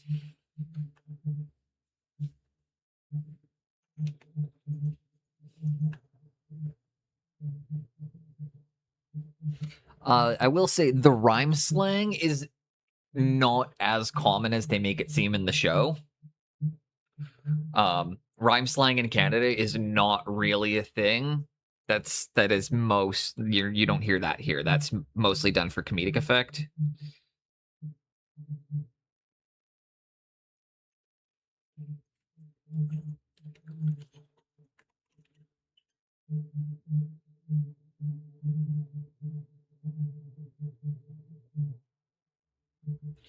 Yeah, what'd you do, man? Did you buy another sword?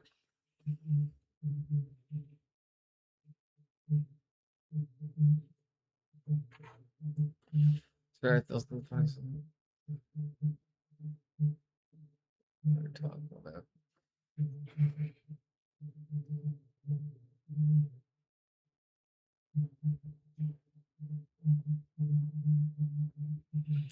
I mean, again, one of my favorite. There's something I want to do as a redeem on stream because I think it would be hilarious. But I just need to get somebody to help me cut YouTube videos up for a stream so I can use the sound bites because I'm not the techie guy. But like, yeah, I don't know. I always think of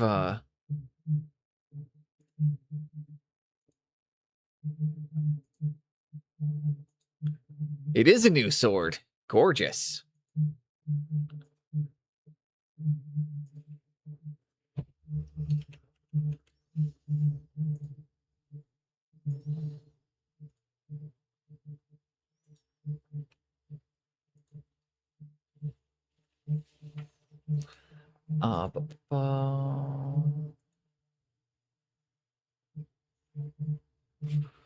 And I think I've shown this on stream before, but honestly, in the terms of like Canadian humor, I always prefer Shorzy to Letterkenny.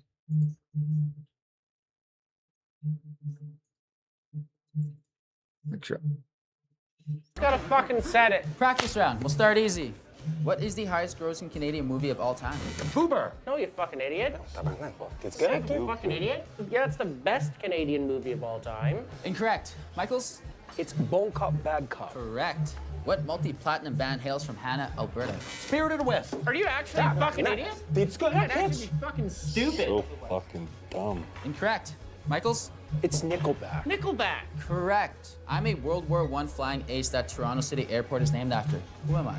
Arrow. Oh my god, how is he in this fucking competition? That's a plane. Well, he was asking for a plane, wasn't he? No. He's asking about a plane driver. A plane driver? A pilot. Huh? Or a Jesus bike. Commercial planes can't go in reverse, eh? Incorrect. Michaels? It's Billy Bishop. Correct. You gotta push them.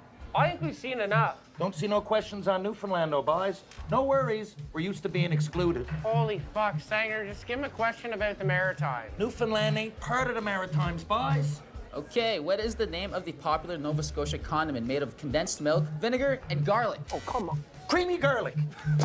It's sacrament! Fucking idiot! C'est Donaire. Donair sauce! Correct. Who doesn't hear fucking Nova Scotia and think Donair? Halifax explosion was a doozy. The fuck else does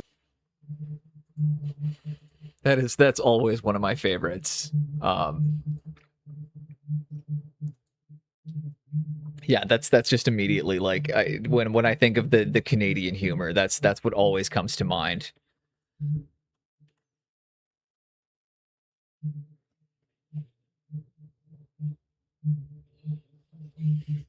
Also, with that, I want to listen to some. Actually, I want to listen to some Spirit of the West. Fucking great Canadian band.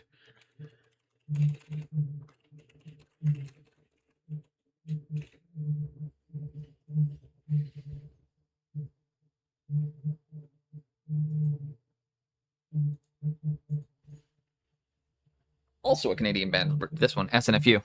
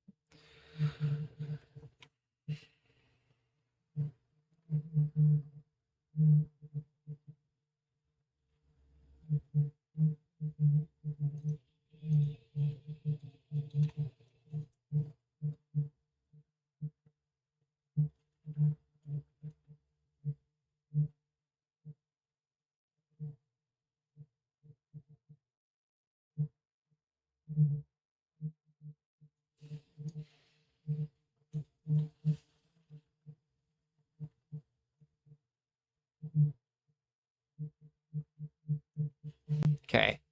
Mads Mikkelsen's is in it. We could get Danish humor in any. I don't know that I've ever really watched any Danish cinema, so I don't know if I would or not.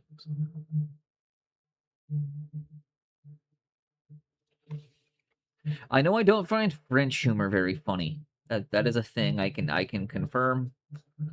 Is French humor not really my thing? Cirque du Soleil, it's great, but there's lots of stuff with clowns, and the humor is just very French. It's the only way I can describe it.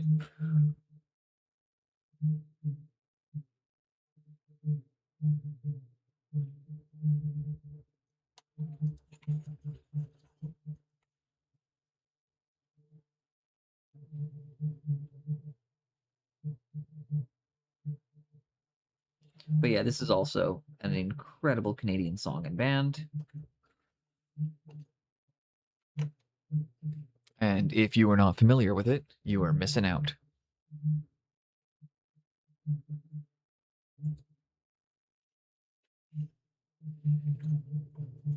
I'll even turn this one up for all of you.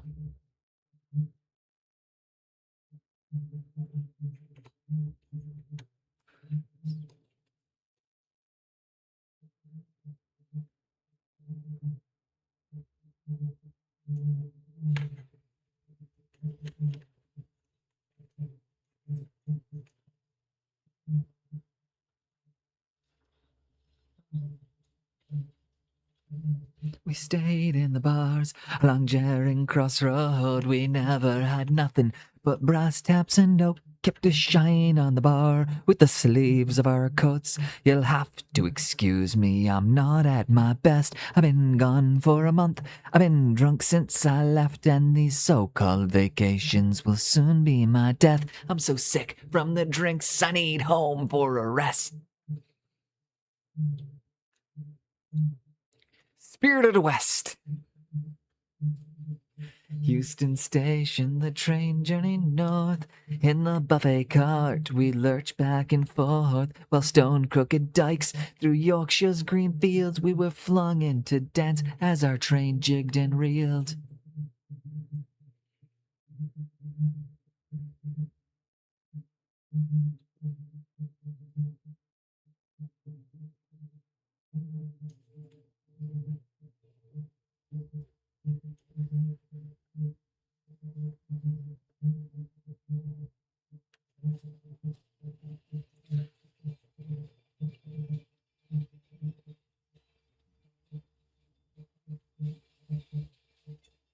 By the light of the moon, she drifted through the streets, a railroad perfume so seductive and sweet. She teases and flirts as the pubs all close down and deny us around. You'll have to excuse me.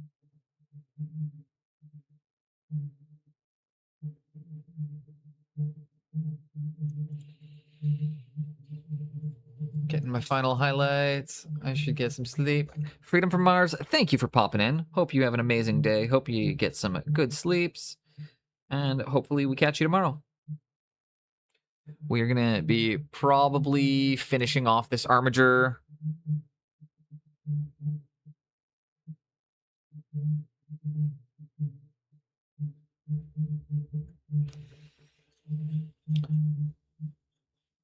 It's looking really good. Heck yeah.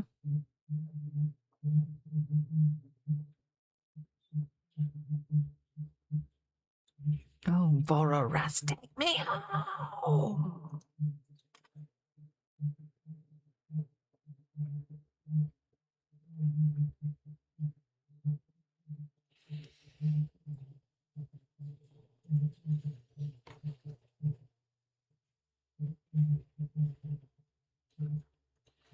Okay. That looks friggin' awesome.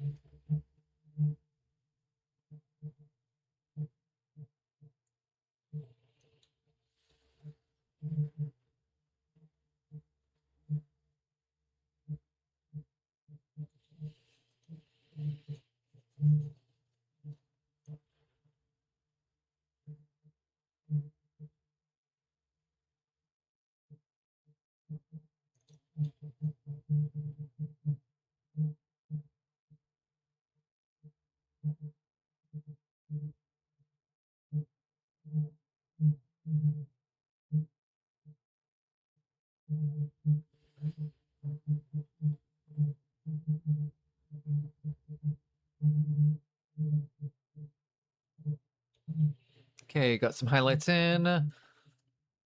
Watching the VOD now. Skin's good. I'm on the I don't like that model he's painting team, which pains me because I know he loves it so much. I'm not a fan of the model, but I really like what he's doing with it. It's not for me. The dragon egg thing, it's not my art. Like I mean,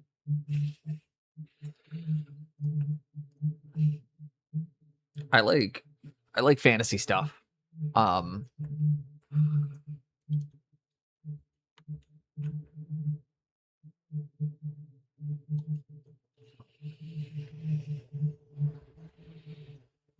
That's exactly, and you know what? It's also the beauty of it is we're not all gonna love the pieces, or we're not all gonna love the models, but it's sometimes seeing the way somebody would paint a model we wouldn't normally touch also teaches us a bunch, because I don't know, I just find it gives us some insight onto maybe what our aversions are, why we don't want to paint something like that, or like especially that kind of model. The reason one of the things I was talking about with it is like, it's a master class on him demonstrating how imperfect skin looks more perfect, right? And so while it might not be a model that I necessarily like, it is an incredible model for demonstrating that on, right? It's just the way I think of it, right? Is it's like, for me, it might not, it's because there's also lots of things I paint where I don't necessarily like the models, but I like what they're good for demonstrating and what they are good for, right? It's actually a big part of commission painting is doing a lot of stuff that I don't really care about and having to find ways to care.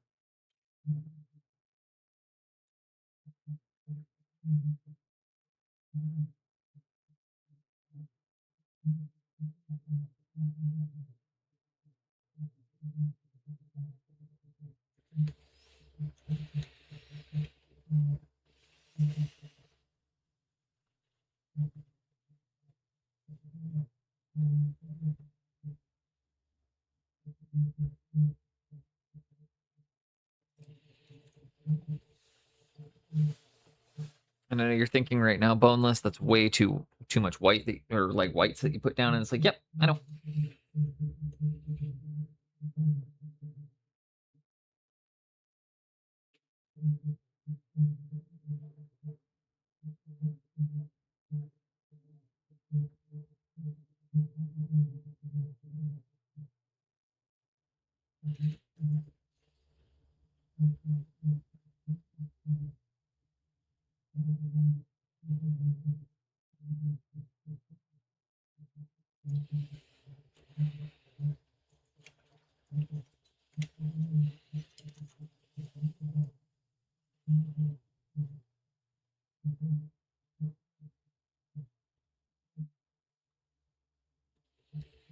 And every now and then, I'm just finding little spots that I'm like, ooh, I could throw a little line in here, and that'll just give me a little bit more definition, like right here.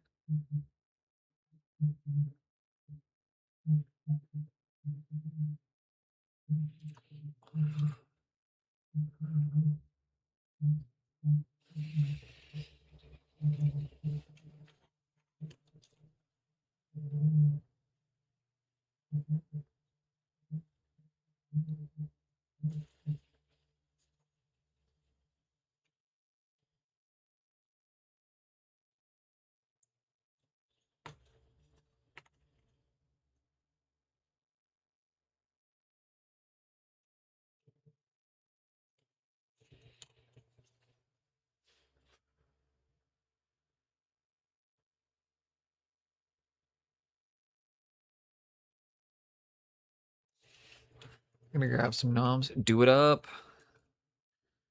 I should probably eat breakfast at some point today.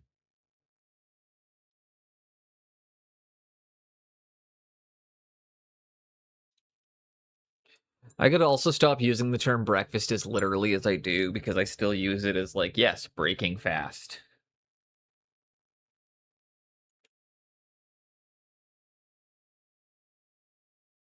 Put water in the brush.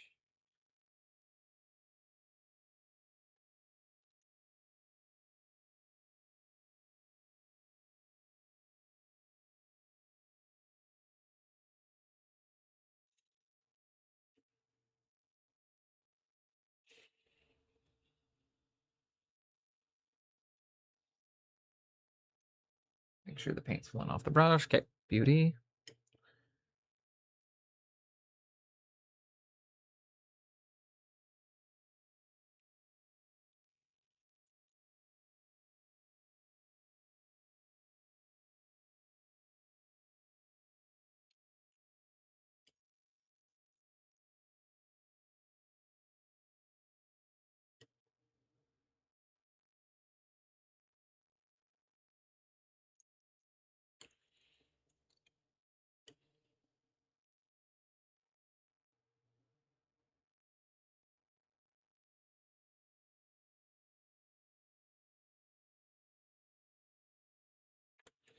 And now we're going to come in with a bit of panel lining and a bit of shading.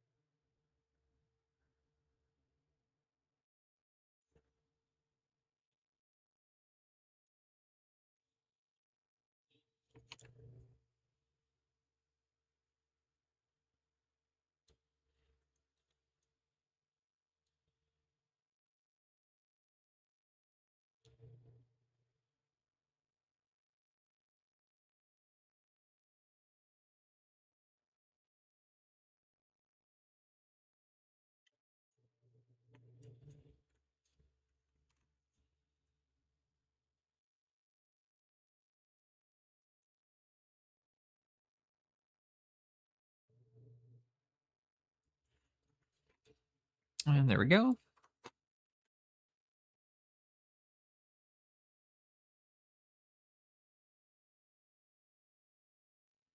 And there we go.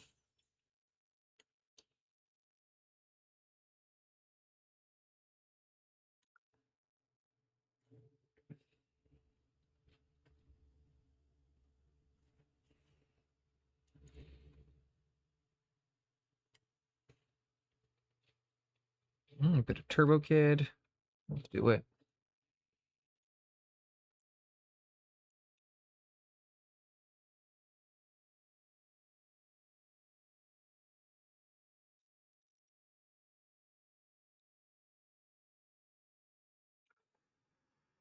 Why am I shaking right now? Let's get better.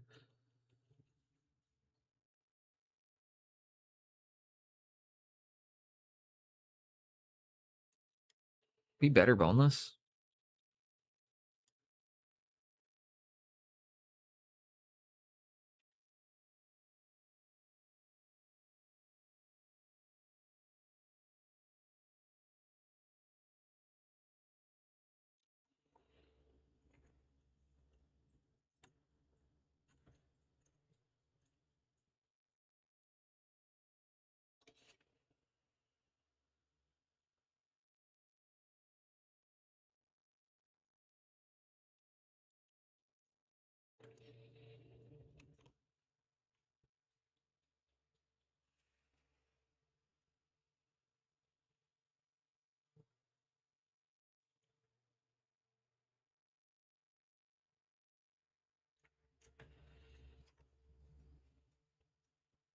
Did not expect to see you paint in a Canadian Titan today.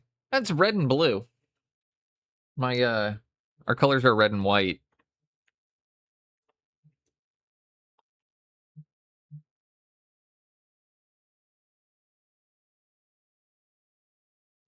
It's close though.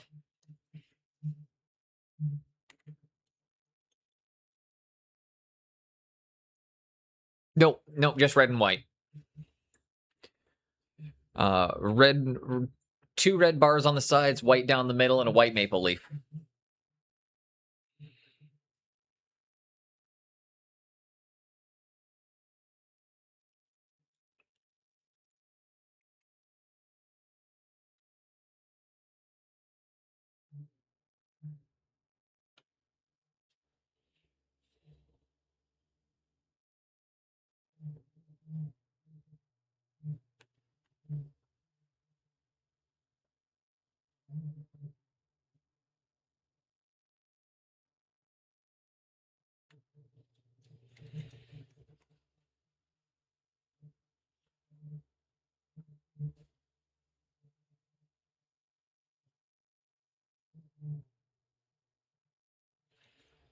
Okay.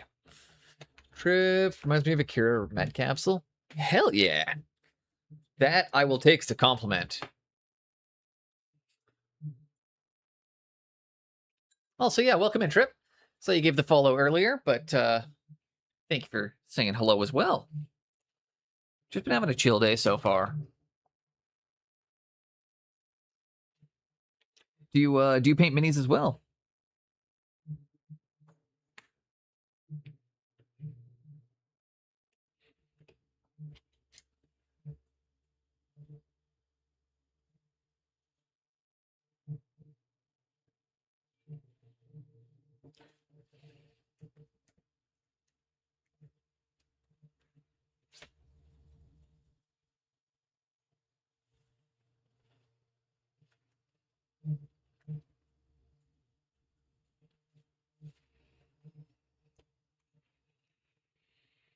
I gotta clean my whole hobby area. No, but I'm getting sworn in soon. Ooh.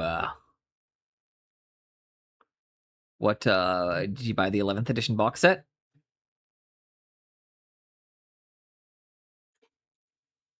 Baby steps.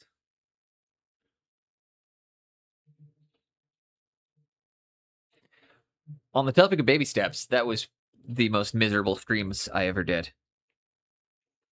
I know all of you guys loved watching me play baby steps. That is not a game I enjoy playing in front of people. It makes me so fucking mad.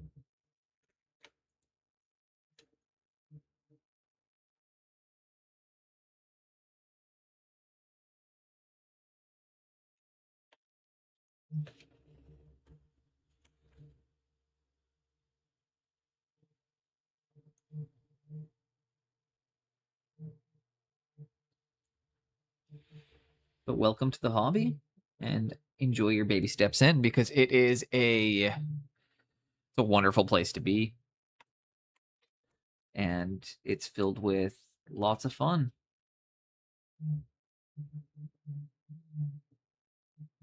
It was funny. I saw a post on Reddit the other day on the Warhammer sub.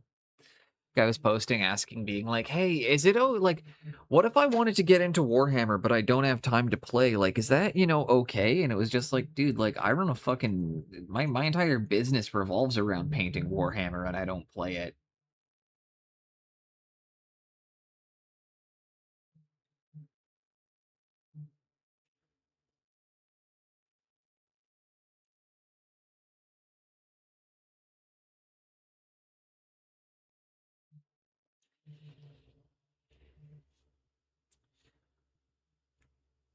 Welcome back, Jinx. I'm coming back to my red because I'm not happy with it.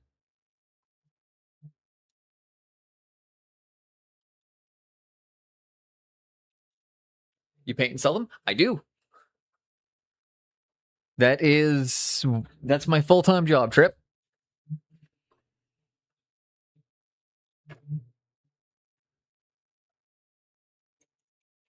That being said as well, Man, typically for the right dollar value, I'll sell pretty much any of the stuff I paint for myself. So, like, if somebody wanted to buy one of my Blood Bowl teams or something when I was done painting them, I'll absolutely, like, any of my personal stuff, I'm also willing to sell. It's very rare. There's a model I'm so Fuck yeah. It's very rare there's a model I'm so attached to that I wouldn't let go of it.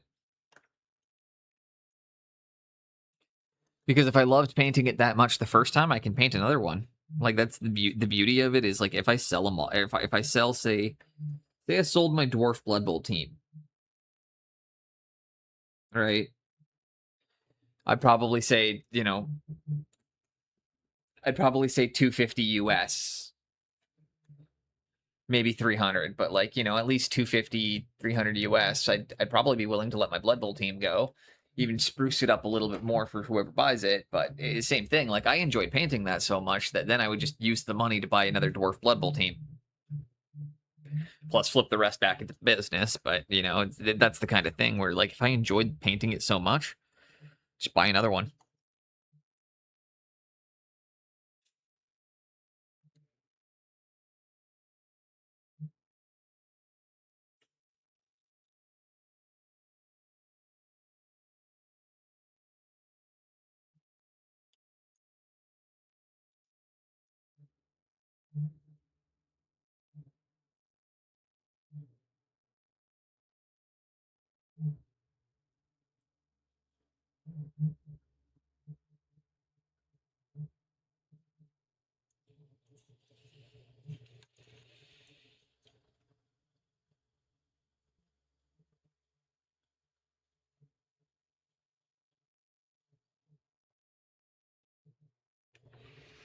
And when Ender went up, hell yeah.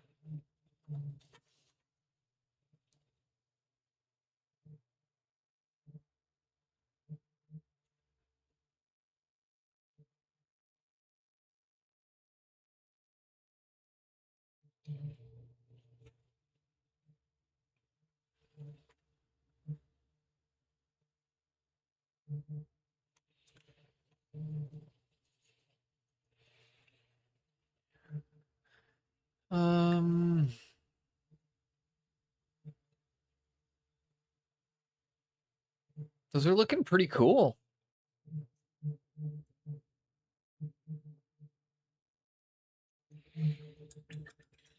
I gotta glaze out a couple more details, reapply a couple highlights on the reds.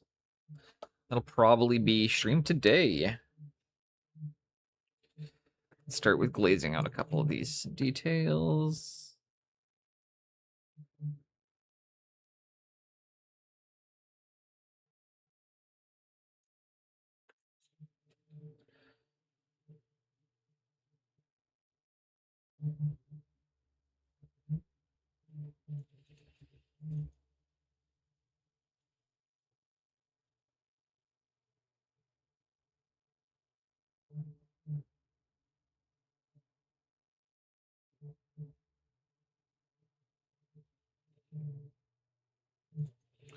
Pull towards the dark areas when you are, so I'm not sure if you guys are seeing right now, like I'm pulling intentionally towards the dark areas so that way my wash is pooling where I want it to.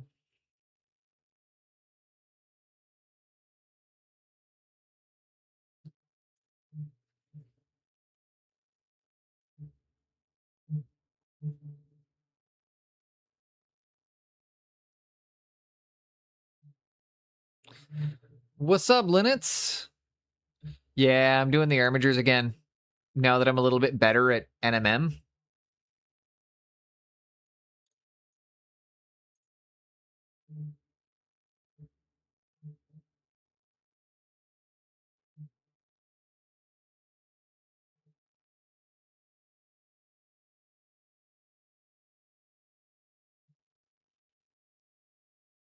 Also, because I'm out of models to paint.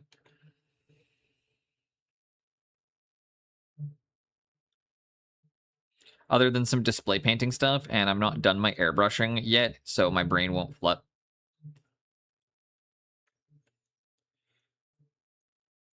Hmm. Hopefully you are able to cool off soon then.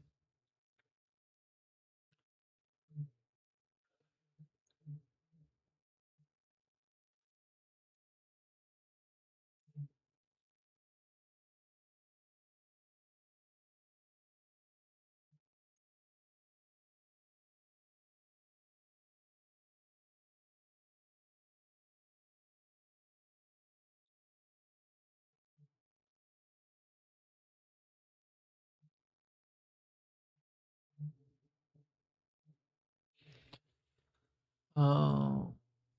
Oof. Rough. That's quite hot.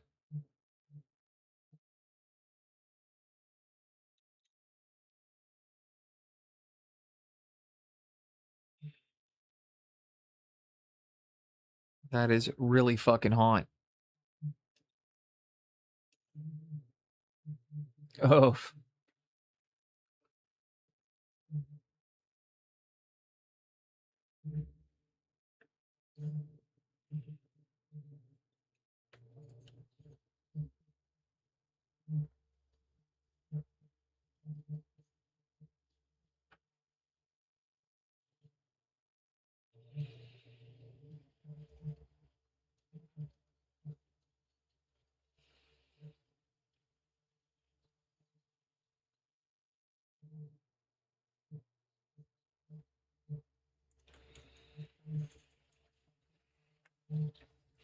Gotta let that dry again. And then I think we actually got it. I think starting to cut in the other details should start cleaning some of it up.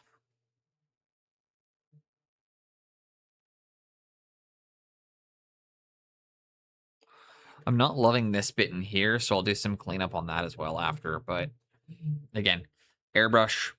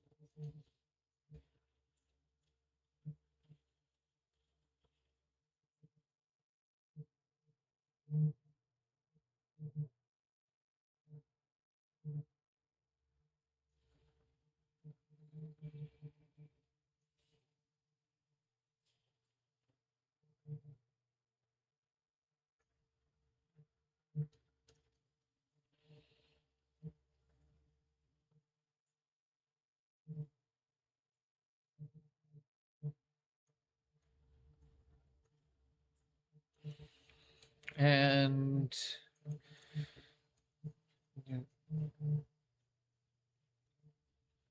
dang. Yeah, that sounds brutal, guys. I do not want to ever be in that type of weather. I mean, I've been in that weather a lot, but I don't want to do it.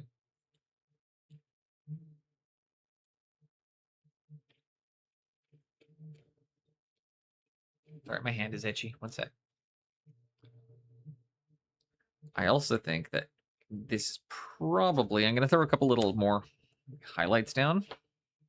And then that's going to be where we're going to call this one for today. Because we've been painting this for almost 5 hours.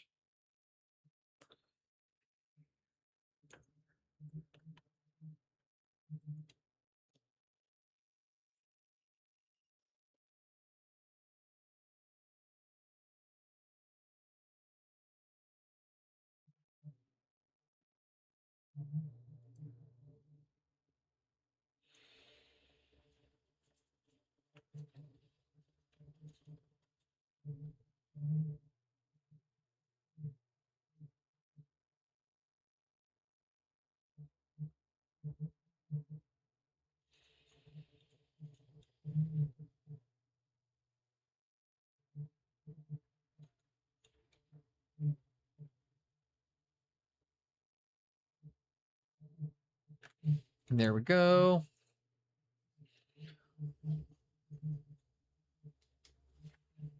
Okay, this is killing it right now.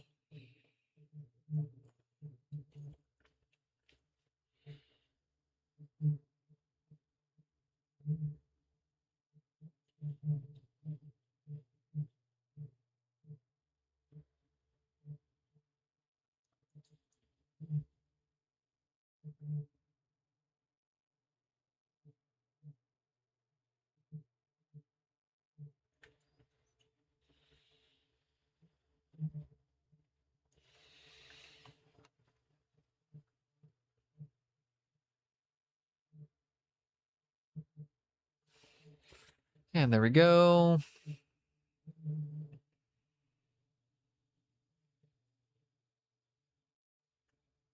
Shite. Mixed a paint I didn't mean to.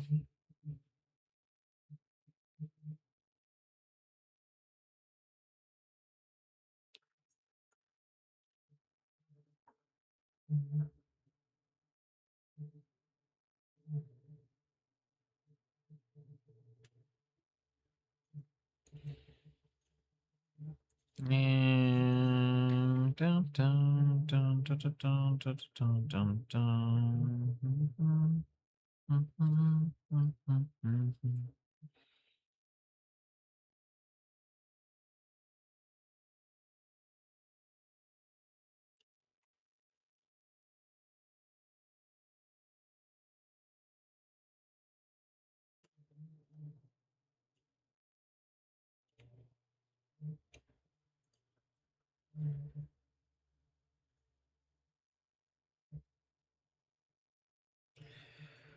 There we go.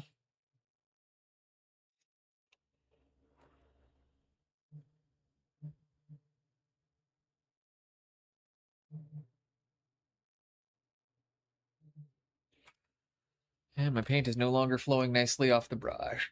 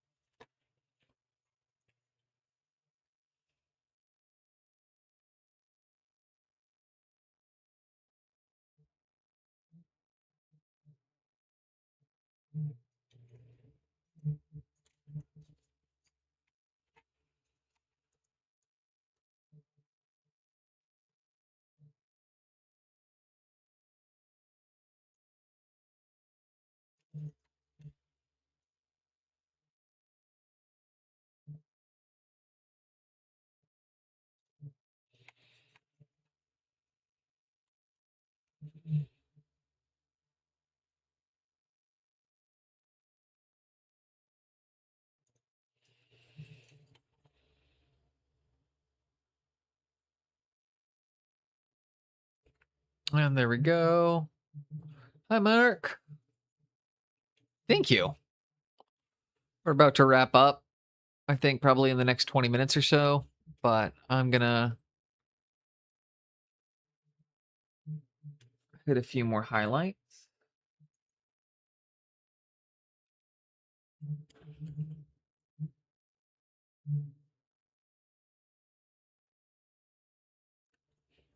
One second. How dare you leave us boneless? I've been going for almost 5 hours, dude.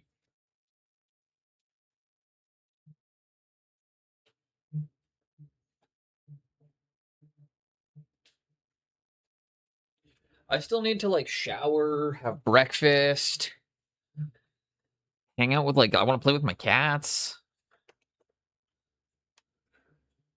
I know it's despicable, right? Can you imagine a man wanting to take a shower?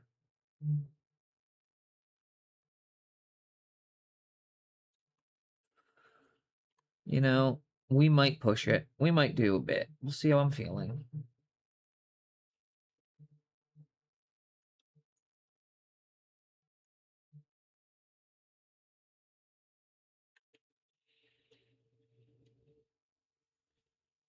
New grunge. I showered yesterday. Usually just I showered after stream.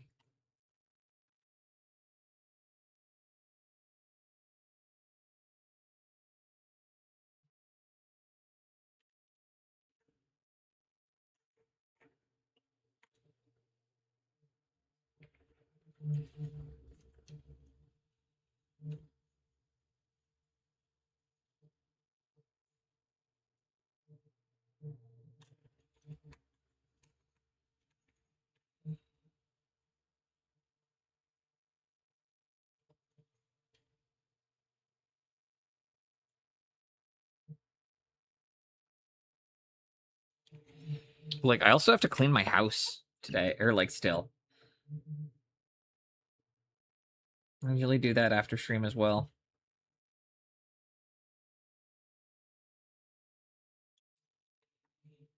I mean, I clean my house every day, so it's never that dirty, but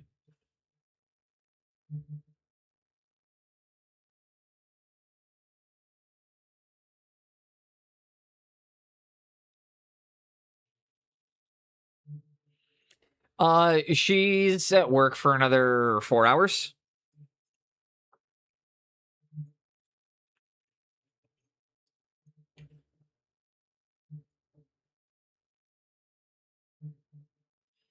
She does 10s, so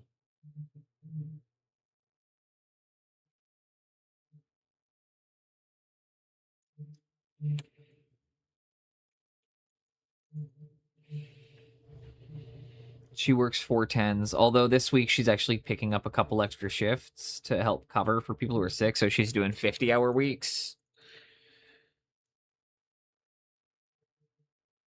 So I'm just making sure to have everything kind of taken care of around the house.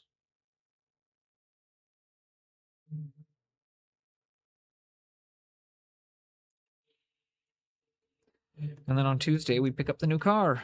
Yay!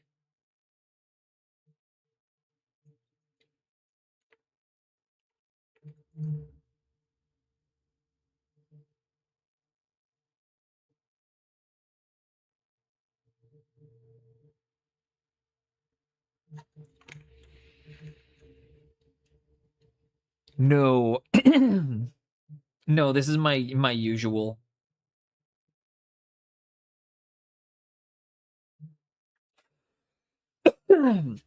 Plus, my end of week cleanup happens on Tuesdays.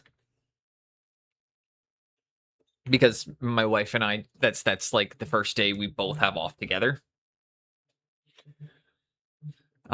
She doesn't work Tuesday, Wednesdays, or she has Monday, Tuesday, Wednesdays off. I don't stream Tuesdays or Wednesdays.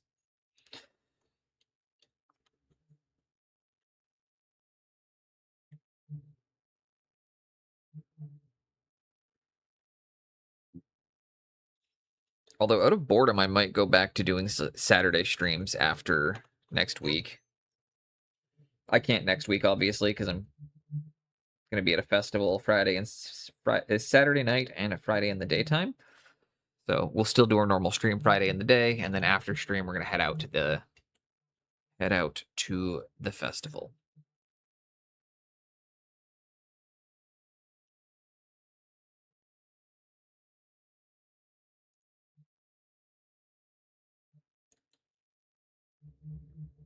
And this is the third or fourth time my wife have done this fest. Or like we go to Ska Fest almost every year.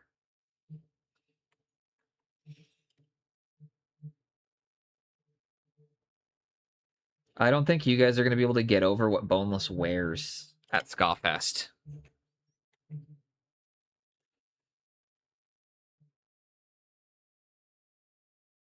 I think y'all will laugh if you see the pants that I wear.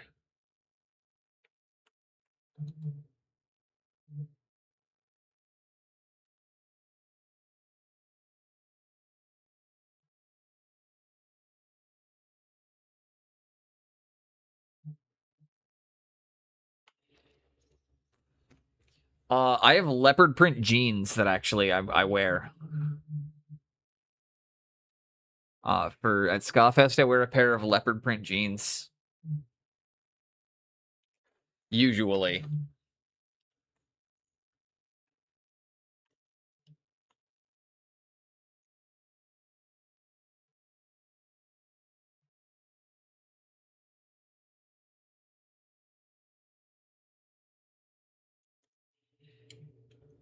Boneless, don't lie, you aren't wearing pants. I'm wearing pants.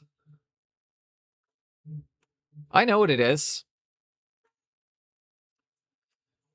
We use that term here too.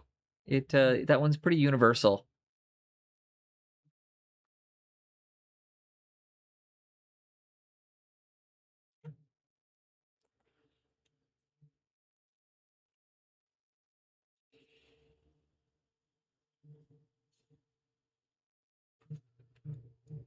Don't worry. I was gonna just making sure. I was gonna be like, don't worry. That's a pretty universal term.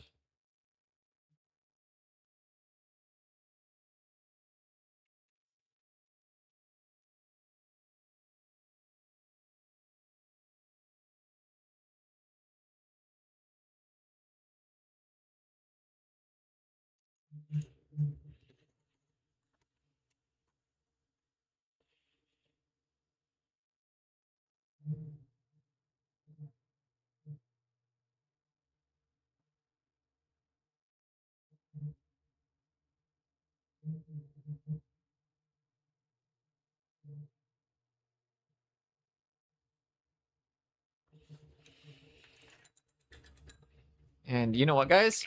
I have been streaming for just over 5 hours. I am going to raid out, I think, because I do have stuff I gotta get done around the house. It's okay, though, because we can finish this one off tomorrow.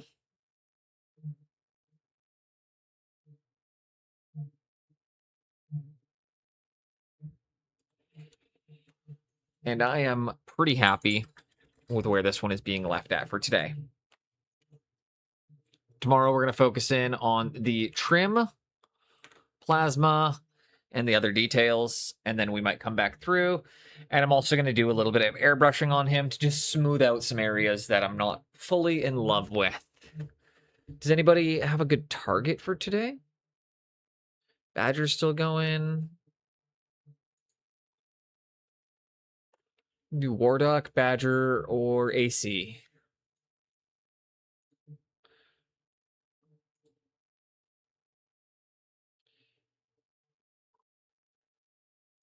Let's do AC. Don't raid him often. It's probably gonna be done pretty quick here, but his stuff's incredible, so let's just take everyone in. Well, so you can see what, like, yeah, let's go see AC. He's too good, man. Like he's literally just so fucking good. All right, I hope everybody has an amazing day. We'll be back tomorrow. I want to raid before ads hit, so we're gonna disappear, meow.